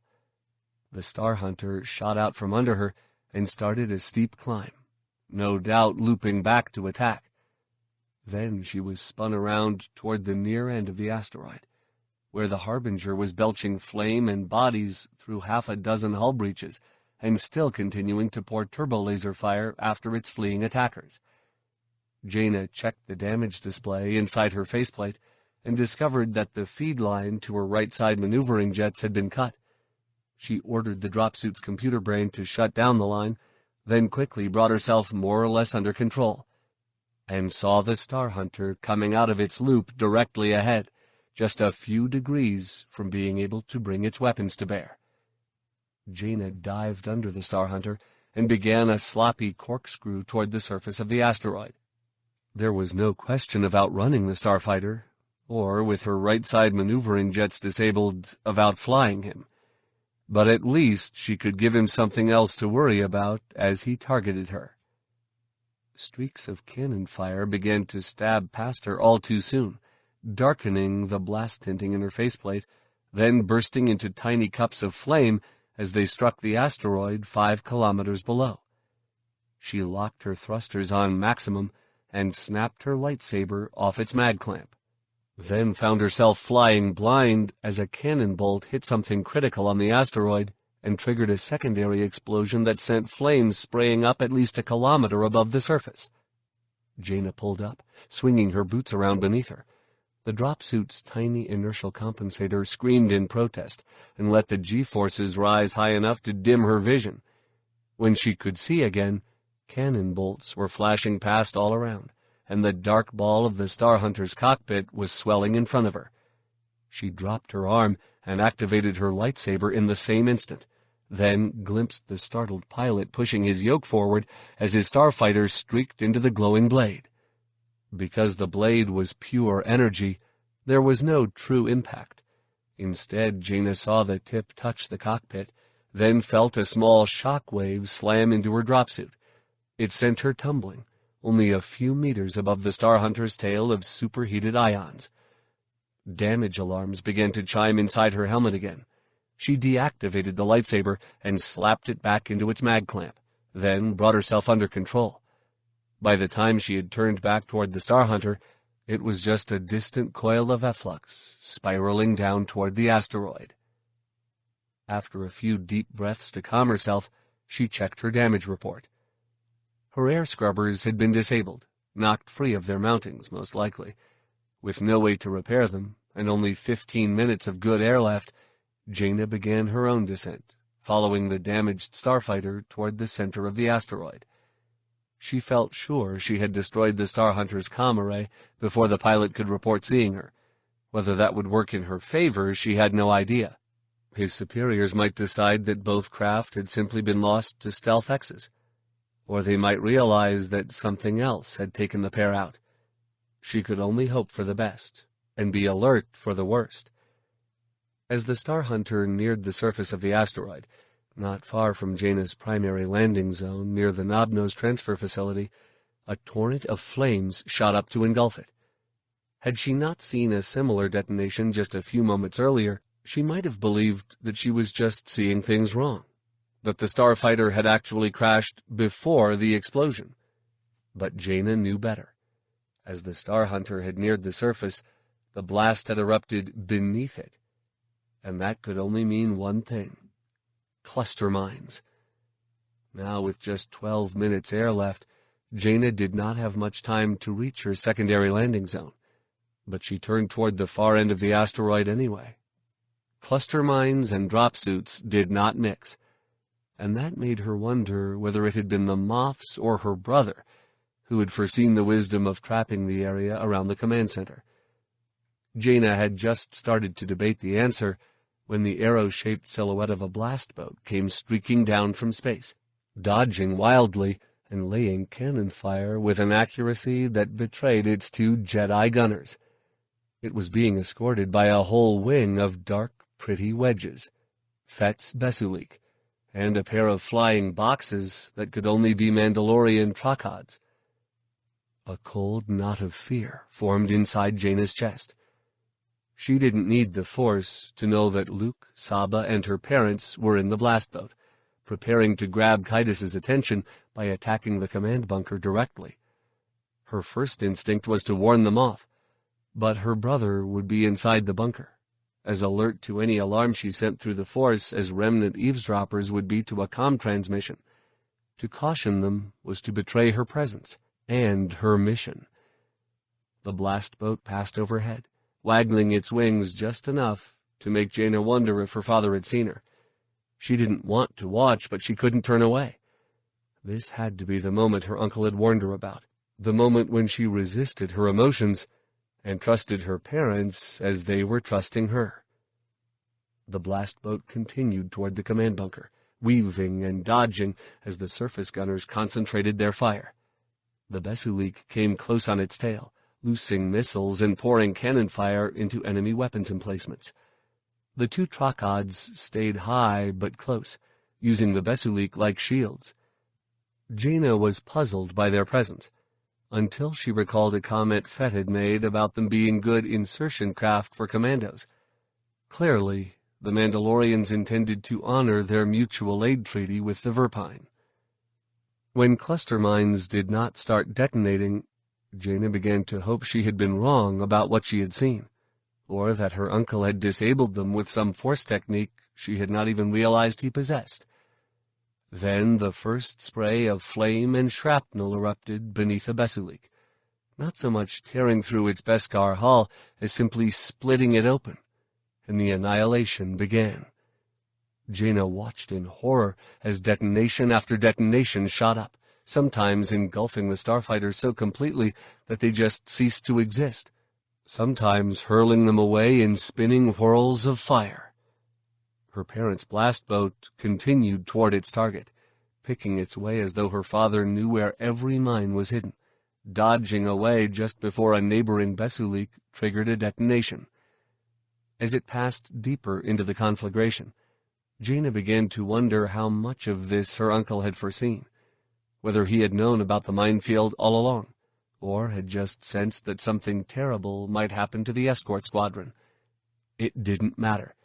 Either answer explained why he had ordered the Owls to stay behind, and either answer made conning the Mandalorians into taking their place an act of ruthless manipulation. When it came to cold calculation, Fett was so far out of his league that Jaina almost felt sorry for him. Almost.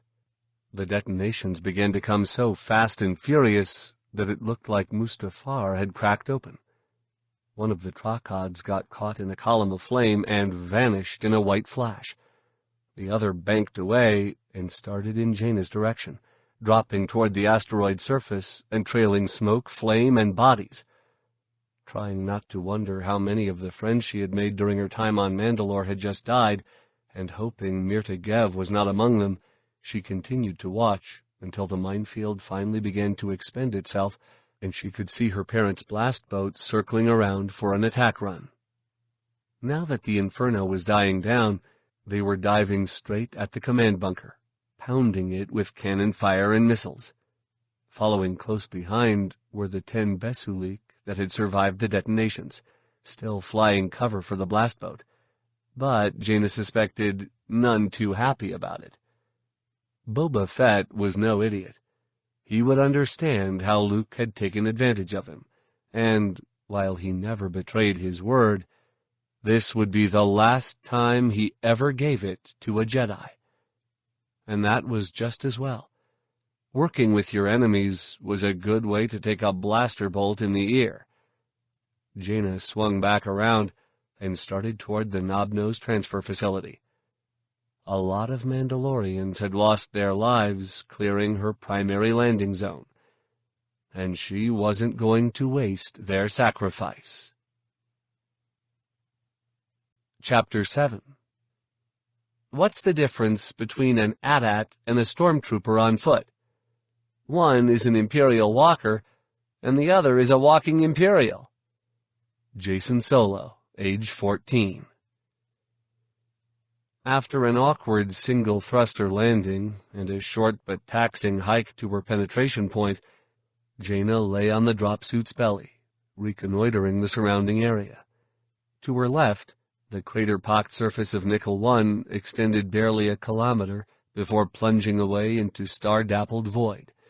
To her right, it broadened into a sweeping panorama of boulder ridges and powder lakes that stretched for dozens of kilometers before vanishing beneath the blue-flecked curtain of space. Directly ahead, at the base of a steep slope, sat the bantha-sized cylinder of a Flak Blaster 10. The artillery piece was pumping hard with all 8 barrels, spitting dashes of white-hot neurodium plasma out over the ridges and powder lakes to Jaina's right. Its target was a cloud of distant blue specks flittering a few hundred meters above the silver plain. No doubt Jaina's family and the Mandalorians continuing to attack the command bunker. On the opposite side of the gun emplacement lay the airlock Jaina needed, a triangular hatch located in a shallow cave hangar.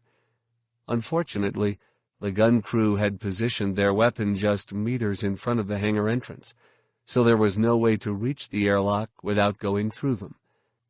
This was the part Jaina did not like about being a Jedi. She had grown up knowing stormtroopers only as enemies, had even fought a few of them as an adolescent. But she was old enough now to realize that being stormtroopers didn't make them evil or corrupt or even wrong. It made them a lot like her, just soldiers trying to do their duty, serving a cause they probably believed to be a good one.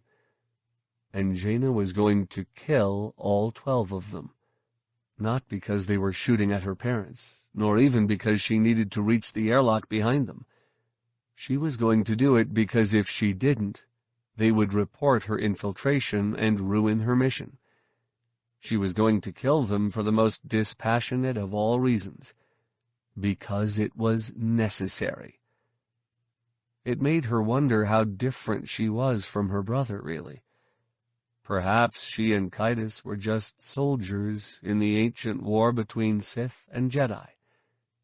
Jaina would have liked to believe that, because then she could pretend this was just something demanded by the war, instead of a choice she had made out of hatred for what her brother had become. But Jason had been a Jedi once. Now he was a Sith. That made him a traitor. And didn't traitors deserve to be hated? They were breakers of vows, betrayers of trusts, corrupters of the innocent, and murderers of their beloved. Killing them was more than necessary. It was a duty, an act of deterrence and military preclusion, but also of outrage and reprisal. And that made it personal. A burst of orange flashed at the far edge of the asteroid, and Jaina looked across the dusty plain to find the blue flicker of a blast boat being chased skyward by a funnel-shaped cloud of flame, vapor, and tumbling specks. Having seen similar eruptions more times than she cared to remember, she guessed that the assault on the command bunker had actually overloaded the shields and shattered the observation dome. If that did not fix Kaitis' attention on Luke and her parents, nothing would. Jaina snapped her lightsaber off its mag clamp and turned back to the doomed gun crew. She had only about 6 minutes of good air left, half that if she exerted herself in a fight, so that ruled out any thought of waiting until she could just slip past. She would have to take them all out before they could report what was happening. Ideally, before they realized what was happening. 12 stormtroopers, 1 Jedi assassin in a damaged dropsuit, 3 seconds to do the job. No problem. Jaina primed the mini-cannon in the dropsuit's left arm, then focused her attention on the dust caps dangling from thin cords at the ends of the flak blaster's emitter nozzles. They were probably the simplest technology on the weapon. Just Shrinlasty socks designed to seal out dirt, moisture, and anything else that might get down the barrels during storage or transport. But they were also electrical non-conductors to prevent static buildup, which meant the magnetic sleeves that encased the plasma packets as they raced up the barrel would disintegrate on contact. Confident that Kaitis would be too busy worrying about Luke and her parents to sense what she was doing, Jaina used the Force to grab 3 dust caps, all she could control at once, and slip them over their emitter nozzles. The gun commander cocked his helmet and just seemed to stare at the barrel ends in disbelief. The gas chief and his tank charger spun away and dived for cover, distracting the master engineer, who turned toward them instead of keeping his attention fixed on the output gauges and barrel monitors that might have saved them all. The master engineer was still turning when the first plasma packets reached the dust caps. The 3 emitter nozzles vanished in an eye-blistering flash. Then the plasma packets already ascending the barrels also began to disintegrate, triggering a chain of ever-growing secondary explosions that engulfed the gun in milliseconds. The entire gun crew disappeared beneath a boiling dome of white fire. A couple of seconds later, the flak blaster's defensive shields finally came down. What looked like a miniature solar flare went arcing out over the asteroid. Then liquefied gas began to boil from damaged neurodium canisters, expanding into a thick emerald fog. Jaina sprang down into the fog, using the Force to descend the slope in a single leap. She landed a few meters behind the ring of jagged, blue-glowing metal that had once been the flak blaster. Knowing that any survivors would be inside the hangar where the Power Master and his assistant had positioned their fusion core, she raced into the hangar and collided headlong with a stormtrooper rushing out to aid his companions.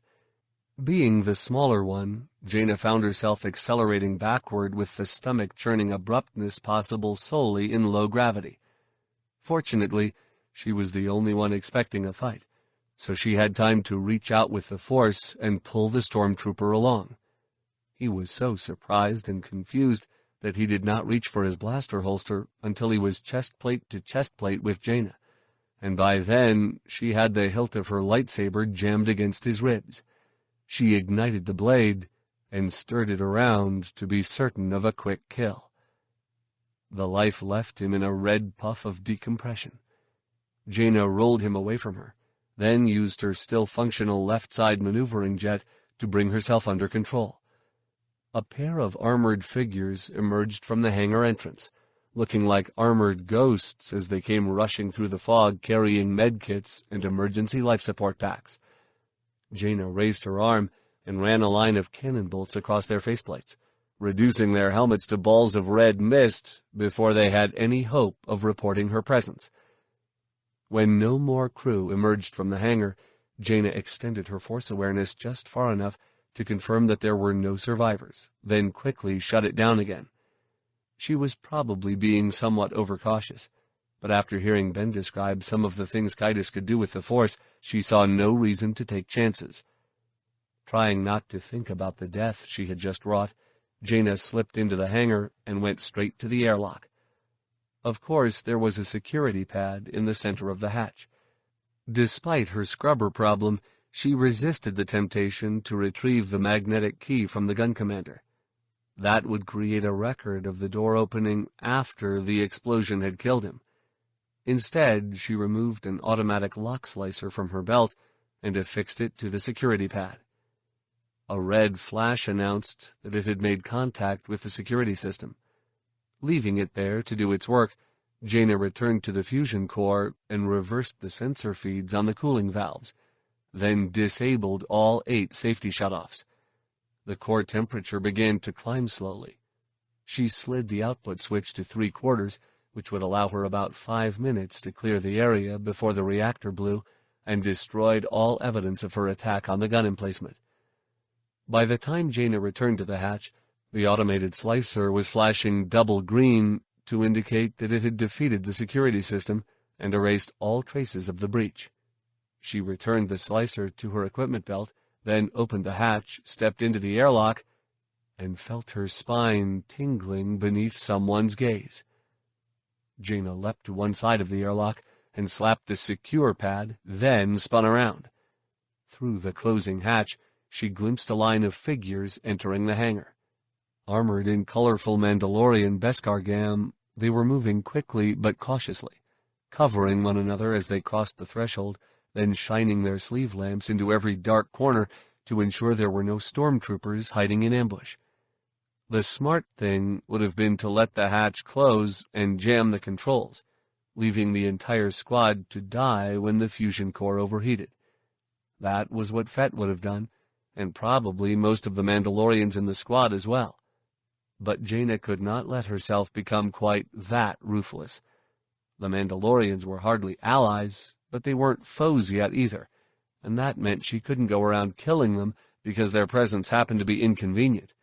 Besides, the leader was a female in familiar yellow-orange armor with gold sigils, and, assuming Jaina was the lucky one who walked away from the fight with her brother, the last thing she wanted was to have Boba Fett after her for letting his granddaughter die.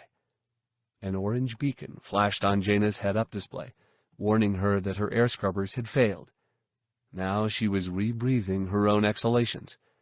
Instantly, she began to feel a little queasy, but she suspected the sensation was more psychological than physical. Even filled with air that she had already breathed once, the drop suit contained enough oxygen to keep her conscious for 2 or 3 more minutes. Jaina reopened the hatch and waved an admonishing finger at the 2 commandos who swung their blasters toward her, then used hand signals to explain that the fusion core was rigged to blow. The Mandalorians gave up their search, and the first 3 crowded into the airlock. As they waited for the chamber to pressurize, an anger verging on harmful intent began to boil into the Force. Jaina pretended not to notice, and simply stared at the commando across from her, a broad-shouldered Titan in a red helmet and black armor. Jaina was pretty sure he was Vatak Tar, a talented fighter as quick as he was strong, with a ready smile and a quiet manner that seemed at odds with his raw-boned cheeks and fist-flattened nose. She had trained against him several times. The green glow of the equal-pressure light finally filled the airlock chamber, not a moment too soon for Jaina. Her head was starting to feel light, and she had to fight her own involuntary reflexes to keep from breathing too fast. She slapped the control pad and stepped through the internal hatch first, presenting her back to the Mandalorians as she opened her faceplate for a moment and gulped down several sweet breaths of dank, musty air. Beyond the hatchway was a small marshalling vestibule where groups could assemble before and after they had passed through the airlock. Jaina force-flashed the vidcam monitoring the area, then, knowing that the entire area would be obliterated when the fusion core detonated, simply blasted the security cam apart. As it dribbled to the floor in pieces, she crossed the vestibule and peered down a long, straight tunnel that descended toward the heart of the asteroid. It remained as empty as her inspection tour with Fett had led her to expect. Jaina turned back to find Mirta and a Mandalorian male she did not know, at least judging by his blue helmet and Beskar gam, standing shoulder to shoulder behind her.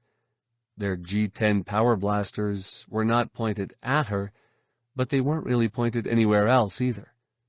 Vatak stood behind them, towering over the pair almost like a Wookiee.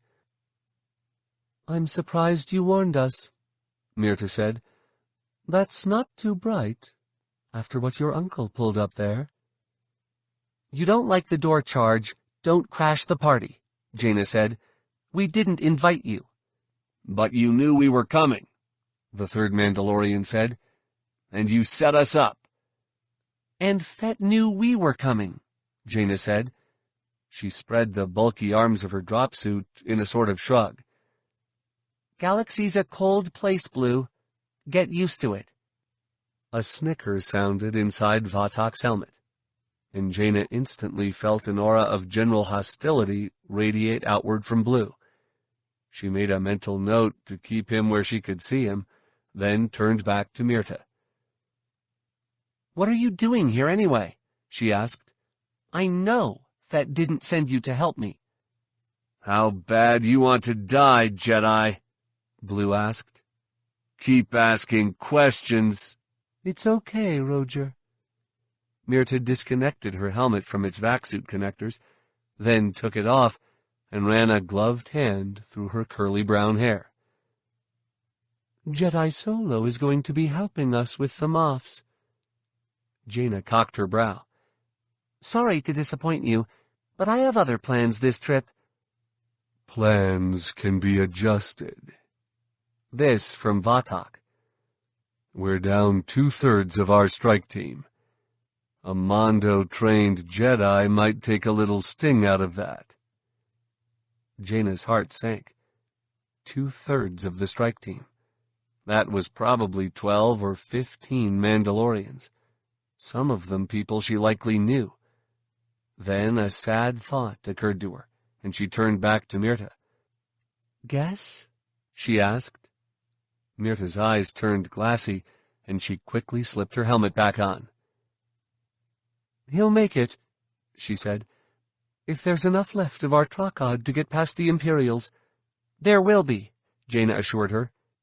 It had been less than a month since she had been on Mandalore drinking at the wedding of Mirta Gev and Gessorade, and she had never seen two people so much in love, aside from her parents, of course. "You can't stop a Tracod." "Really?" Roger retorted. "Tell that to my brother." Jaina went from feeling sorry for Mirta to remembering that compassion was a weakness, and one she could not allow any of the Mandalorians to prey upon. "I'm sorry for your loss, Roger." Jaina turned back to Mirta. "But let's just settle for staying out of each other's way. I'm not going to help you take out the Moffs." "Actually," Mirta said, "you are." She reached for her equipment pouch and found her hand suddenly frozen in mid-air by the Force. You really don't think I'm going to let you pull a thermal detonator, do you? Jaina asked. That trick's as old as my mother. I'm just trying to show you something, Mirta said. Something that will make you want to help us. I really doubt that's possible. When Jaina sensed no dishonesty in Mirta's presence, she released her force grasp and said, But go ahead and try. You Jedi. Mirta pulled a small vid receiver from her pouch, then activated it and punched in a few codes. After a moment, she smiled and turned the vid receiver so Jaina could see it. Always underestimating Mandalorians. The display was small, the image it showed even smaller, and it took Jaina a moment to make out what she was seeing. Even then, she did not quite believe her eyes. The screen showed one of the smooth-polished cells that passed for VIP quarters in Nickel 1. Seated in the corner, slumped in a large flow-form chair, with one hand raised toward his brow and his yellow eyes focused vacantly on the floor, was the brooding, dark-cloaked figure of her brother. Darth Kaitis. Alone, deep in meditation, and vulnerable. Jaina understood almost instantly. The preparations. She looked up at Mirta. That's what Fett was doing when I left, tapping into the surveillance system. Not tapping. There was a note of jolly good humor to Vatak's correction. Taking. Mirta continued to hold the vid receiver, allowing Jaina to study the image as long as she liked. It was hard to believe it might be so easy, that all she had to do was watch her brother's cell until he was meditating or sleeping or doing any of a dozen other things that would leave him vulnerable. And of course, it would never be quite that easy. Her brother would feel her coming, or sense that he was in danger, or just change locations unexpectedly. But it was a start. Okay, Jaina said. Maybe I do want to help you, but we have to do it my way, or you're on your own. As long as your way includes killing the Moffs, sure, replied Mirta. We don't mind following a Jedi Knight. They used to make good generals, after all. Jaina didn't believe her, of course, but it was good enough for now. Chapter 8. Hey, Tenel Ka, you know why Wampas have such long arms? Because their hands are so far from their face. Jason Solo, age 14. Even with a comm feed into Nickel 1's surveillance system and help from the Verpine Resistance Network, the trip down from the surface had been one nerve-wracking dash after another. Jaina and the Mandalorians were literally steaming sweat into the closed confines of their makeshift observation post inside the data assimilation chamber, and the air inside had grown as muggy as it was sour. The Verpine technicians kept coming over to ask the humans to stop perspiring so heavily, explaining that the extra humidity would soon begin to wreak havoc with the delicate circuitry of the Verpatron cyberbrains that were streaming updates to the giant holodisplays out in the Strategic Planning Forum. When that happened, Jaina knew Mirta would strike whether or not they knew Kaitis' location. Nearly the entire Moff Council was gathered in the Strategic Planning Forum, discussing the imminent arrival of the fleets of Admirals Dala and Niathal, and no Mandalorian would let pass an opportunity to eliminate so many targets at once. Jaina finished scrolling through the feeds on her borrowed vid receiver, then shook her head in disgust. There had been no sign of her brother in any of the monitored chambers, no hint that he had even passed down one of the asteroid's spotless tunnels. Nickel 1's security system had simply lost track of him. Jaina glanced over and found an image of the Strategic Planning Forum on the display of Mirta's vid receiver. Most of the small screen was filled with an image of the holodisplays the Moffs were studying, so that the room looked like a tiny yellow dot, representing the system's sun, surrounded by an inner ring of floating stones, the Roach asteroid field, depicted far larger than true scale. In front of the hologram, 20 speck-sized humans sat clustered together near the bottom of a dozen rows of theater-style seating. "Hear anything useful?" Jaina asked. "Plenty," Myrta said, removing the sound plug from her ear. "Just nothing that's going to help us find your brother." She disconnected the vid receiver's audio jack, and human voices began to spill from the speaker, surprisingly clear and resonant. "Should have listened to Kaidos after all," a deep, refined voice was saying. "It certainly seems he was correct about this conquest. We're lucky that suicide run on the Dominion only killed 2 of us."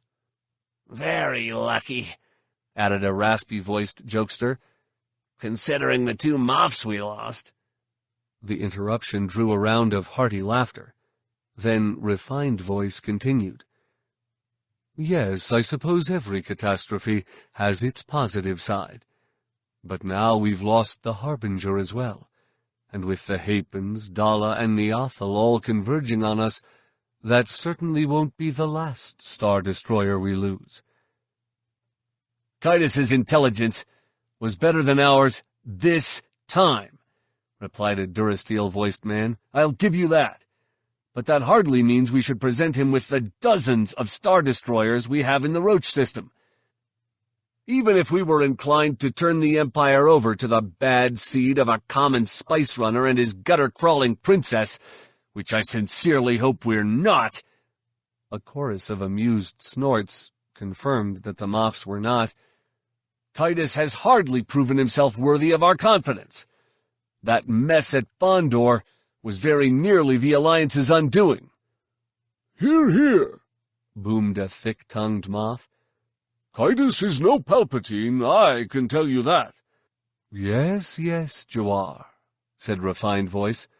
"We're all aware that you served on the Emperor's personal staff as a young officer." "And he's not likely to let us forget it," added raspy jokester. This drew a few polite chuckles. Then refined voice continued. "But I hope everyone here realizes that if Kaidos hadn't brought the 4th Fleet along, we'd actually be outnumbered right now." "True," agreed Durasteel voice. "And doesn't that betray a certain naivete? A wiser man would not have brought in the 4th until we were already outnumbered.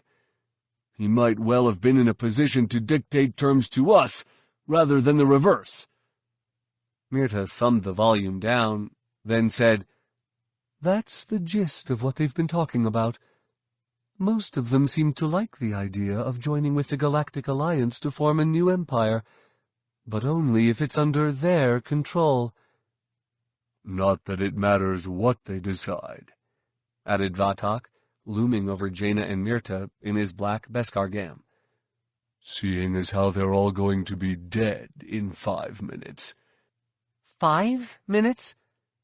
Jaina looked from Vatak back to Myrta, then understood. Myrta had already given the go order over her helmet comm. You gave the order? Myrta tipped her helmet in acknowledgement. How long do you expect us to wait? She glanced back at the big cyber brains, where 2 Verpine technicians were monitoring systems displays and casting fretful looks back toward Jaina and her sweaty Mandalorian companions. If those Verpatrons go, so does our element of surprise. If we attack without knowing where Kaidos is, Jaina countered, we may be the ones who get surprised. There's a reason we can't find him on the security system, and it's not because he's using the refresher. You're saying he might know we're here? Myrta asked. I'm saying he definitely knows you're here, Jaina said. He can feel your presences in the Force, and if he hasn't told the Moffs, there's a reason. Myrta and the other Mandalorians were silent for a moment. Then Vatak asked, He's setting up the Moffs for us? Jaina shook her head.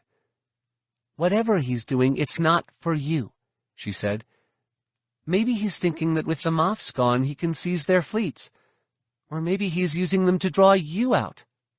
That's what I'd bet on. Or maybe the Jedi just wants to take out her brother first, said Roger, the blue-armored man whose own brother had perished in the first Trocad. "Nice try, Aruati, but we're not buying." Jaina looked to Myrta. "You know me," she said. "I'm not making this up." "Wouldn't matter if you were," Myrta replied. "We're here to kill the Moffs, and we're not going to get a better shot at them." "That wasn't our deal." "Sure it was," Myrta said. "You're in charge. As long as we attack now." Jaina sighed and looked at the floor. If she was right about her brother's intentions, she could use the Mandalorian attack to her advantage. She knew that. But she wouldn't be able to kill a Sith Lord and save Myrta's life. She knew that, too. Vatak nudged her elbow with his. "What's wrong, JT?" he asked. "Afraid of your brother?" "Actually, yes." Jaina took the quiet snipe off her back, then looked toward a small hatch in the center of the room's curved wall. "I'll be in the projection booth, but don't expect covering fire until Kaitis goes down." "Just like a Jedi. Any excuse to stay out of the fighting," Roger said. A grunt of disgust sounded inside his blue helmet, and he started toward the exit on the far side of the cyberbrains. "Let's do this. I'm getting hot." Myrta's saffron helmet turned after him, and Jaina could sense that her friend was about to say something sharp. She caught the Mandalorian by her arm. "His opinion means nothing to me," Jaina said. "Stay focused." Myrta continued to look after Roger for a moment, then nodded. "You're right," she said. "Sorry we couldn't do this your way." "Me too," Jaina said. "May the Force be with you out there." Myrta snorted through her golden faceplate. "Yeah, that's going to help a Mandalorian." She slapped Jaina on the side of the shoulder. "Shoot straight and run fast. We'll see you when it's done." She said something into her helmet and started after Roger. 4 of her commandos started after her, but Vatak remained behind. He pulled off his helmet and looked down at her, his blonde beard and hair plastered flat by sweat. "You really think he's waiting for us?" he asked. "I can't sense it," Jaina said. "But yes, that's what I think." "And it scares you?" Jaina nodded. "It does." A twinkle came to Vatak's eye, and he flashed her a smile every bit as mischievous as any she had ever seen from her father. "That's what I was hoping." Jaina cocked her brow. "Yeah?" "Yeah," he said. "Did you think I kept coming back to Bevin's barn because I like bruises?" "Frankly," Jaina said, "I did." Vatak looked surprised for an instant. Then his smile returned. "And you liked giving them?" He shook his head, then put his helmet back on and turned to leave. "What did I expect from a JT?" Jaina laughed. "I liked fighting you too, Vatak," she said. "You were my favorite." Vatak turned back. "You mean that?" "Sure," Jaina said. She hadn't realized he was growing so fond of her. It seemed a lifetime ago, since before Mara's death, that she had paid any attention to that sort of thing. "Even better than Fett." "You better not be making fun of me." Vatak's tone was only about half joking. "I'm the sensitive type, you know." "A sensitive Mandalorian? No such thing," Jaina retorted. "But I'm telling the truth. Fett's an old man. It's like bruising your father." Vatak laughed and started toward the door. "I'm going to tell him you said that, you know." I hope you do, Jaina said. Silently, she added, because it means you came back alive. Shoot straight and run fast. This stopped the big Mandalorian in his tracks. His helmet turned back toward her, and she could sense that his mood had swung toward the serious. What is it? She asked. Don't tell me that's something Mandalorians only say to women. Only to assassins, Vatak corrected. To commandos you say, die proud. Sorry, JT say ignorance, Jaina said. But please, don't. Vatak chuckled. Okay, since you asked so nicely. He started toward the door again. May the Force be with you, Jedi. This time, Vatak didn't look back, leaving Jaina alone with her fears, wondering not only whether he and Myrta and the rest of the Mandalorians were headed to their deaths, but whether she might be as well. Even Luke did not know the full extent of Kaitus's powers, and Jaina had no illusions about being her brother's equal in terms of force strength. If it came down to a straight force battle, she would die. It was that simple. But her fears ran deeper than just dying. She knew her parents too well to think her death would destroy them or ravage their marriage. But it would crush them, and she could not bear to imagine the craziness they might undertake in a grief-fueled quest for vengeance. And the risks of actually succeeding were even greater. Jaina's best chance of success lay in ambush, but she did not imagine for a moment that she could kill her own brother in cold blood and remain untainted by the dark side. All that assumed, of course, that when Jaina looked into her brother's yellow eyes, she could pull the trigger, that she did not lose her resolve. She extended the barrel of her quiet snipe and slipped a magazine of pellets into the feeder, then summoned one of the cyberbrain technicians over to the projection booth. The Verpine Resistance Network, consisting of roughly the entire insectoid population of the Roach system, had already explained to Jaina and the Mandalorians that this booth housed only part of the projection equipment.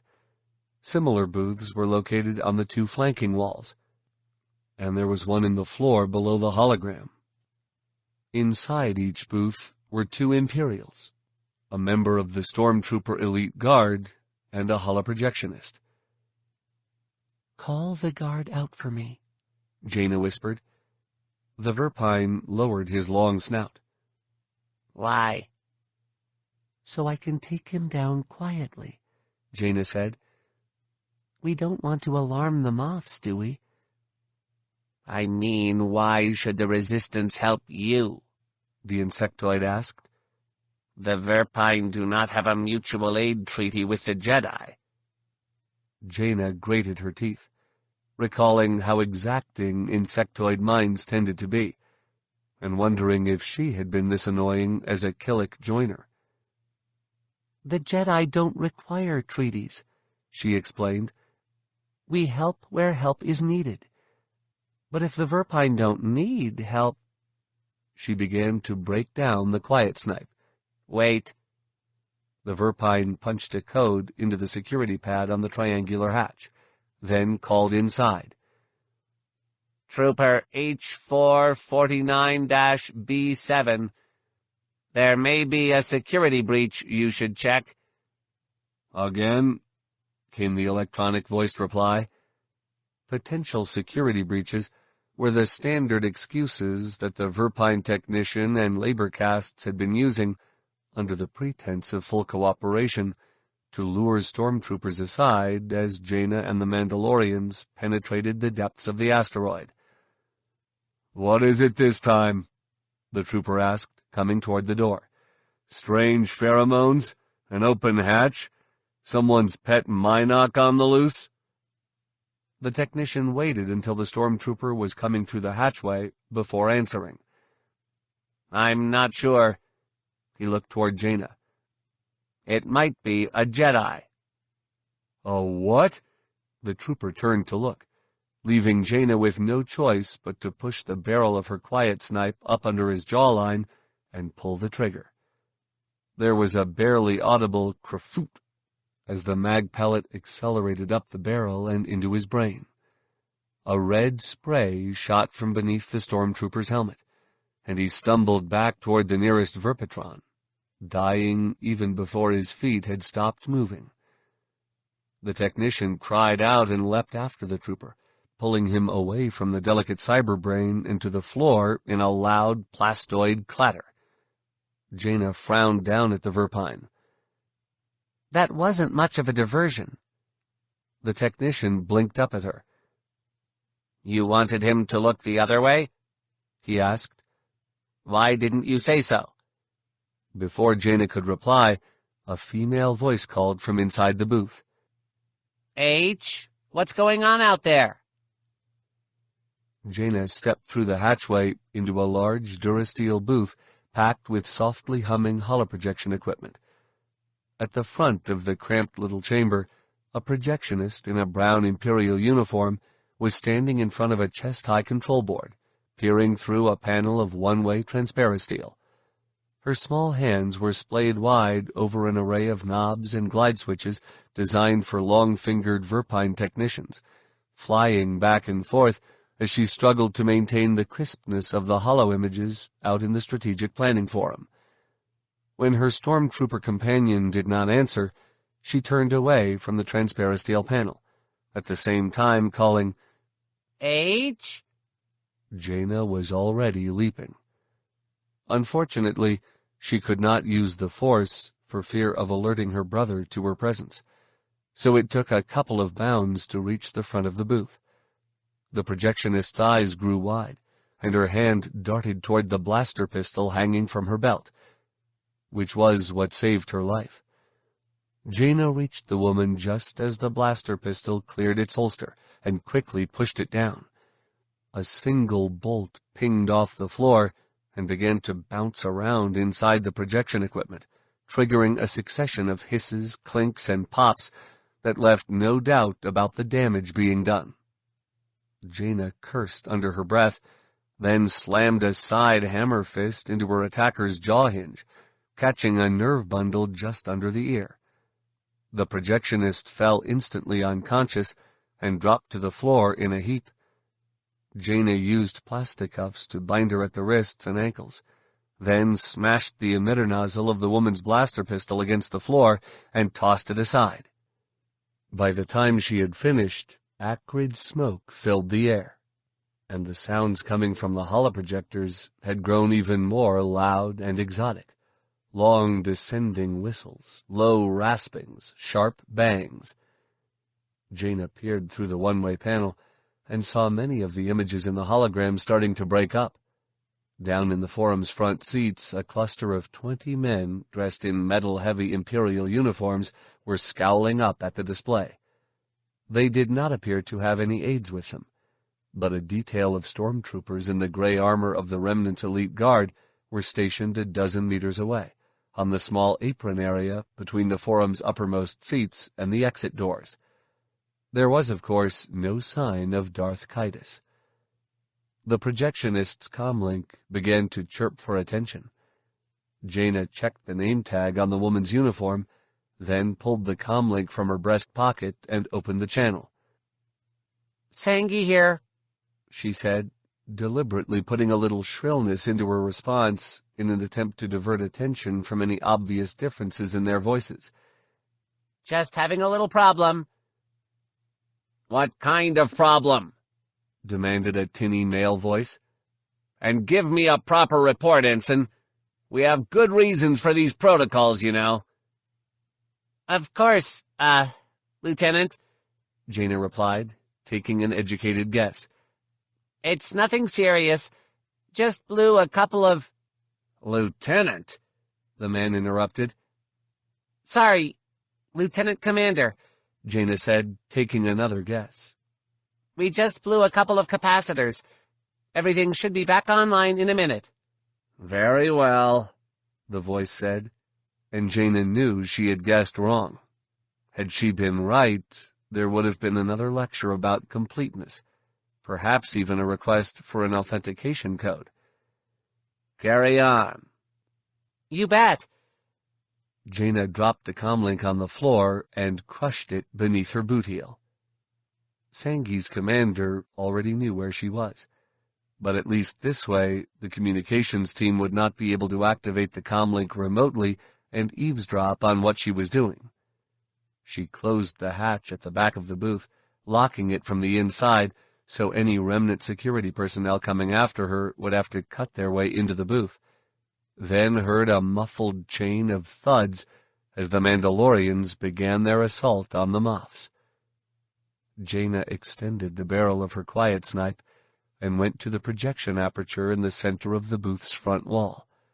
Unlike the transparisteel panel through which the projectionist had been watching the holograms, the aperture was just an empty hole through which the holoprojector beam could pass without suffering any image degradation, or through which a mag pellet could pass without being deflected.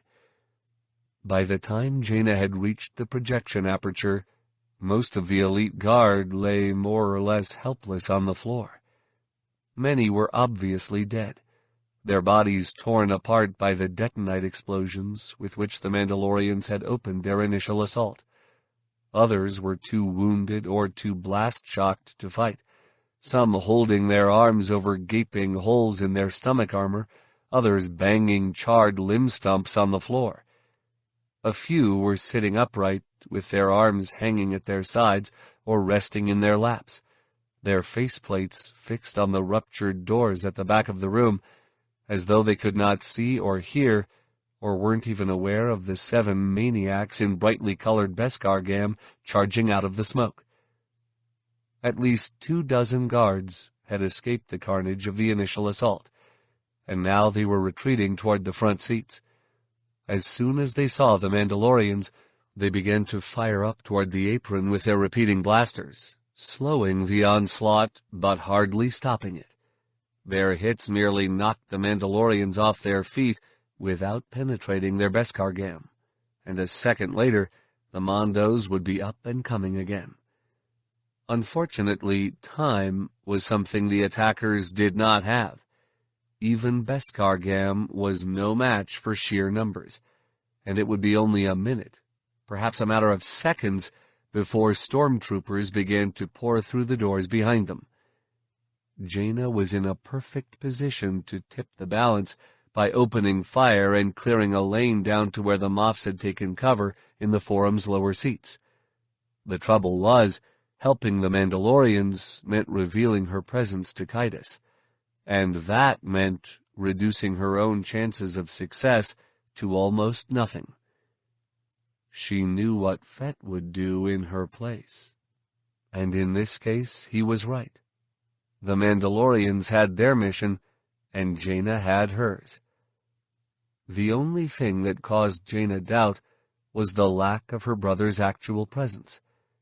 She could think of 100 reasons he might be hiding from Nickel One's security cams, but the only ones that made sense right now had to do with the Mandalorians. Either he intended to ambush them, or Vatak had been right about him setting up the Moffs for assassination. Jaina watched with strained patience as a string of bolts finally slipped beneath the bottom edge of a Mandalorian helmet and sent it tumbling away, the head inside trailing curls of smoke and blood. The fellow's companions were too disciplined to look or even acknowledge the reminder of their own mortality, but the assault did stall for just an instant. No strangers to battle themselves, the troopers of the elite guard sensed the minuscule shift in momentum and immediately changed tactics, concentrating their fire on the most exposed Mondos. A torrent of fiery beams drove a brown-armored Mandalorian to the stairs, where he lay thrashing and cooking inside his armor until a lucky bolt finally found a seam and put him out of his misery. With only 5 enemies remaining, the elite guard started to advance back toward the upper rows of seats, literally pushing their foes ahead of them with blaster bolts. Another Mandalorian went down, a melt hole opening in his breastplate when he made the mistake of presenting the same side of his armor to the Imperials for too long. The Mandalorians finally gave up their charge and dived for cover between the seats. Eager to press their advantage, the elite guard began to race upward, stepping from seat top to seat top and blowing apart whole rows in their attempts to get at their enemies. Jaina saw Mirta glance up toward her hiding place and began to wonder if there was any sense in remaining concealed. At this rate, the Mandalorians were going to be killed without any help from her brother. Down in the lower seats, the Moffs had apparently reached a similar conclusion. They began to show their heads, shouting encouragement and orders, usually conflicting, to their bodyguards. And that was what Mirta had been waiting for. 4 grenades flew up from behind the seats. Explosives weren't necessarily the most accurate or certain way to kill someone, but they were alarming. About half the elite guard turned to dive for cover before it grew apparent that the grenades were arcing over their heads down toward the Moffs. Some actually turned to watch, while others let their fires stray as they instinctively ducked or dodged. Several meters from where the grenades had originated, Mirta and Roger came over the seats, firing and leaping across rows. 3 Imperials went down with scorch holes in their armor before they could react, and 2 more fell to the floor, still spinning when they turned to fire, and were rewarded with bolts through the faceplates.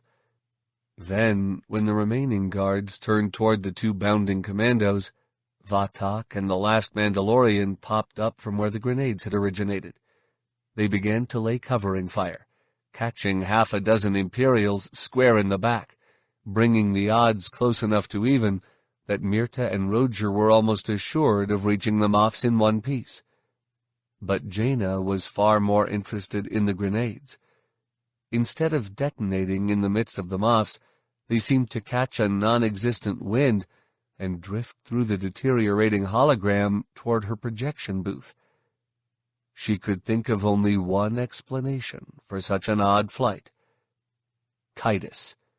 He was coming to the Moffs' defense.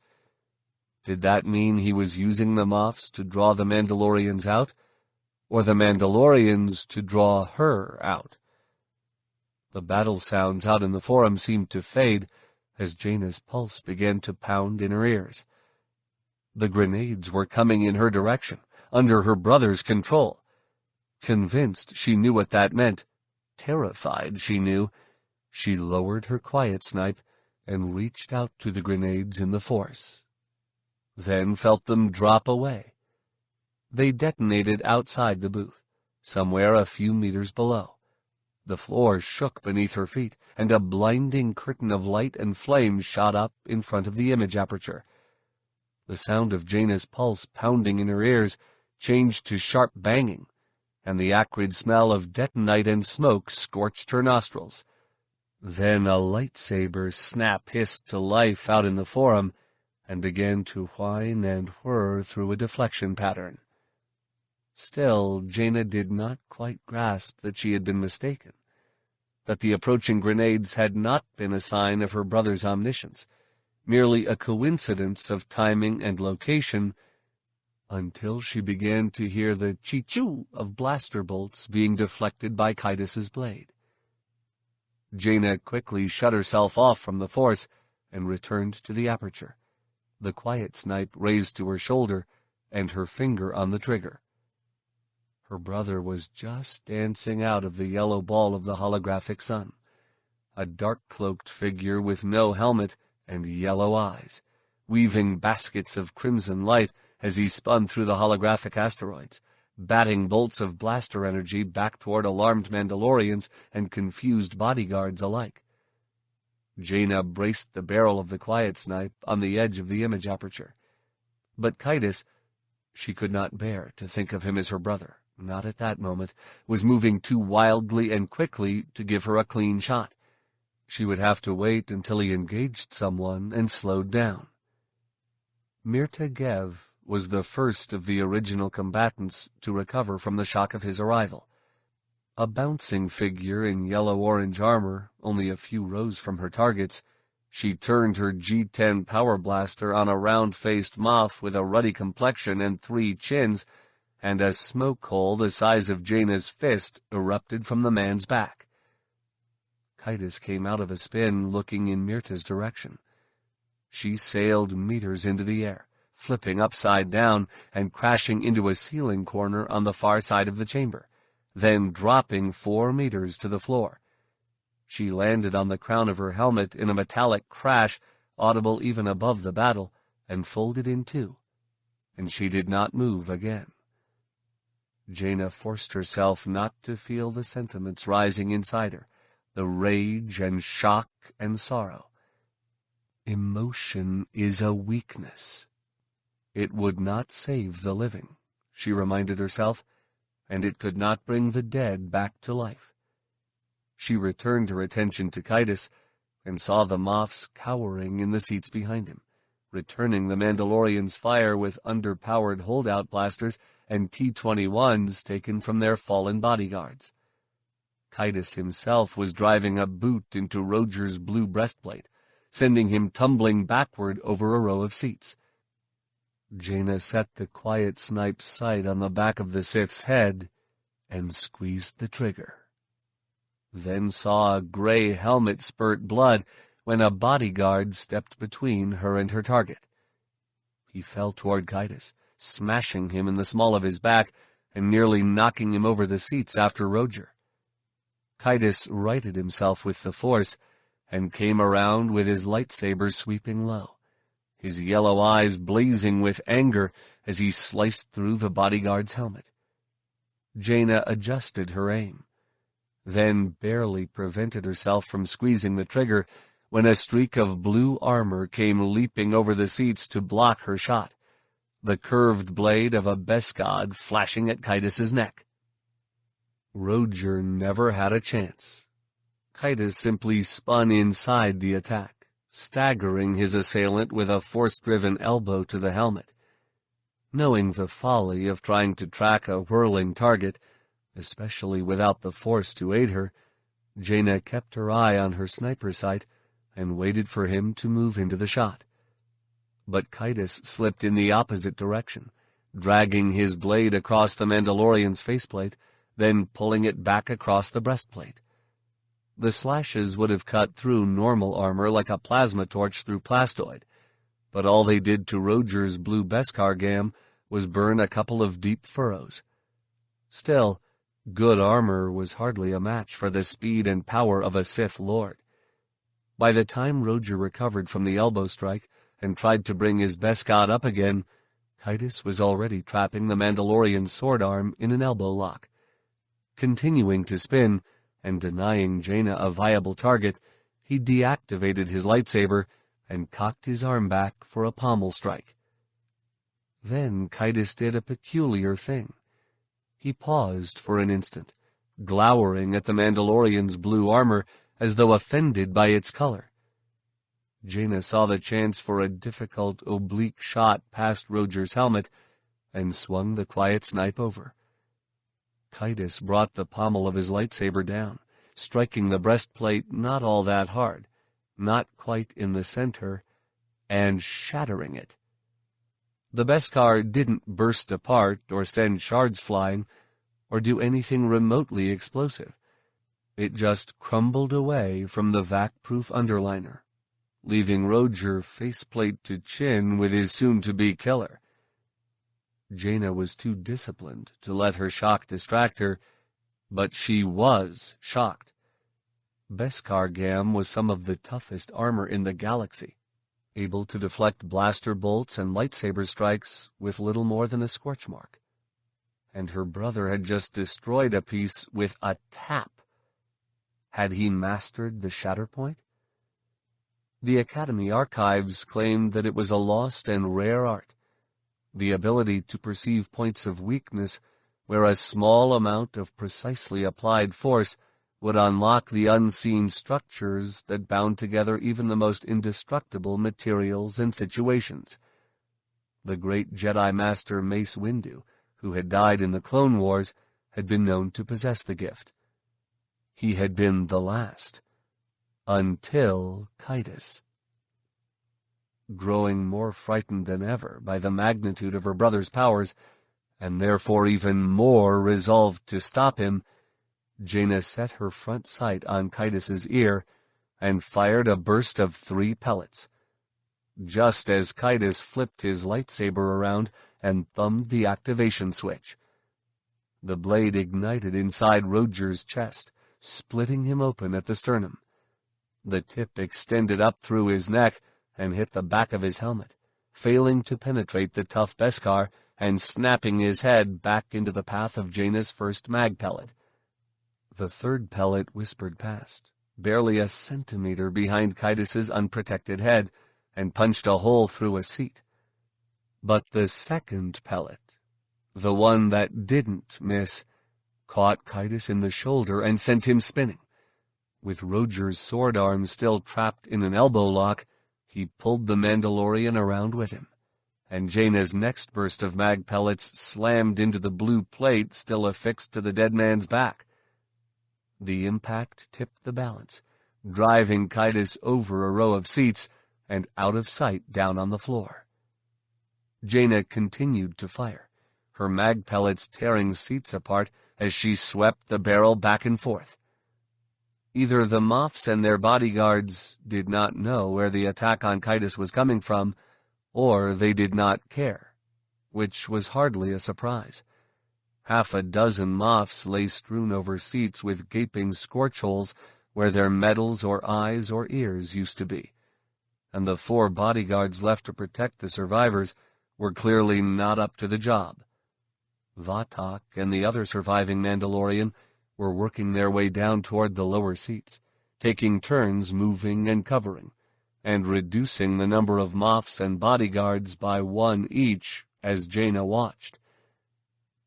The quiet snipe finally ran out of mag pellets. Jaina ducked out of the image aperture and rolled to one side, ejecting the empty magazine and wondering whether she could possibly have taken Kaitis out so easily. She had her answer an instant later when a fork of force lightning danced through the aperture and shattered the lens of the holoprojector.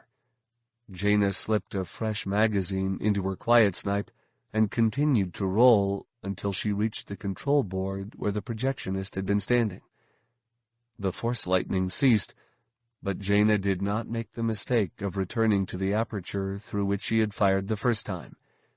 Instead, she poked her head up above the control board and looked through the viewing panel out into the forum seats. Kaitis was on his feet again, dancing back and forth, his wounded arm hanging limp at his side, wielding his lightsaber one-handed and still deflecting everything that Vatak and the other Mandalorian were pouring down toward the Moffs. Jaina started to step back to her original firing position, then noticed a trio of blaster barrels scattered across the lower seats, pointing up toward the aperture. Clearly, someone had taken control of the situation down there, and she had the sinking feeling that it was her brother. She pulled her lightsaber off her belt and jammed the emitter nozzle against the one-way viewing panel above the control board. Out in the forum, she saw Kaitis look toward the 2nd Mandalorian. The man suddenly stopped firing and grabbed for his throat, scratching at the bottom rim of his helmet as though he believed that was what had crushed his larynx. Jaina thumbed her lightsaber's activation switch, and the blade snapped to life, burning a thumb-sized hole through the one-way transparisteel in front of her. The 3 blaster barrels she had spotted a moment earlier swung toward the blade's glow and began to pour sizzling bolts of energy into the viewing panel. Jaina ignored the attacks and worked her blade in a circle, enlarging the hole into a suitable firing port. By the time she had finished, Vatak was the last Mandalorian remaining, only a few paces from Kaitis and the Moffs, and his attacks were being deflected without going anywhere near their targets. Jaina wanted to yell at him to stop, to turn and run, but even had there been time to pull her comlink and open a channel, she knew her words would have been futile. Vatak would never flee while his companions lay dead on the field of battle. nor would Kaitis allow him that option. Jaina was looking at a dead man. She knew that even if she killed her brother, she would not save her friend. She pushed the barrel of her quiet snipe through the hole she had made and pulled the trigger. But this time, Kaitis was not surprised.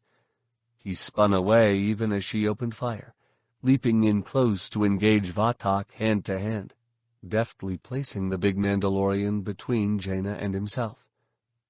Jaina did what Fett would have done, what Vatak himself would have done, and continued to fire, doing her best to direct her pellets past his shoulders into Kaitis, and failing. Even without the bodyguard's blaster bolts streaming up to blind her as they ricocheted off the exterior of her viewing panel, half her pellets were driving dents into Vatak's backplate, and the rest were sailing harmlessly past to destroy seats. Though Vatak still had 2 good arms, and Kaitis had only 1, it was all he could do to defend himself. And Jaina suspected that was only because her brother needed to keep using Vatak as a shield. The Mandalorian tried to slam the butt of his blaster into Kaitis's head, only to have the lightsaber slice it in half. He drove a knee into the ribs on Kaitis's vulnerable side, only to meet a force block that sent him stumbling back into a burst of mag pellets from Jaina. He caught a lightsaber strike on his Beskar vambrace, then tried to drop an iron-gloved fist across the bridge of Kaitis's nose, only to find himself striking at empty air when his foe was already ducking away and driving him back with a shoulder to the midsection. Nor could Jaina do anything to help. Her brother seemed to anticipate every adjustment she made, swinging Vatak around to block her line of sight when she tried to slide a burst of pellets past the Mandalorian's flank, dancing aside when she streamed fire straight into his back in an effort to push him forward and bowl Kaitis over. Then, 3 seconds and 100 pellets later, Jaina ran out of ammunition again. Before she had even pulled the barrel out of her makeshift firing port, Kaitis had force-hurled Vatak down between the seats and was driving his lightsaber down toward the Mandalorian's head. Even without the scream, Jaina would have known her friend was dead. Chapter 9. Which side of an Ewok has the most fur? The outside. Jason Solo, age 14. It looked like the stars just kept exploding. There would be a few moments of tranquility when the blue-flecked curtain of space hung outside the blastboat canopy, as still and stunning as the first time Han had sat in a pilot's seat. His chest would go hollow with awe at the vast beauty before him, and he would be struck by what a gift his life had been, by how much his famous Solo luck had brought him. The freedom to wander an entire galaxy at will, a real live princess for a wife, and children who had made him proud almost all the time. Then the swirling ion trail of a starfighter would come corkscrewing out of the dark, or the luminous halo of an approaching frigate would drift into view. Boiling balls of fire would erupt ahead, like stars going nova. The blast boat would chug when Leia and Saba returned fire, and a bright shrinking disk might flare away as Luke launched a concussion missile. R2-D2 would scroll a tactical update across the pilot's display, C-3PO would declare their imminent doom, and Han would slam the yoke to one side, diving away into the shelter of the star-dappled void. But this time, the proximity alarm broke out squawking, and crooked snakes of color began to jump across space in front of the cockpit canopy. Blue rings of ion glow formed in the dancing iridescence ahead and swelled into the backlit forms of an arriving war fleet. Almost instantly, columns of turbo-laser fire began to streak back and forth between the newcomers and the disorganized remnant flotilla that had been trying for hours to chase off the Jedi raiding force. Han pointed their nose straight at the heart of the arriving fleet, trying to run parallel to the fiery torrent rather than ducking out before he had some sense of the newcomer's gunnery patterns. Despite his efforts, one bolt flashed past close enough to rock the blast boat sideways and darken the canopy blast tinting. The shield generator sizzled with strain, and the cabin filled with the caustic scent of melting circuitry. Han cursed, then checked his tactical display, and saw that not just one, but 2 fleets were arriving. A mixed bag of Galactic Alliance defectors clustered around Cha-Niathal's ocean, and a flotilla of old Empire-era Star Destroyers and Scimitar-class frigates led by Dala's renowned Chimera. "The Conniver sisters 1 and 2, Han commented. "Who invited them?" "I wasn't aware that battles required invitations," C-3PO said, reaching for the blast boat's comm controls. "But we should certainly extend a gracious welcome." "You're asking me to lie?" Han asked. "No way."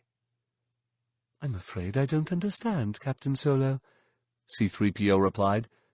"We are in desperate need of relief, and they clearly appear to be taking our side." "The only side those 2 take is their own," Han said. "They're just here because they smell blood and want to see what they can pick off for themselves." "Nevertheless, they are shooting at our enemies instead of us, which is the very definition of ally in nearly 6,000 galactic cultures," C-3PO noted. "Might I suggest that now would be an excellent time to broaden your horizons?" "No." The intensifying brilliance of an oncoming turbo-laser strike flared before Han's eyes. He pushed the yoke forward, then slammed into his shoulder restraints as the bolts skipped off their shields and bounced the blast boat downward. The generators failed with an ear-splitting throck, and acrid yellow fumes began to pour out of the recirculation vents. R2-D2 let out a long stream of beeps and tweedles, and damage reports began to scroll across the pilot's display. Their shields were only down until Luke could bring the backups online, but a coolant line had sprung a leak. That explained the acrid fumes, and their fusion core was about to start overheating. "You see?" C-3PO asked. "Even R2 is frightened, and that never happens. We should definitely request an escape vector and let them take over the fight." "Not going to happen, Goldenrod." Han spotted a flight of XJs and antique TIEs streaming away from the 2 fleets and dropped into their transit line, then swung back toward Nickel 1. "Not while my daughter is still down there in that rock." The frigate that had been pursuing them most recently hung in the distance, a little above their plane of orientation, a knobby-ended cylinder trailing a long, curving tail of ions as it turned away from the oncoming fleets. Beyond it floated Nickel 1 itself, an inky black nugget visible only in the sense that its dark mass blotted out the stars beyond. Swarming around the asteroid were the flickering pinpoints of perhaps 100 vessels, the remnants' scattered flotilla rushing to regroup and defend their conquest. 2/3 of those flickering pinpoints were probably star hunters or other small combat craft, which meant that the remnant would be slightly outnumbered, at least until the Alliance's 4th Fleet returned from its escort duty to support them. Unlike the 3rd Fleet, which had lost nearly 1/4 of its strength to Niathal's call for desertion at Fondor, the fighting 4th remained at nearly full strength. It would be more than a match for Niathal and Dala, especially under the capable command of Gavin Darklighter. Not being privy to Alliance military plans, or to the level of Darklighter's commitment to his Darth-in-Chief, Han had no idea how long it would take the 4th to arrive. But he knew that once it did, getting through to extract Jaina would be impossible, even for him, and he wasn't about to let that happen. He was already so frightened for her that he could feel his heart shaking, and so sad about her mission that he hadn't eaten anything but Nutripills in a week. The thought of letting her be trapped down there after she finished her mission was more than he could bear. And he didn't need the Force to know he wasn't the only one who felt that way. Han opened a channel to the squadron's number 2 blast boat. "Jag, you there?" "This is Dry Ice, receiving you crisp and clean," came Jagged Fell's always proper reply. "Proceed." "We're going in," Han said. "You coming?" Before Jag could reply, Leia's voice came over the cockpit speaker. "Going in where, Han?" "You know where," Han replied. "But she hasn't sent the extraction code," Leia objected.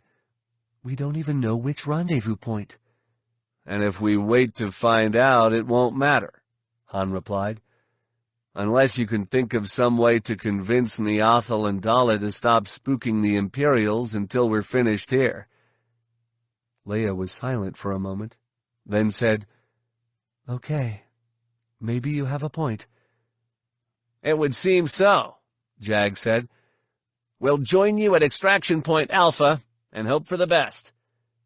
A string of cannon bolts appeared out of empty space and came straight for the canopy. Han did not even check the tactical display to see where the attack had come from. He simply jerked the yoke up to the left. Then, as their belly armor pinged with hits, cringed, and wondered what was taking Luke so long to bring the backup shield generators online.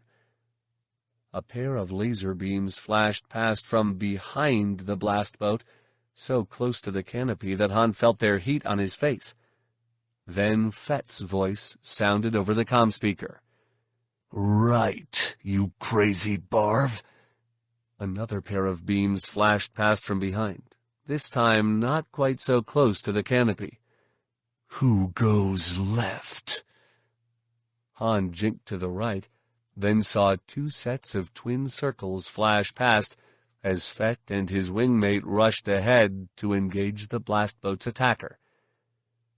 "I never did like having that guy on my tail."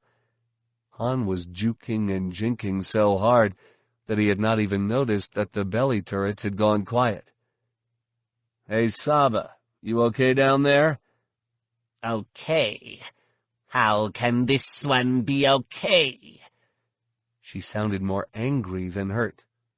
"You are letting him steal our kill." "I wouldn't worry about it, Master Sabotaging," Leia said. "This looks like a pack hunt to me."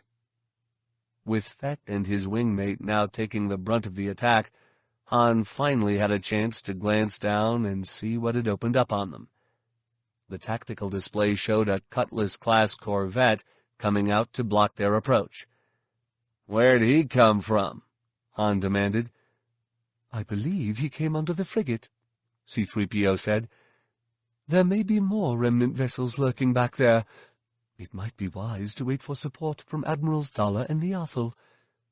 "And let Buckethead beat us to the asteroid?" Han pushed the throttles to the overload stops, trying to keep up with the Bessulik. "No way." Boiling puffs of color began to flower ahead as the corvette opened up with its entire bank of Bantam turbo lasers. Han swung the yoke hard left, easy right, then slammed it forward, diving straight toward a cloud of red flame that had blossomed a few centiseconds before. "Captain Solo," C-3PO began, "have you forgotten that our shields—" "No!" Han was already rolling away from the fireball. "And don't tell me the odds, either." "There really wouldn't be a point," C-3PO replied. "Without functional shields, our chances of reaching the asteroid's surface are too small to calculate." A triangle of turbo laser strikes blossomed ahead, and Han finally recognized the firing pattern as a Rando Cluster 3. While it was impossible to guess where the next volley would erupt, the pattern was actually one of the easiest to penetrate. All you had to do was be lucky. Han took them through the center of the fiery triangle and saw the white frown of a Cutlass-class prow pumping streaks of blazing color in their direction. 2 pairs of blue discs. All that was visible of the 2 Bessulik Fett and his wingmate were flying were swinging back and forth along the upper edge of the cockpit canopy. pouring dashes of blue light back toward the Corvette. "Hey, Luke, how about those shields?" Han called back. There was no answer, and the shield lights on Han's status panel remained dead red. "Luke?" The only answer came from R2-D2, a confused whistle, followed by a long, descending tweedle. "Oh dear," C-3PO said.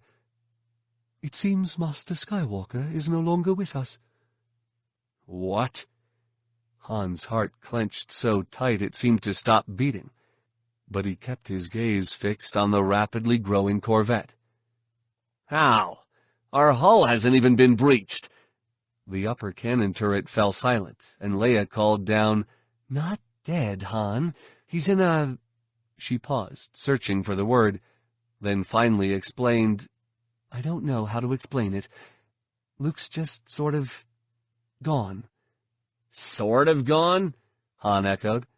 He couldn't help himself. He had to look. "How can you be—" Han let his sentence trail away. For Luke was sort of gone. His body remained strapped into his seat, with his hands resting on the systems console and his gaze fixed between the shield status display and the targeting screen. But it was like looking at one of those figures in the House of Plastics back on Coruscant. Luke wasn't breathing. He wasn't moving. He wasn't even blinking. He just wasn't there. Great. When Han looked forward again, it was to see that the Corvette's beam-spewing arch had grown as long as his arm.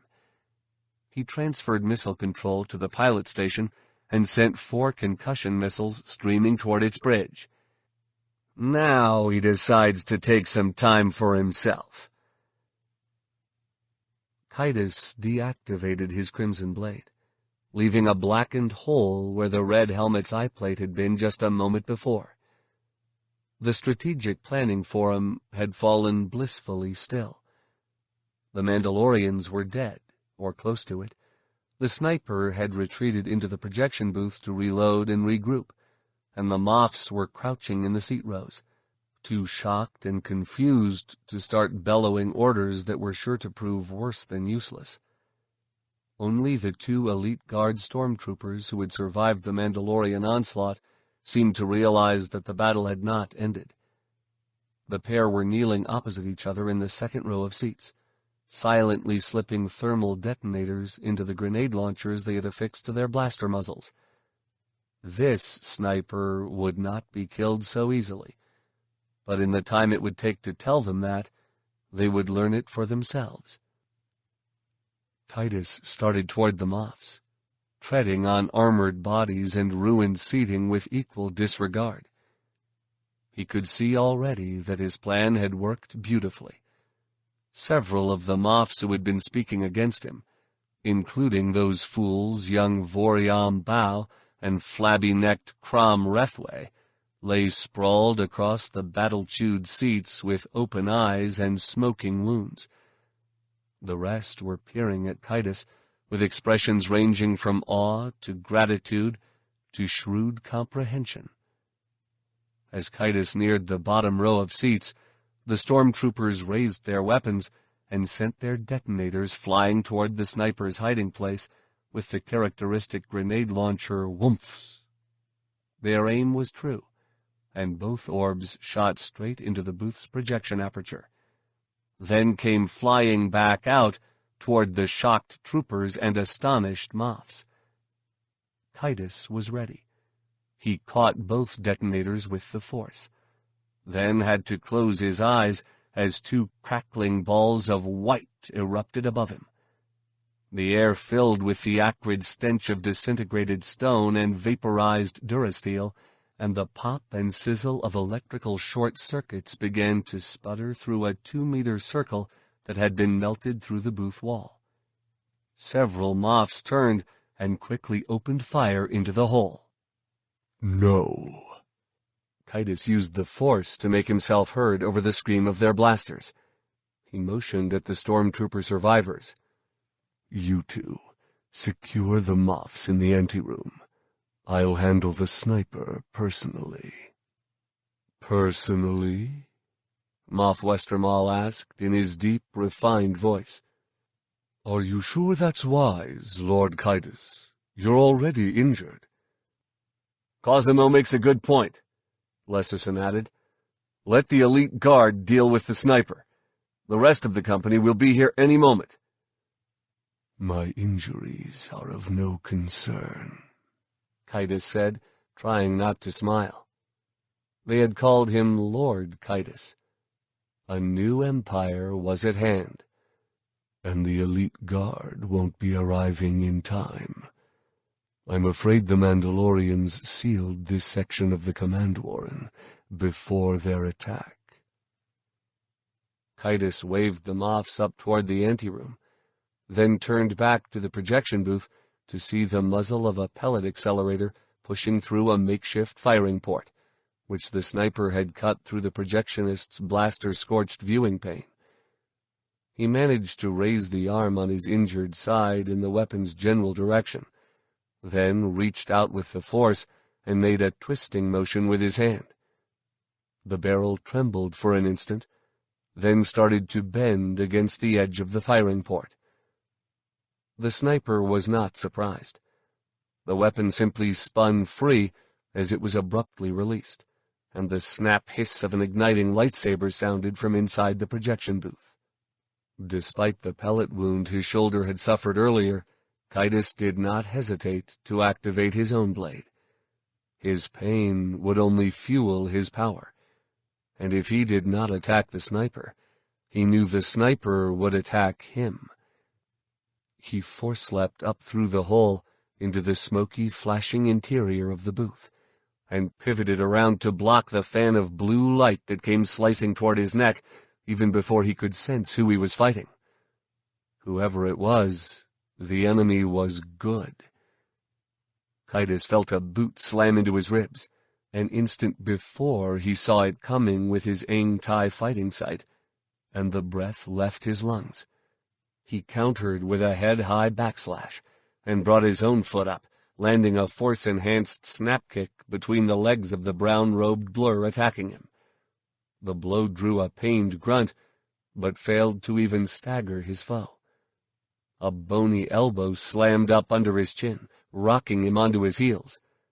Then, finally, Kaitis felt a familiar tingle in the back of his mind, and he saw the image of a violet blade slashing at his vulnerable side. He swept his own lightsaber down across the front of his body in a desperate reverse block that barely caught the attack in time to prevent it from slicing him in two, then whirled into a spinning back kick that landed squarely in his foe's stomach and drove him back. A mere 2 steps. It was enough. Now Kaitis could see who he was fighting, and he could not believe it. A gaunt-faced man with eyes as blue and cold as Vardium steel, nostrils flaring red with anger and exertion, a thin-lipped snarl filled with confidence and disdain. Luke Skywalker. Just a few minutes earlier, Kaitis had sensed his uncle's presence far above Nickel 1, in the same blast boat as his mother, father, and Saba Sabatine. And now here Luke was, inside the asteroid. Even Jedi Grand Masters could not be in 2 places at once. Kaitis knew that. But he did not waste time being confused. All that mattered was that Luke was here, somehow, and that he was the one swordsman in the galaxy whom Kaitis did not dare fight one-armed. Even as Luke leapt forward, weaving a basket of lightsaber slashes, Kaitis sprang back out of the projection booth, launching himself into a high force flip designed to put as much distance between himself and his attacker as possible. Luke flew after him, not even bothering to try for the high position, simply coming up under him with a wild slash combination that was anything but subtle or deft or even tricky, just pure, relentless ferocity. Kaitis had to stretch himself out belly down in mid-air to meet the attack, and even calling on the Force to bolster the strength in his good arm, it was all he could do to keep the powerful strikes from knocking his guard aside and leaving him wide open. They started to drop, trading a trio of lightning-fast blows that left Kaitus's hands stinging and his heart racing. The last time he had fought Luke, he had started with a painful kidney wound, but 2 good arms, and barely managed to survive. Now, with a relatively bearable shoulder wound and a single good arm, he had to do more than survive. He had to prevail. Because now there would be no mercy at the last minute. This time his uncle would not care whether he survived, as long as Kaitus died. Because now Luke knew the truth about who had killed his wife. After the third exchange, Kaitus and Luke came down in the seating area, 2 rows apart. Both landed on their feet, Luke more lightly than Kaitus. Kaitus deactivated his lightsaber and flicked his hand downward, arming the dart thrower he had begun wearing beneath his sleeve after their last fight. But Luke did something even more unexpected, removing one hand from his lightsaber and pushing the palm forward. An instant later, the unseen hammer of a force blast caught Kaitus in the sternum and drove him not over, but through the seats behind him. He slammed into the next row and dropped to the floor foot to foot with the big Mandalorian he had killed earlier, the one in the black armor and red helmet. Kaitus's head was spinning, and his chest was more than aching. It was throbbing, burning, clenching so tightly he could hardly breathe. But he still had his lightsaber, and he needed it. He thumbed the activation switch and brought the weapon up just as Luke's blue blade came slicing down toward him. Kaitus caught it on his own crimson blade, then straightened his arm, simultaneously parrying and pointing the dart thrower on his wrist into his attacker's face. "Release," he commanded. A faint puff of air tickled Kaitus's forearm as the thrower launched its darts, but Luke was already whirling out of the way. The slivers streaked past in a harmless black flash and vanished. Then Luke was spinning into the row where Kaitus lay, positioning himself above Kaitus's head for the coup de grace. There was no time to leap up or loose a bolt of force lightning, and the angle was particularly poor for blocking and parrying. Kaitus's only hope lay at his feet, and he seized that hope with the force, using it to pull the dead Mandalorian up over him, then hurling the corpse headlong into Luke. 2 bodies collided with the sharp crack of metal impacting bone. When Kaitus did not die in the next instant, he realized he had finally driven his uncle onto the defensive. He rolled to a knee, his lightsaber ignited and raised between them. Luke lay buried beneath the huge Mandalorian, blood pooling around his head, and one motionless arm protruding beneath the fellow's side. By all appearances, Luke Skywalker was dead, or at least unconscious. Kaitus's heart began to pound not with fear, but with excitement. His visions of late had been filled with his uncle's face. Luke Skywalker attacking him here on Nickel 1. Luke firing on him from one of Fett's Besulik. Luke sitting on Kaitus's throne, claiming the new empire as his own. Had he, Lord Kaitus, finally put an end to those visions, finally ruled out the possibility of those futures becoming the future? Eager as he was to be rid of Luke, Kaitus was also suspicious. His uncle had been using a new fighting style, one that he had never taught his students at the Jedi Academy, one that he had never, as far as Kaitus knew, used on anyone who had survived to describe it. The style was essentially conservative, brutal, and ruthless, designed to deal damage without suffering it, and not all that tricky. Which meant now would be the perfect time to switch styles and trap an unwary opponent by playing dead. Using the Force to keep the Mandalorian pressed firmly down on Luke, Kaitus retreated 20 paces to the body of a fallen stormtrooper, then deactivated his lightsaber and tucked it under his wounded arm. When Luke still did not move, He pulled a fragmentation grenade off the trooper's equipment belt. He thumbed the arming slide, then sent the grenade sailing toward his uncle and the dead Mandalorian. Despite the ringing in her ears and the gauze in her head, despite her hugely aching skull and the big knot of hurt swelling on her brow, Jaina had never been so filled with the Force.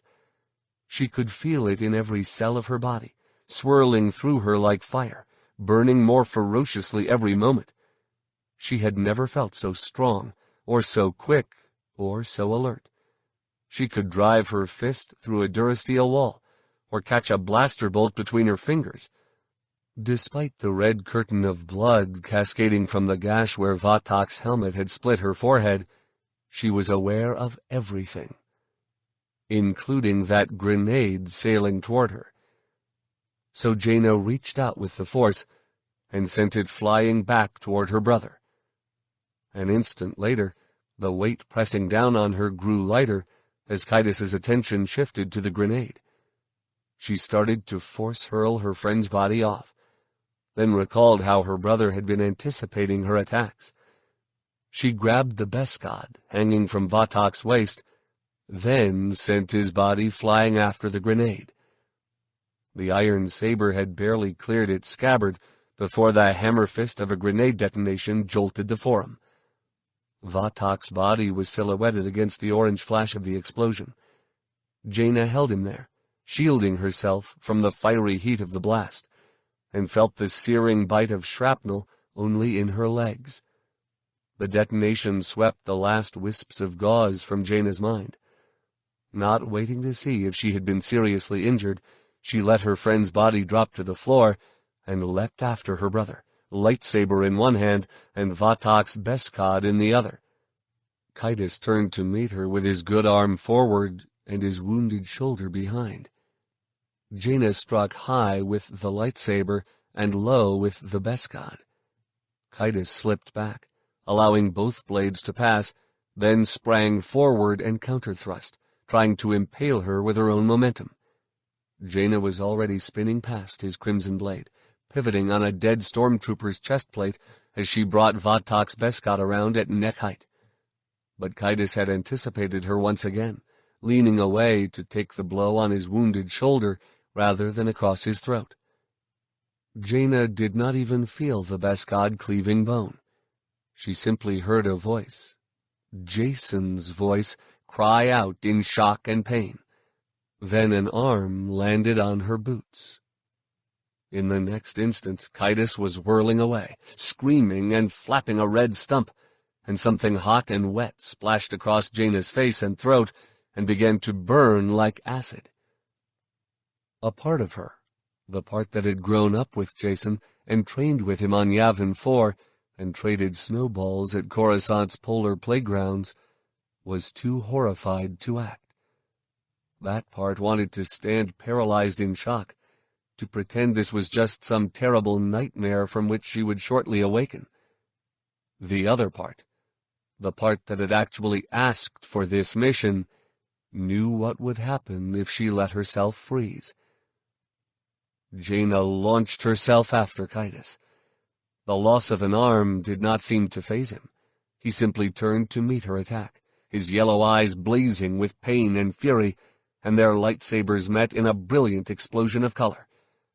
Jaina brought the Beskad around again, striking low for his thigh, and knew she was in trouble when Kaitus did not even try to block. Kaitus deactivated his lightsaber and let it drop between them. Jaina felt the Beskad begin to bite. Then her brother's palm sank deep into the pit of her stomach. In the next instant, she was riding a bolt of force lightning across the chamber, her muscles cramping, her teeth grinding, her ears roaring with the fiery sizzle of burning synapses. A full second later, she slammed into a durasteel wall and felt a terrible popping in her ribs, then dropped to the floor, still holding her lightsaber and the Beskad. The force lightning had died away, but her muscles remained useless aching knots, and the stench of scorched flesh was so powerful she wanted to retch. Instead, she tried to rise, and succeeded only in sparking a dozen different kinds of pain. Across the chamber, her brother was in little better shape. He sat slumped in a half-collapsed chair, his remaining hand clamped over the stump of his missing arm, his thigh wound dripping blood onto the floor.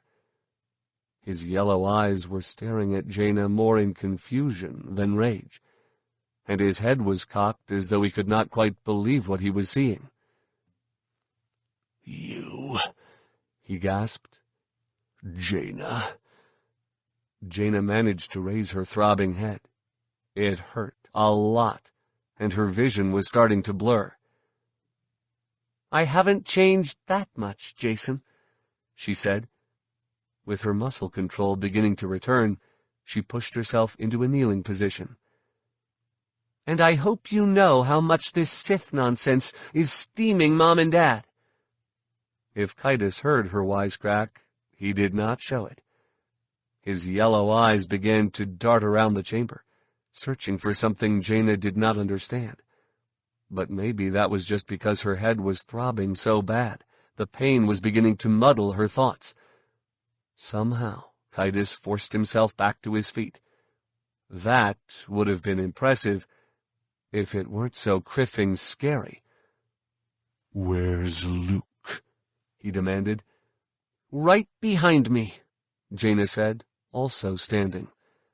The effort sent pangs of anguish shooting through her lungs, and she realized she had a few broken ribs to go with the lightning scorch on her chest. She squinted in his direction, trying to keep him in focus so she could kill him. "Come over here, and I'll show you." That brought Kaitis's gaze snapping back toward her, and Jaina realized she might have overplayed her hand. She still had both arms, but the fact that her brother remained standing at all proved how much greater his force powers were than her own. She tossed the Beskot aside and summoned a fallen stormtrooper's power blaster to hand. Then Jaina sensed someone watching her from the direction of the antechamber where the Moffs had fled. She looked up to find a pair of gray blurs dropping into firing positions in the doorways. She loosed a burst of suppression fire toward the two troopers, then force-flipped up into the cover offered by the ruined projection booth, landing backward so she would be facing her enemy and in a position to defend herself. Jaina's boots had not even touched the floor before the stormtroopers opened fire. She dropped the power blaster and used her lightsaber to deflect their bolts, angling them down toward her brother. If she kept him busy enough, he wouldn't be able to hurl another lightning attack her way. His lightsabers snapped to life and began to weave a crimson shield in front of him. Then Jaina experienced an abrupt draining as her force energies returned to their normal level. Suddenly she felt cold, tired, and in pain, and she barely had the strength to hold her lightsaber as it flicked back and forth, batting away blaster bolts. She retreated deeper into the projection booth, stumbling over combat debris that she normally would have sensed without any conscious thought. When she reached the wrecked control panel, she could finally drop behind cover. Kaitis's voice sounded out in the forum, still deep and booming and strong. "Not her. Skywalker is the dangerous one." Skywalker? Was Jaina beginning to hear things now, too? Or was Kaitis beginning to imagine them? The blaster fire shifted away from the projection booth and grew more erratic. Jaina poked her head up, peering over the scorched control panel through what remained of the projectionist's one-way viewport. Her brother was limping up toward the anteroom, finally starting to look a little weak and dizzy himself. His good hand was still holding the stump of his severed arm, but his yellow eyes were round with fear, and his brow was furrowed with anger, and he was looking toward the far corner of the chamber, which Jaina could not see from her vantage point. "There, you fools!" he yelled. Blast him! The two stormtroopers seemed to study the corner for a moment, then obediently opened fire again. Energy bolts quickly began to ricochet back into the seats, but whether they were being deflected by a lightsaber or merely bouncing off the walls was impossible to guess. Jaina did not have the energy to investigate. She dropped back to her haunches and opened herself completely to the Force, drawing it into her exhausted, battered body from all sides. The muffled crumphs of doorbreaker charges began to sound somewhere out in the Forum as the rest of the elite guard began to blast their way into the battle area. She knew that her mission had just gone from difficult to impossible. But when was she ever going to get a better chance? Kaitis was wounded and weak, and if she could just catch up to him, she might be able to finish him. An urgent clatter began to build out in the Forum as stormtroopers poured through the entrances they had just blasted open. Jaina rose and ignited her lightsaber. But before she could step back into the breach, she sensed a nervous insectoid presence studying her from the far end of the booth. Jaina turned to look. The technician who had helped her earlier was poking his head through a melt hole in the rear wall. "Jedi Solo, are you ready to depart?" the Verpine asked. Depart? Jaina frowned. What a foolish idea. Hardly. Kaitis is still alive. The Verpine nodded. "Yes. My hive mates report that he is being rushed to the infirmary," he said, "and your extraction team will meet you at Surface Hatch 10 Crater." Can't. Jaina shook her head, then nearly lost it as she tried to peer out into the Forum and drew a volley of blaster fire. She whirled around and looked back toward the Verpine, who was crouching just outside the melt hole, trembling. Can you get me into the infirmary? "No," the Verpine replied. "You are too damaged to fight. I am worried you can't even make it to 10 Crater on your own. I may have to carry you." Jaina waved him off. She couldn't let Kaitis regroup. She had already lost the advantage of surprise, and the one thing she knew for certain was that if she let him recover, "Your extraction team is in a precarious position itself."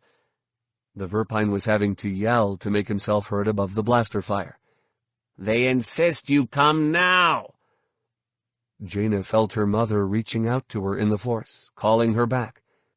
She could sense not only the fear her mother felt for her, but also the teeth-grinding terror of combat, and a certain sense of demand that carried with it the hard edge of an order. Jaina sighed. She had promised the Council to obey orders. Okay. She made a dash, more of a stumble, for the exit. Tell them we're coming. Chapter 10. What do Jawas have that no other creature in the galaxy has? Baby Jawas. Jason Solo, age 14. Ben could remember a time when his cell had been dark. That was how he knew his head was clearing. Most of the time, it seemed as though the illumination panel in the ceiling had always been on, that he had spent his whole life manacled to this durasteel bunk, that the only mental state he had ever experienced was a smoky delirium so nightmarish he never quite knew whether he was asleep or awake. He remembered blurry dreams in which he was visited by a glossy black droid, a tall, thin unit that looked like a scaled-down version of a YVH battle droid, with blue photoreceptors set in a gaunt, skull-like face. The droid, it had introduced itself as Double X, was really curious, always asking questions about who had sent Ben, who had been with him, where he had come from. The last question, Double X had asked a lot. It wanted to know that more than anything, because it was desperate to discover the location of the secret Jedi base. And Ben was sure he never answered, not even with a lie, because the droid was always complaining about how stubborn Ben was, telling him that he was only hurting himself. But it was Double X who really did the hurting. The droid had an astonishing array of needles, probes, and electrodes hidden inside its fingers.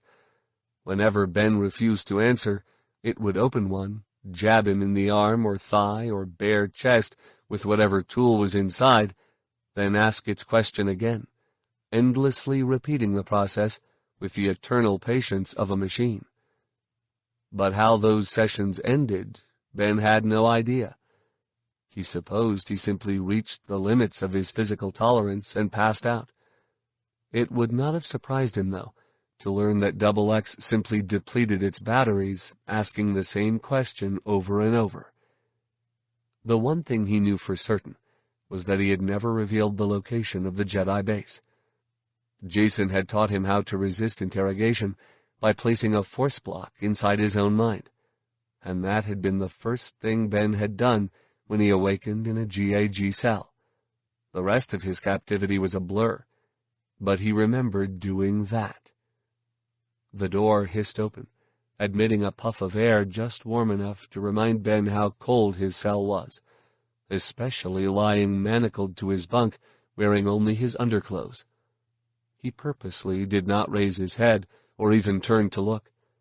Interrogator droids were programmed to identify the significance of such minor gestures, and he did not want to betray the hopefulness he felt now that he was alert. But there was no hint of servo motor in the steps that approached his bunk, and the smell that came to his nose was too pleasant and feminine to be a droid's. Suddenly self-conscious about his near-nakedness, Ben turned to look. "Hello, Ben," Tahiri said.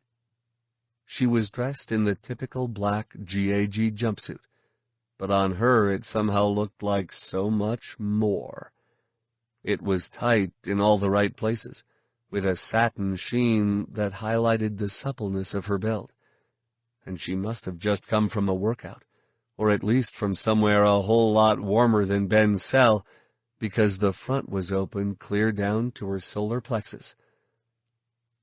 "How are you feeling?" she purred. Ben quickly raised his gaze and saw that she looked far healthier than she had when she had captured him. Her blonde hair was full and silky, sweeping across her brow in a way that almost hid the 3 scars on her forehead, then dropping down to her shoulders in a wavy cascade. Her cheeks actually had some color in them, and her lips were full and red. Even her eyes, which had seemed so sunken and tired before, appeared larger and more animated. When Ben failed to answer, Tahiri shot him a knowing half-smile. "Sorry, I forgot. You're the man who tells us nothing."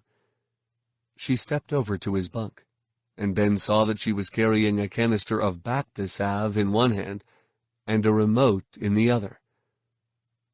"I actually admire that." She placed the Bacta salve on the edge of his bunk, then displayed the remote.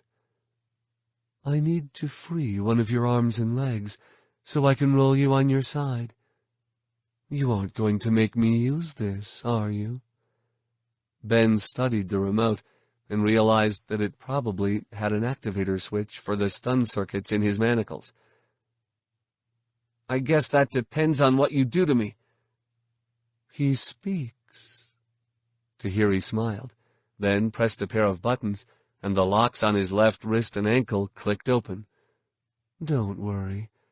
It won't be anything you object to." She flicked her fingers at him. "On your side."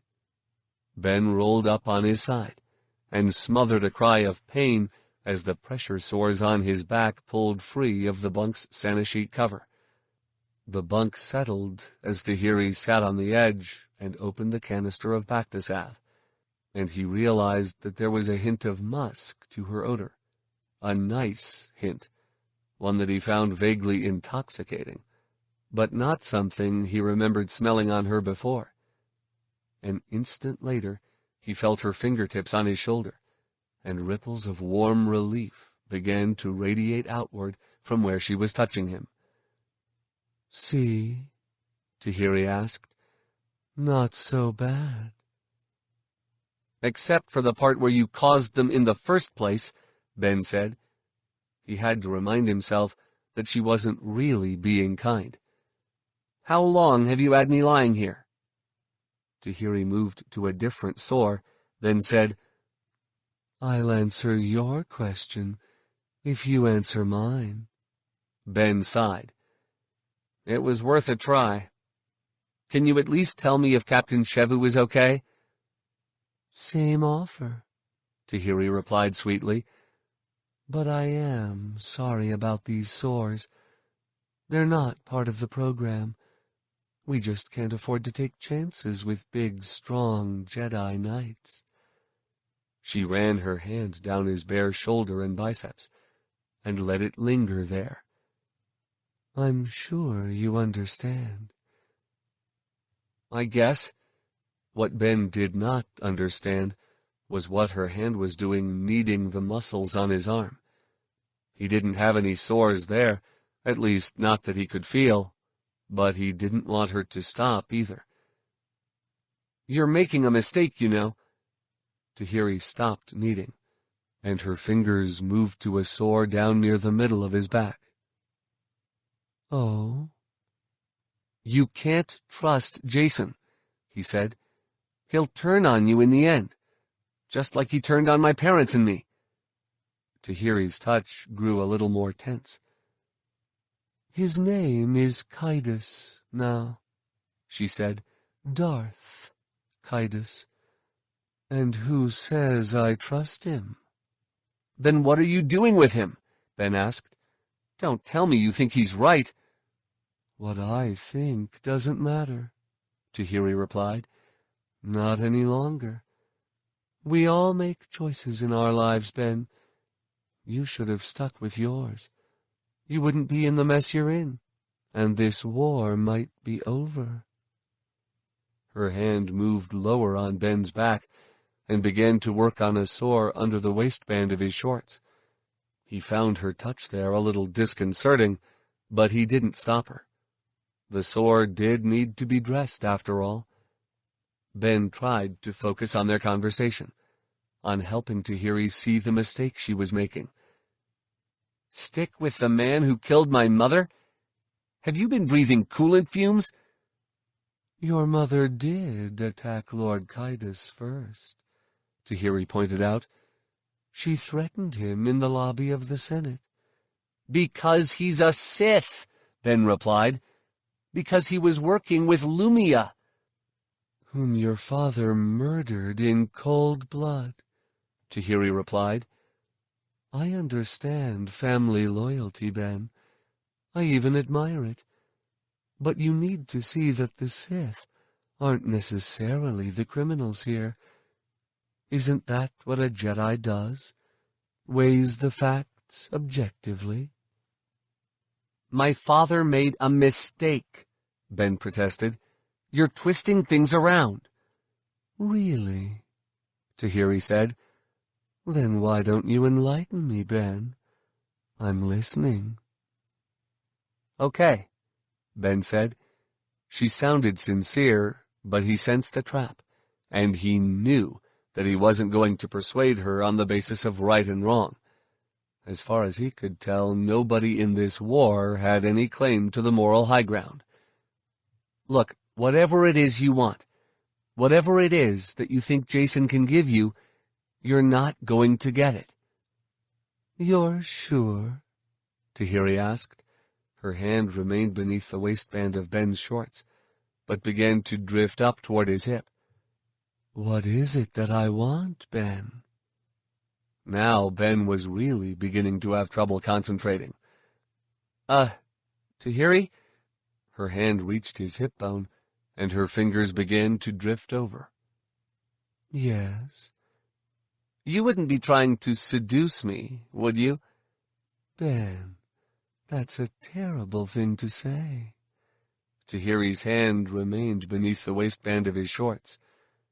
You're only 14. Still a boy, really. She lifted her finger, raising the waistband. Aren't you? I'm a Jedi Knight, Ben countered. He twisted his hip, trying to pull it out from beneath her hand, and failing. And I don't have any pressure sores up there. So you don't. Tahiri used a fingertip to trace a circle on his flesh. Okay, let's say I am trying to seduce you. You have to admit it's a lot nicer way than torture to, inquire about the coordinates of the Jedi base. Yeah, I'd have to agree with that. So? Tahiri slid her hand down his hip. What do you think? Could it work? Ben closed his eyes. He truly wanted to say yes, and not just for the obvious reasons. He was really, really tired of being tortured, and he knew as well as anyone that all those truth drugs XX kept pumping into him were not doing his brain any good.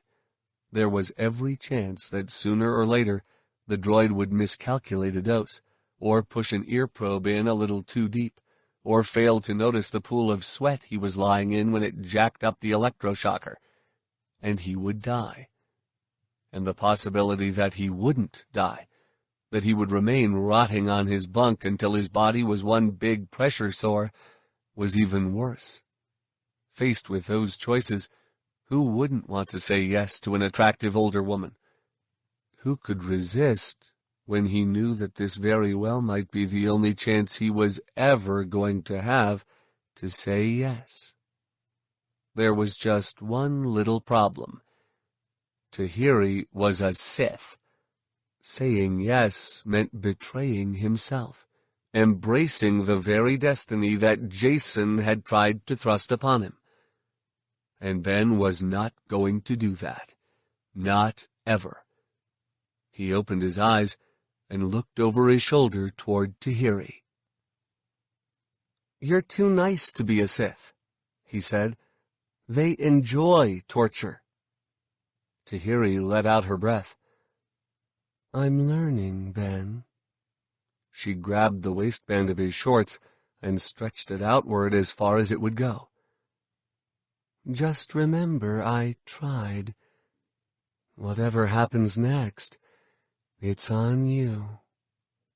Tahiri let the band snap back, directly atop a pressure sore on Ben's back. His mouth opened in pain, but he did not scream. He wouldn't give her that either. He also resisted the temptation to whirl on her. Whatever she had wanted him to believe, he knew that she hadn't come alone. She would not have given him even that small chance of escape. So he remained facing the wall, waiting for the needle jab or electric shock or the blow to the head that would send him sinking back into oblivion. Instead, the locks on Ben's remaining two manacles clicked open, and a set of fluorescent green overalls came flying at him. Put that on, Tahiri ordered. I'm tired of looking at those disgusting sores. Ben rolled around and saw a pair of black-armored GAG troopers standing in his cell door, both wearing full face visors and pointing riot-class stun rifles in his direction. Tahiri was still beside him, standing now, her uniform closed to the throat and a lightsaber in her hand. You guys know this isn't going to work, don't you? Ben asked, pushing his legs into the green suit. If your torture droid couldn't crack me, you aren't going to. The two guards glanced at each other. Then one said, Lieutenant, GAG doesn't use torture droids. Ben recognized his voice as that of Corporal Whirlin, who had been on the raid with him when he had killed his first man. You know that. Ben frowned. He could sense through the Force that Whirlin thought he was telling the truth, but his memories of XX were too consistent and too detailed to be hallucinations. The traitor is a prisoner, not a lieutenant, Tahiri said. As she spoke, she was careful to keep her attention fixed on Ben. and guards do not discuss hallucinations or anything else with prisoners, especially Jedi prisoners. Is that clear?" Whirlin straightened. "Yes, ma'am. Sorry, ma'am." "I don't need your apology," Tahiri said. "I'm telling you for your own good. The prisoner comes from a family of assassins and murderers. If you relax around him, he will kill you." "I understand, ma'am," Whirlin replied. "Thank you." "My pleasure, Corporal." Tahiri smiled in his direction. "Lord Kaitis can't afford to lose good men like you. GAG has too few as it is." Tahiri waited for Ben to finish putting on his fluorescent green prisoner suit, then had Whirlin secure him in shock shackles and stun cuffs. After testing her remote by dropping Ben to his knees with a powerful electric shock, she finally motioned him through the cell door. Outside, Ben found himself standing on a mesh catwalk flanked by long rows of dimly lit cells with front walls of one-way transparasteel. Inside each cell, a single Bothan, shaved completely furless, sat or lay on a durasteel bunk, staring at the floor or ceiling or wall with an expression utterly devoid of hope. Many of the prisoners were missing body parts, mostly eyes, ears, and limbs, and some had fresh scars that suggested recent combat. "The Bothan assassins," Tahiri explained. "They just keep coming, sometimes dozens a day. Darth Kaitis had to open an entire wing just for them." "You mean he doesn't just execute them?" Ben asked, surprised. "Oh, he will," Tahiri said, "but he doesn't want to do anything that might detract from Admiral Boitu's concentration right now. After we win the war, they'll all have a fair trial before the Special Tribunal on Bothan war crimes. Then they'll all be properly sentenced to death." Ben glanced around, awed by the immensity of the cell block. It was easily 200 meters long, with a cell every 2 meters, and when he looked through the mesh catwalks above and below him, he could see at least 9 more levels. "There must be 1,000 units here," Ben said. Tahiri nodded. "More. And Kaitis has already ordered another wing to be prepared. But enough stalling. We have our own unpleasantness to attend to." She took his arm, more to control than to guide him, and started down the catwalk toward the glowing white square of a security booth. Despite the pale glow coming from the cells, the prison was a silent and gloomy place. Every surface was coated in a gray, sound-absorbing synthelex, and the only illumination on the catwalk came from overhead glow strips that automatically activated and deactivated as they passed. Ben did not even consider trying to break free. Yet. He still needed to find out what had happened to Lon Shevu, and Tahiri seemed to be moving him into a less secure area, so it seemed smarter to wait and learn as much about his situation as possible. They were probably somewhere deep in Coruscant's Galactic Justice Center, but in a part of the facility he had never visited before, a part, truth be told, that he had never even imagined existed. They reached the security checkpoint at the end of the cell block. Then they passed through a series of airlocks and scanner chambers and entered a white-tiled processing tunnel so rife with disinfectant that Ben's eyes began to water. About a dozen Bothan assassins lay mag-clamped to hover gurneys, being scanned for evidence, sampled, shaved furless, and, finally, implanted with explosive locator chips that could be remotely detonated in the event of escape.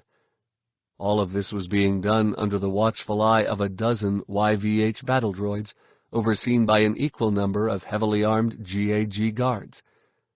When Tahiri noticed Ben's gaze lingering on the MD droid at the implanting station, she flipped her remote in front of his eyes, no doubt trying to prevent him from seeing where the chip was being inserted. Almost any Jedi would be able to locate and disable such a chip using little more than the Force and meditation, but knowing where to look would make the meditation unnecessary. "Yes, you have one too," Tahiri said, "so don't even think about trying to escape." "Thanks for the warning." Ben shook the chains hanging from his manacles. "I was just getting ready to make a run for it." "Funny boy." Tahiri thumbed a button on the remote, sending a jolt of electricity through Ben's ankle that dropped him to a knee. "Ha, ha." Ben glanced behind Tahiri's knees and saw the MD withdrawing an injection hypo from beneath the Bothan's shoulder blade. "I liked it better when you were trying to seduce the coordinates out of me," he said. "Yes, pity that didn't work," Tahiri said. "Now we have to do it Lord Kaitis's way." She jerked him back to his feet. They went through another security checkpoint at the far end of the processing tunnel, then started down a long corridor.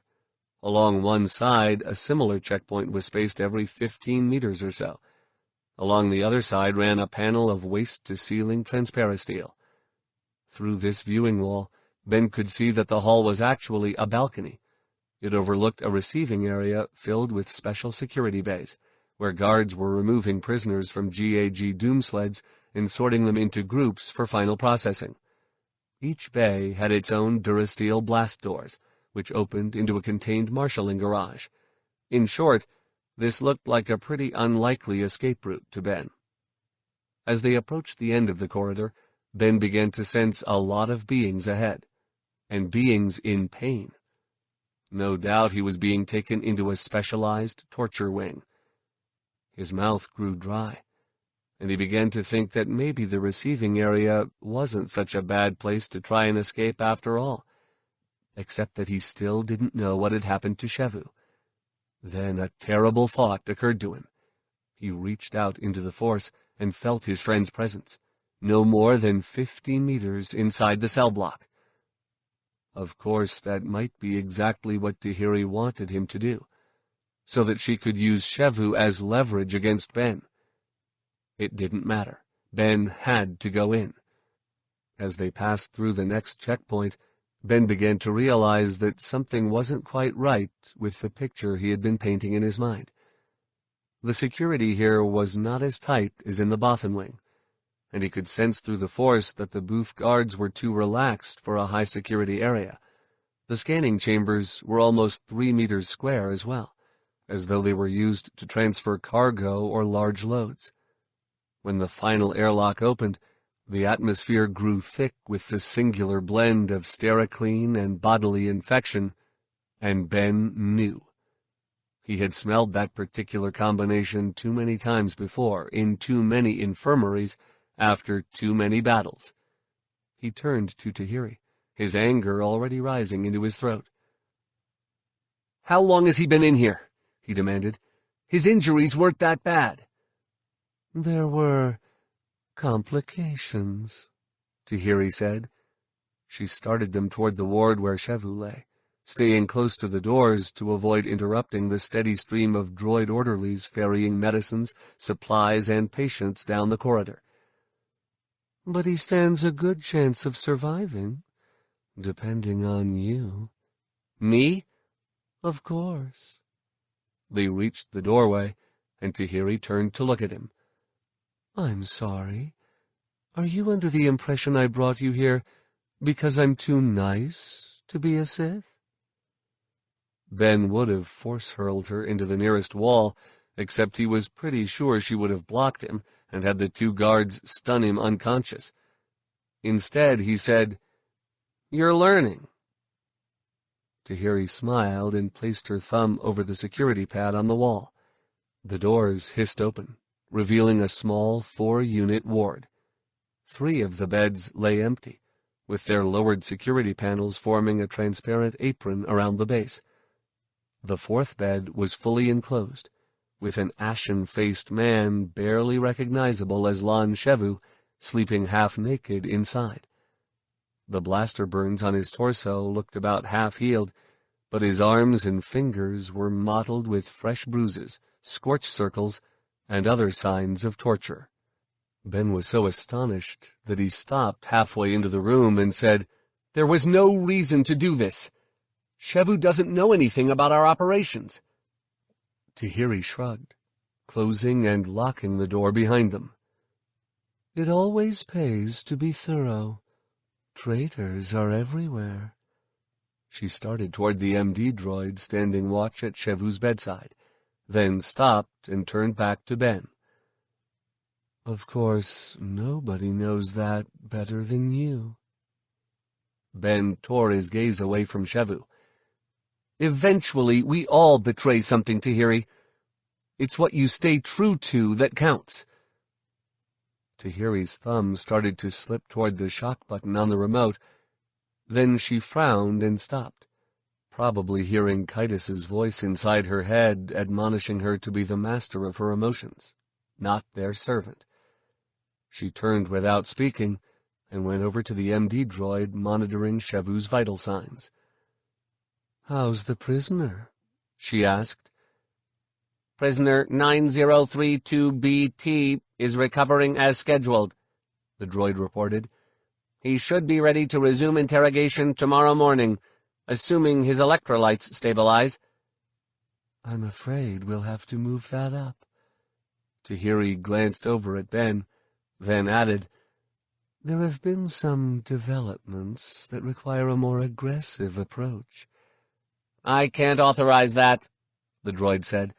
"With his electrolytes so far out of balance, a substantial physical stress of that kind is likely to induce myocardial infarction." "You mean his heart might fail?" Tahiri turned to Ben. "What do you think, Ben? Do we need to risk a myocardial infarction?" "There wouldn't be any use in it." Ben glanced around the room, looking for something he could use to disable Tahiri before she continued.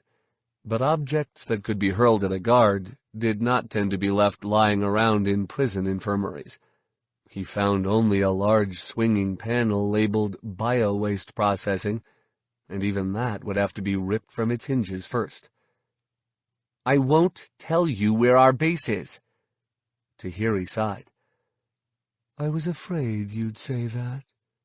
She glanced at the guards behind him, and Ben's back began to prickle with danger sense. "It appears we'll have to do this the hard—" Ben was already spinning to defend himself, but he never heard the final way. His body simply erupted into one huge cramp as both guards fired their stun rifles, and Tahiri triggered his stun cuffs, and he felt himself falling into a white electric fire. When Ben finally stopped falling, he found himself chained into a heavy hover chair, one of those he had seen the droid orderlies using to move invalids through the corridor. Shevu was lying across from him, still strapped into his bed, but with the security panel lowered. The MD was standing at one corner of the bed. The droid's lack of attention to Shevu's monitor suggested it had been relieved of responsibility for the prisoner's welfare. "Good," Tahiri said. "Now that we're all here and awake, perhaps you'd care to say hello to your spy, Ben?" Shevu's eyes snapped open, and his head turned toward the center of the ward.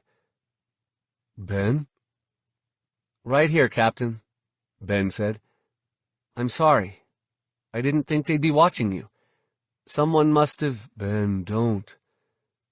We're soldiers." Shevu's gaze slid to Ben. His eyes were glassy with pain and confusion, but there was also something more. Forgiveness, perhaps. And could it be pride? "You haven't told them anything, have you?" Ben shook his head. "Nothing." Shevu's cracked lips formed a smile. "Good man." He glanced over at Tahiri. His expression changed to one of loathing, and the bed frame clanged harshly as his arm hit the end of its restraint. "Keep it that way.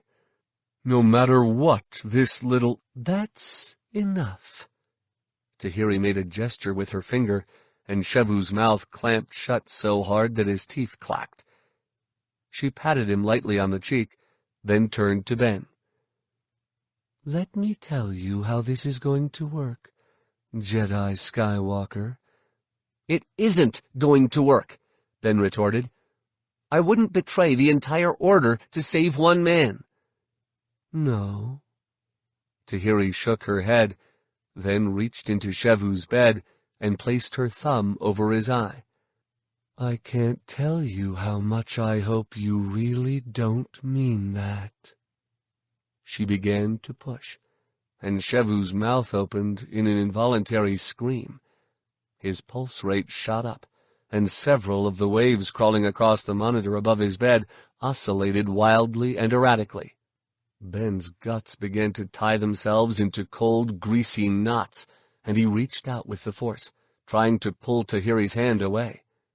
She fought him, at the same time depressing a button on the remote in her free hand. 4 liquid jolts of pain shot through Ben's limbs and met in a burning collision inside his chest, and his concentration crumbled away in cinders. Shevu's arms and legs began to flutter against his restraints, and Tahiri said, "There's only one way you're going to stop this, Ben. How much pain are you willing to cause your friend?" "A lot less than I'm willing to cause you," Ben replied. Tahiri looked genuinely hurt. "I'm sorry to hear that." Ben's stomach was clutching so hard that he thought he might throw up.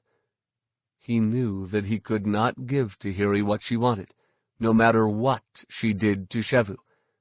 But how could he let her continue?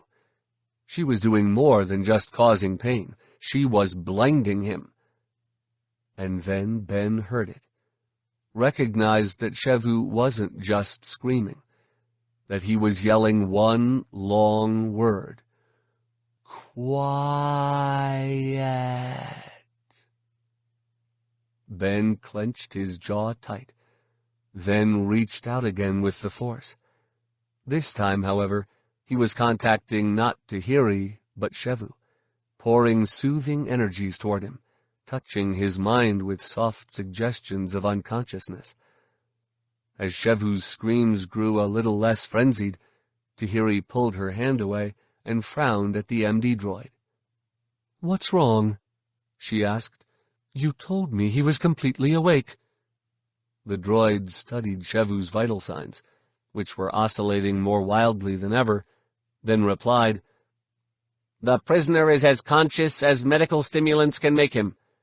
He has simply grown accustomed to the pain you are inflicting on him. That's the only reasonable hypothesis." "Not the only one," Tahiri said, looking to Ben. Ben shook his head. "I don't know what you're talking about." "You're lying, Ben." Tahiri raised her hand, and tiny forks of force lightning began to dance on her fingertips. "I don't think your mother would have approved." Before Ben could respond, she moved her hand over one of the half-healed blaster burns on Shevu's torso, then released a blue bolt of force energy. The monitor broke into an unreadable scribble of oscillating colors, and a long, hoarse rattle poured from Shevu's mouth. 6 different alarms began to beep and chime from the monitor. Then all the lines went flat.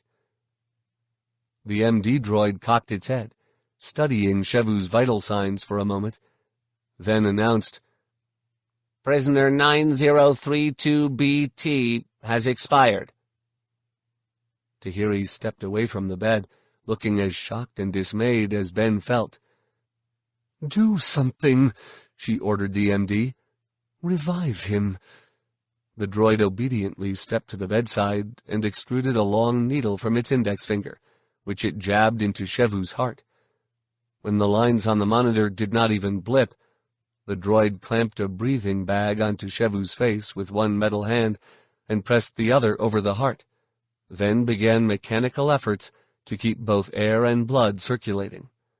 But Ben already knew that the droid's efforts were going to fail. Tahiri couldn't use a dead man to coerce someone into telling her anything, and Ben knew his friend well enough to realize that Shevu would rather die than be used to help Darth Kaitis secure his hold on power. So when Tahiri pushed things a little too far, Shevu simply let go of living. "Stop it," Ben said.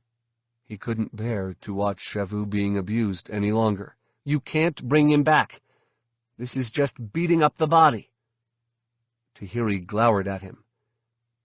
"You can tell that from over there, Ben?" The MD stopped working. "The prisoner is correct," it said. "Magnetic imaging confirms that prisoner 9032BT suffered a stress rupture of the aorta." Tahiri's jaw fell, and her force aura grew cold with horror. And that was when Ben knew she did not like what she was becoming. That she was serving Kaitis for the same reasons Ben himself had followed Jason so long. Because she was confused and ashamed and desperate. She could not allow herself to see what a monster Kaitis had become, because that meant seeing what a monster she was becoming too. But none of that made any difference to Shevu now, and it was going to make even less difference to his wife Shula, whom he had married just a couple of months earlier, then promptly sent home to Vaklin because he had known that something like this was going to happen. "You should be proud, Tahiri. Now you're just like your master." Ben was saying this not only because he was angry, but because it was true, and because if he could make Tahiri see just how true, then maybe she would come to her senses. "Jason tortured Aelin Vel to death, and now you've done it to Shevu. I guess you are a Sith." To Ben's surprise, Tahiri did not whirl on him. She did not even seem to see him. She merely stepped back, staring at the MD's feet and slowly shaking her head. "You're wrong. I didn't kill him."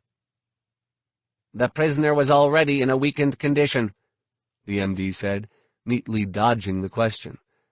It pointed a finger at the security pad on the side of Shevu's bed, and the limb restraints clicked open. "If you won't be needing the body, I'll send it down for processing." "Processing?" Ben didn't know what he had expected, but the thought of his friend being sold to a bioparts dealer turned his stomach, and filled him with a sick, hollow feeling that was half anger, half guilt. "You can't—" "I can't what?" As Tahiri whirled on him, the MD was lifting Shevu from the bed. "This is your doing, Ben. All you had to do was answer one simple question." She depressed a row of buttons on the remote, and Ben's entire body clenched in electric agony. "Where is the Jedi base?" She stepped closer, cocking her arm to backhand him. "Answer me." Ben glanced over at Shevu, who was being carried toward the processing chute, and shook his head. "Sorry." Tahiri brought her hand down across Ben's face, striking him so hard that it rocked the hoverchair. And that was her mistake. Ben threw his weight in the direction of the tilt, tipping the hoverchair over on its side. Simultaneously, he was force-hurling Tahiri into the two confused guards standing at his back. By the time the trio crashed into one of the empty beds behind him, Ben was already reaching out with the force, depressing keys on Tahiri's remote. His leg shackles snapped open instantly, but he managed to shock his arms senseless before he finally hit the proper key and released the stun cuffs. Ben rolled out of the chair and spun around to find his captors rapidly disentangling themselves. Tahiri was already reaching for her lightsaber, and one guard was swinging his stun rifle around to fire.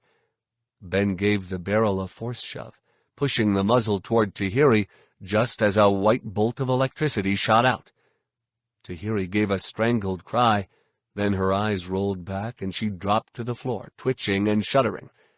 Ben summoned Tahiri's lightsaber to hand, barely activating it in time to bat a bolt from the second guard's stun rifle into the MD droid, which was holding Shevu's body in front of the processing chute, apparently waiting for the guards to bring the prisoner under control before proceeding. The bolt struck the droid over its primary processing unit, and it stumbled back into the wall and dropped to the floor with Shevu's limp body in its arms. Ben used the force to rip the stun rifle from the first guard's grasp, at the same time leaping at the second one. He deflected another stun bolt, then brought the lightsaber down on the weapon's barrel and quickly snapped the blade back up to within a centimeter of the trooper's chin.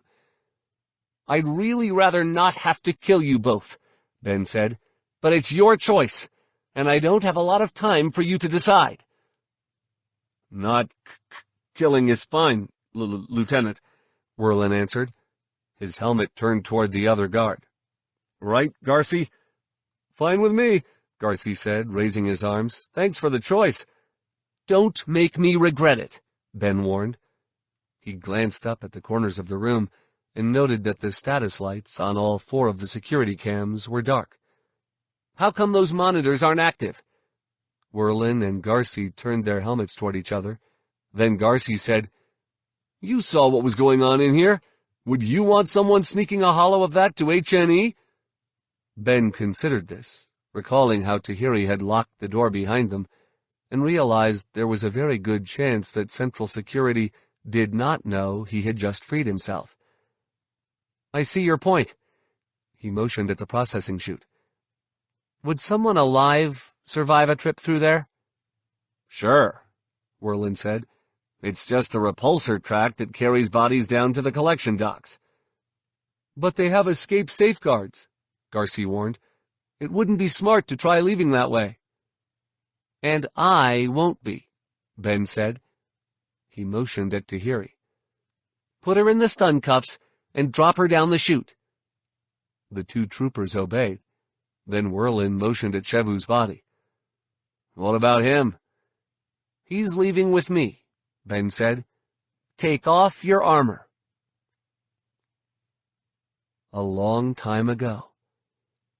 Jaina Solo and her brother Jason are wandering through the shadowy halls beneath the Jedi Academy on Yavin 4, keeping to the musty subterranean passages where no one else ever goes. They are 14, and they are walking because their friend Tenel Ka has just lost her arm in a lightsaber accident, and they have to do something, even if walking is all they can do. They are in pain, and they wish it could be the same pain their friend is feeling. Maybe if they could share it with her, it wouldn't seem so horrible.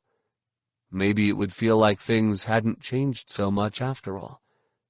But Jaina knows that can't be true, because Uncle Luke has promised to call when Tenel Ka is ready to see her friends, and they have been walking for hours. Still, there has been no summons. They can only keep wandering, alone together, trying not to be overwhelmed by their shock and despair. And Jaina senses through their twin bond that Jason has other, more painful emotions. He is filled with shame and self-loathing because it was his lightsaber that removed Tenel Ka's arm, because he was so intent on proving himself to her that he failed to notice when her blade blurred with static, and half a second later her arm was lying on the ground. So Jason has lost something too, and all Jaina can do is walk with him, to let him know through their twin bond how she sees him, a kind, thoughtful young Jedi who would never hurt a friend deliberately, a brave, resourceful brother whom she would rather have at her side than anyone.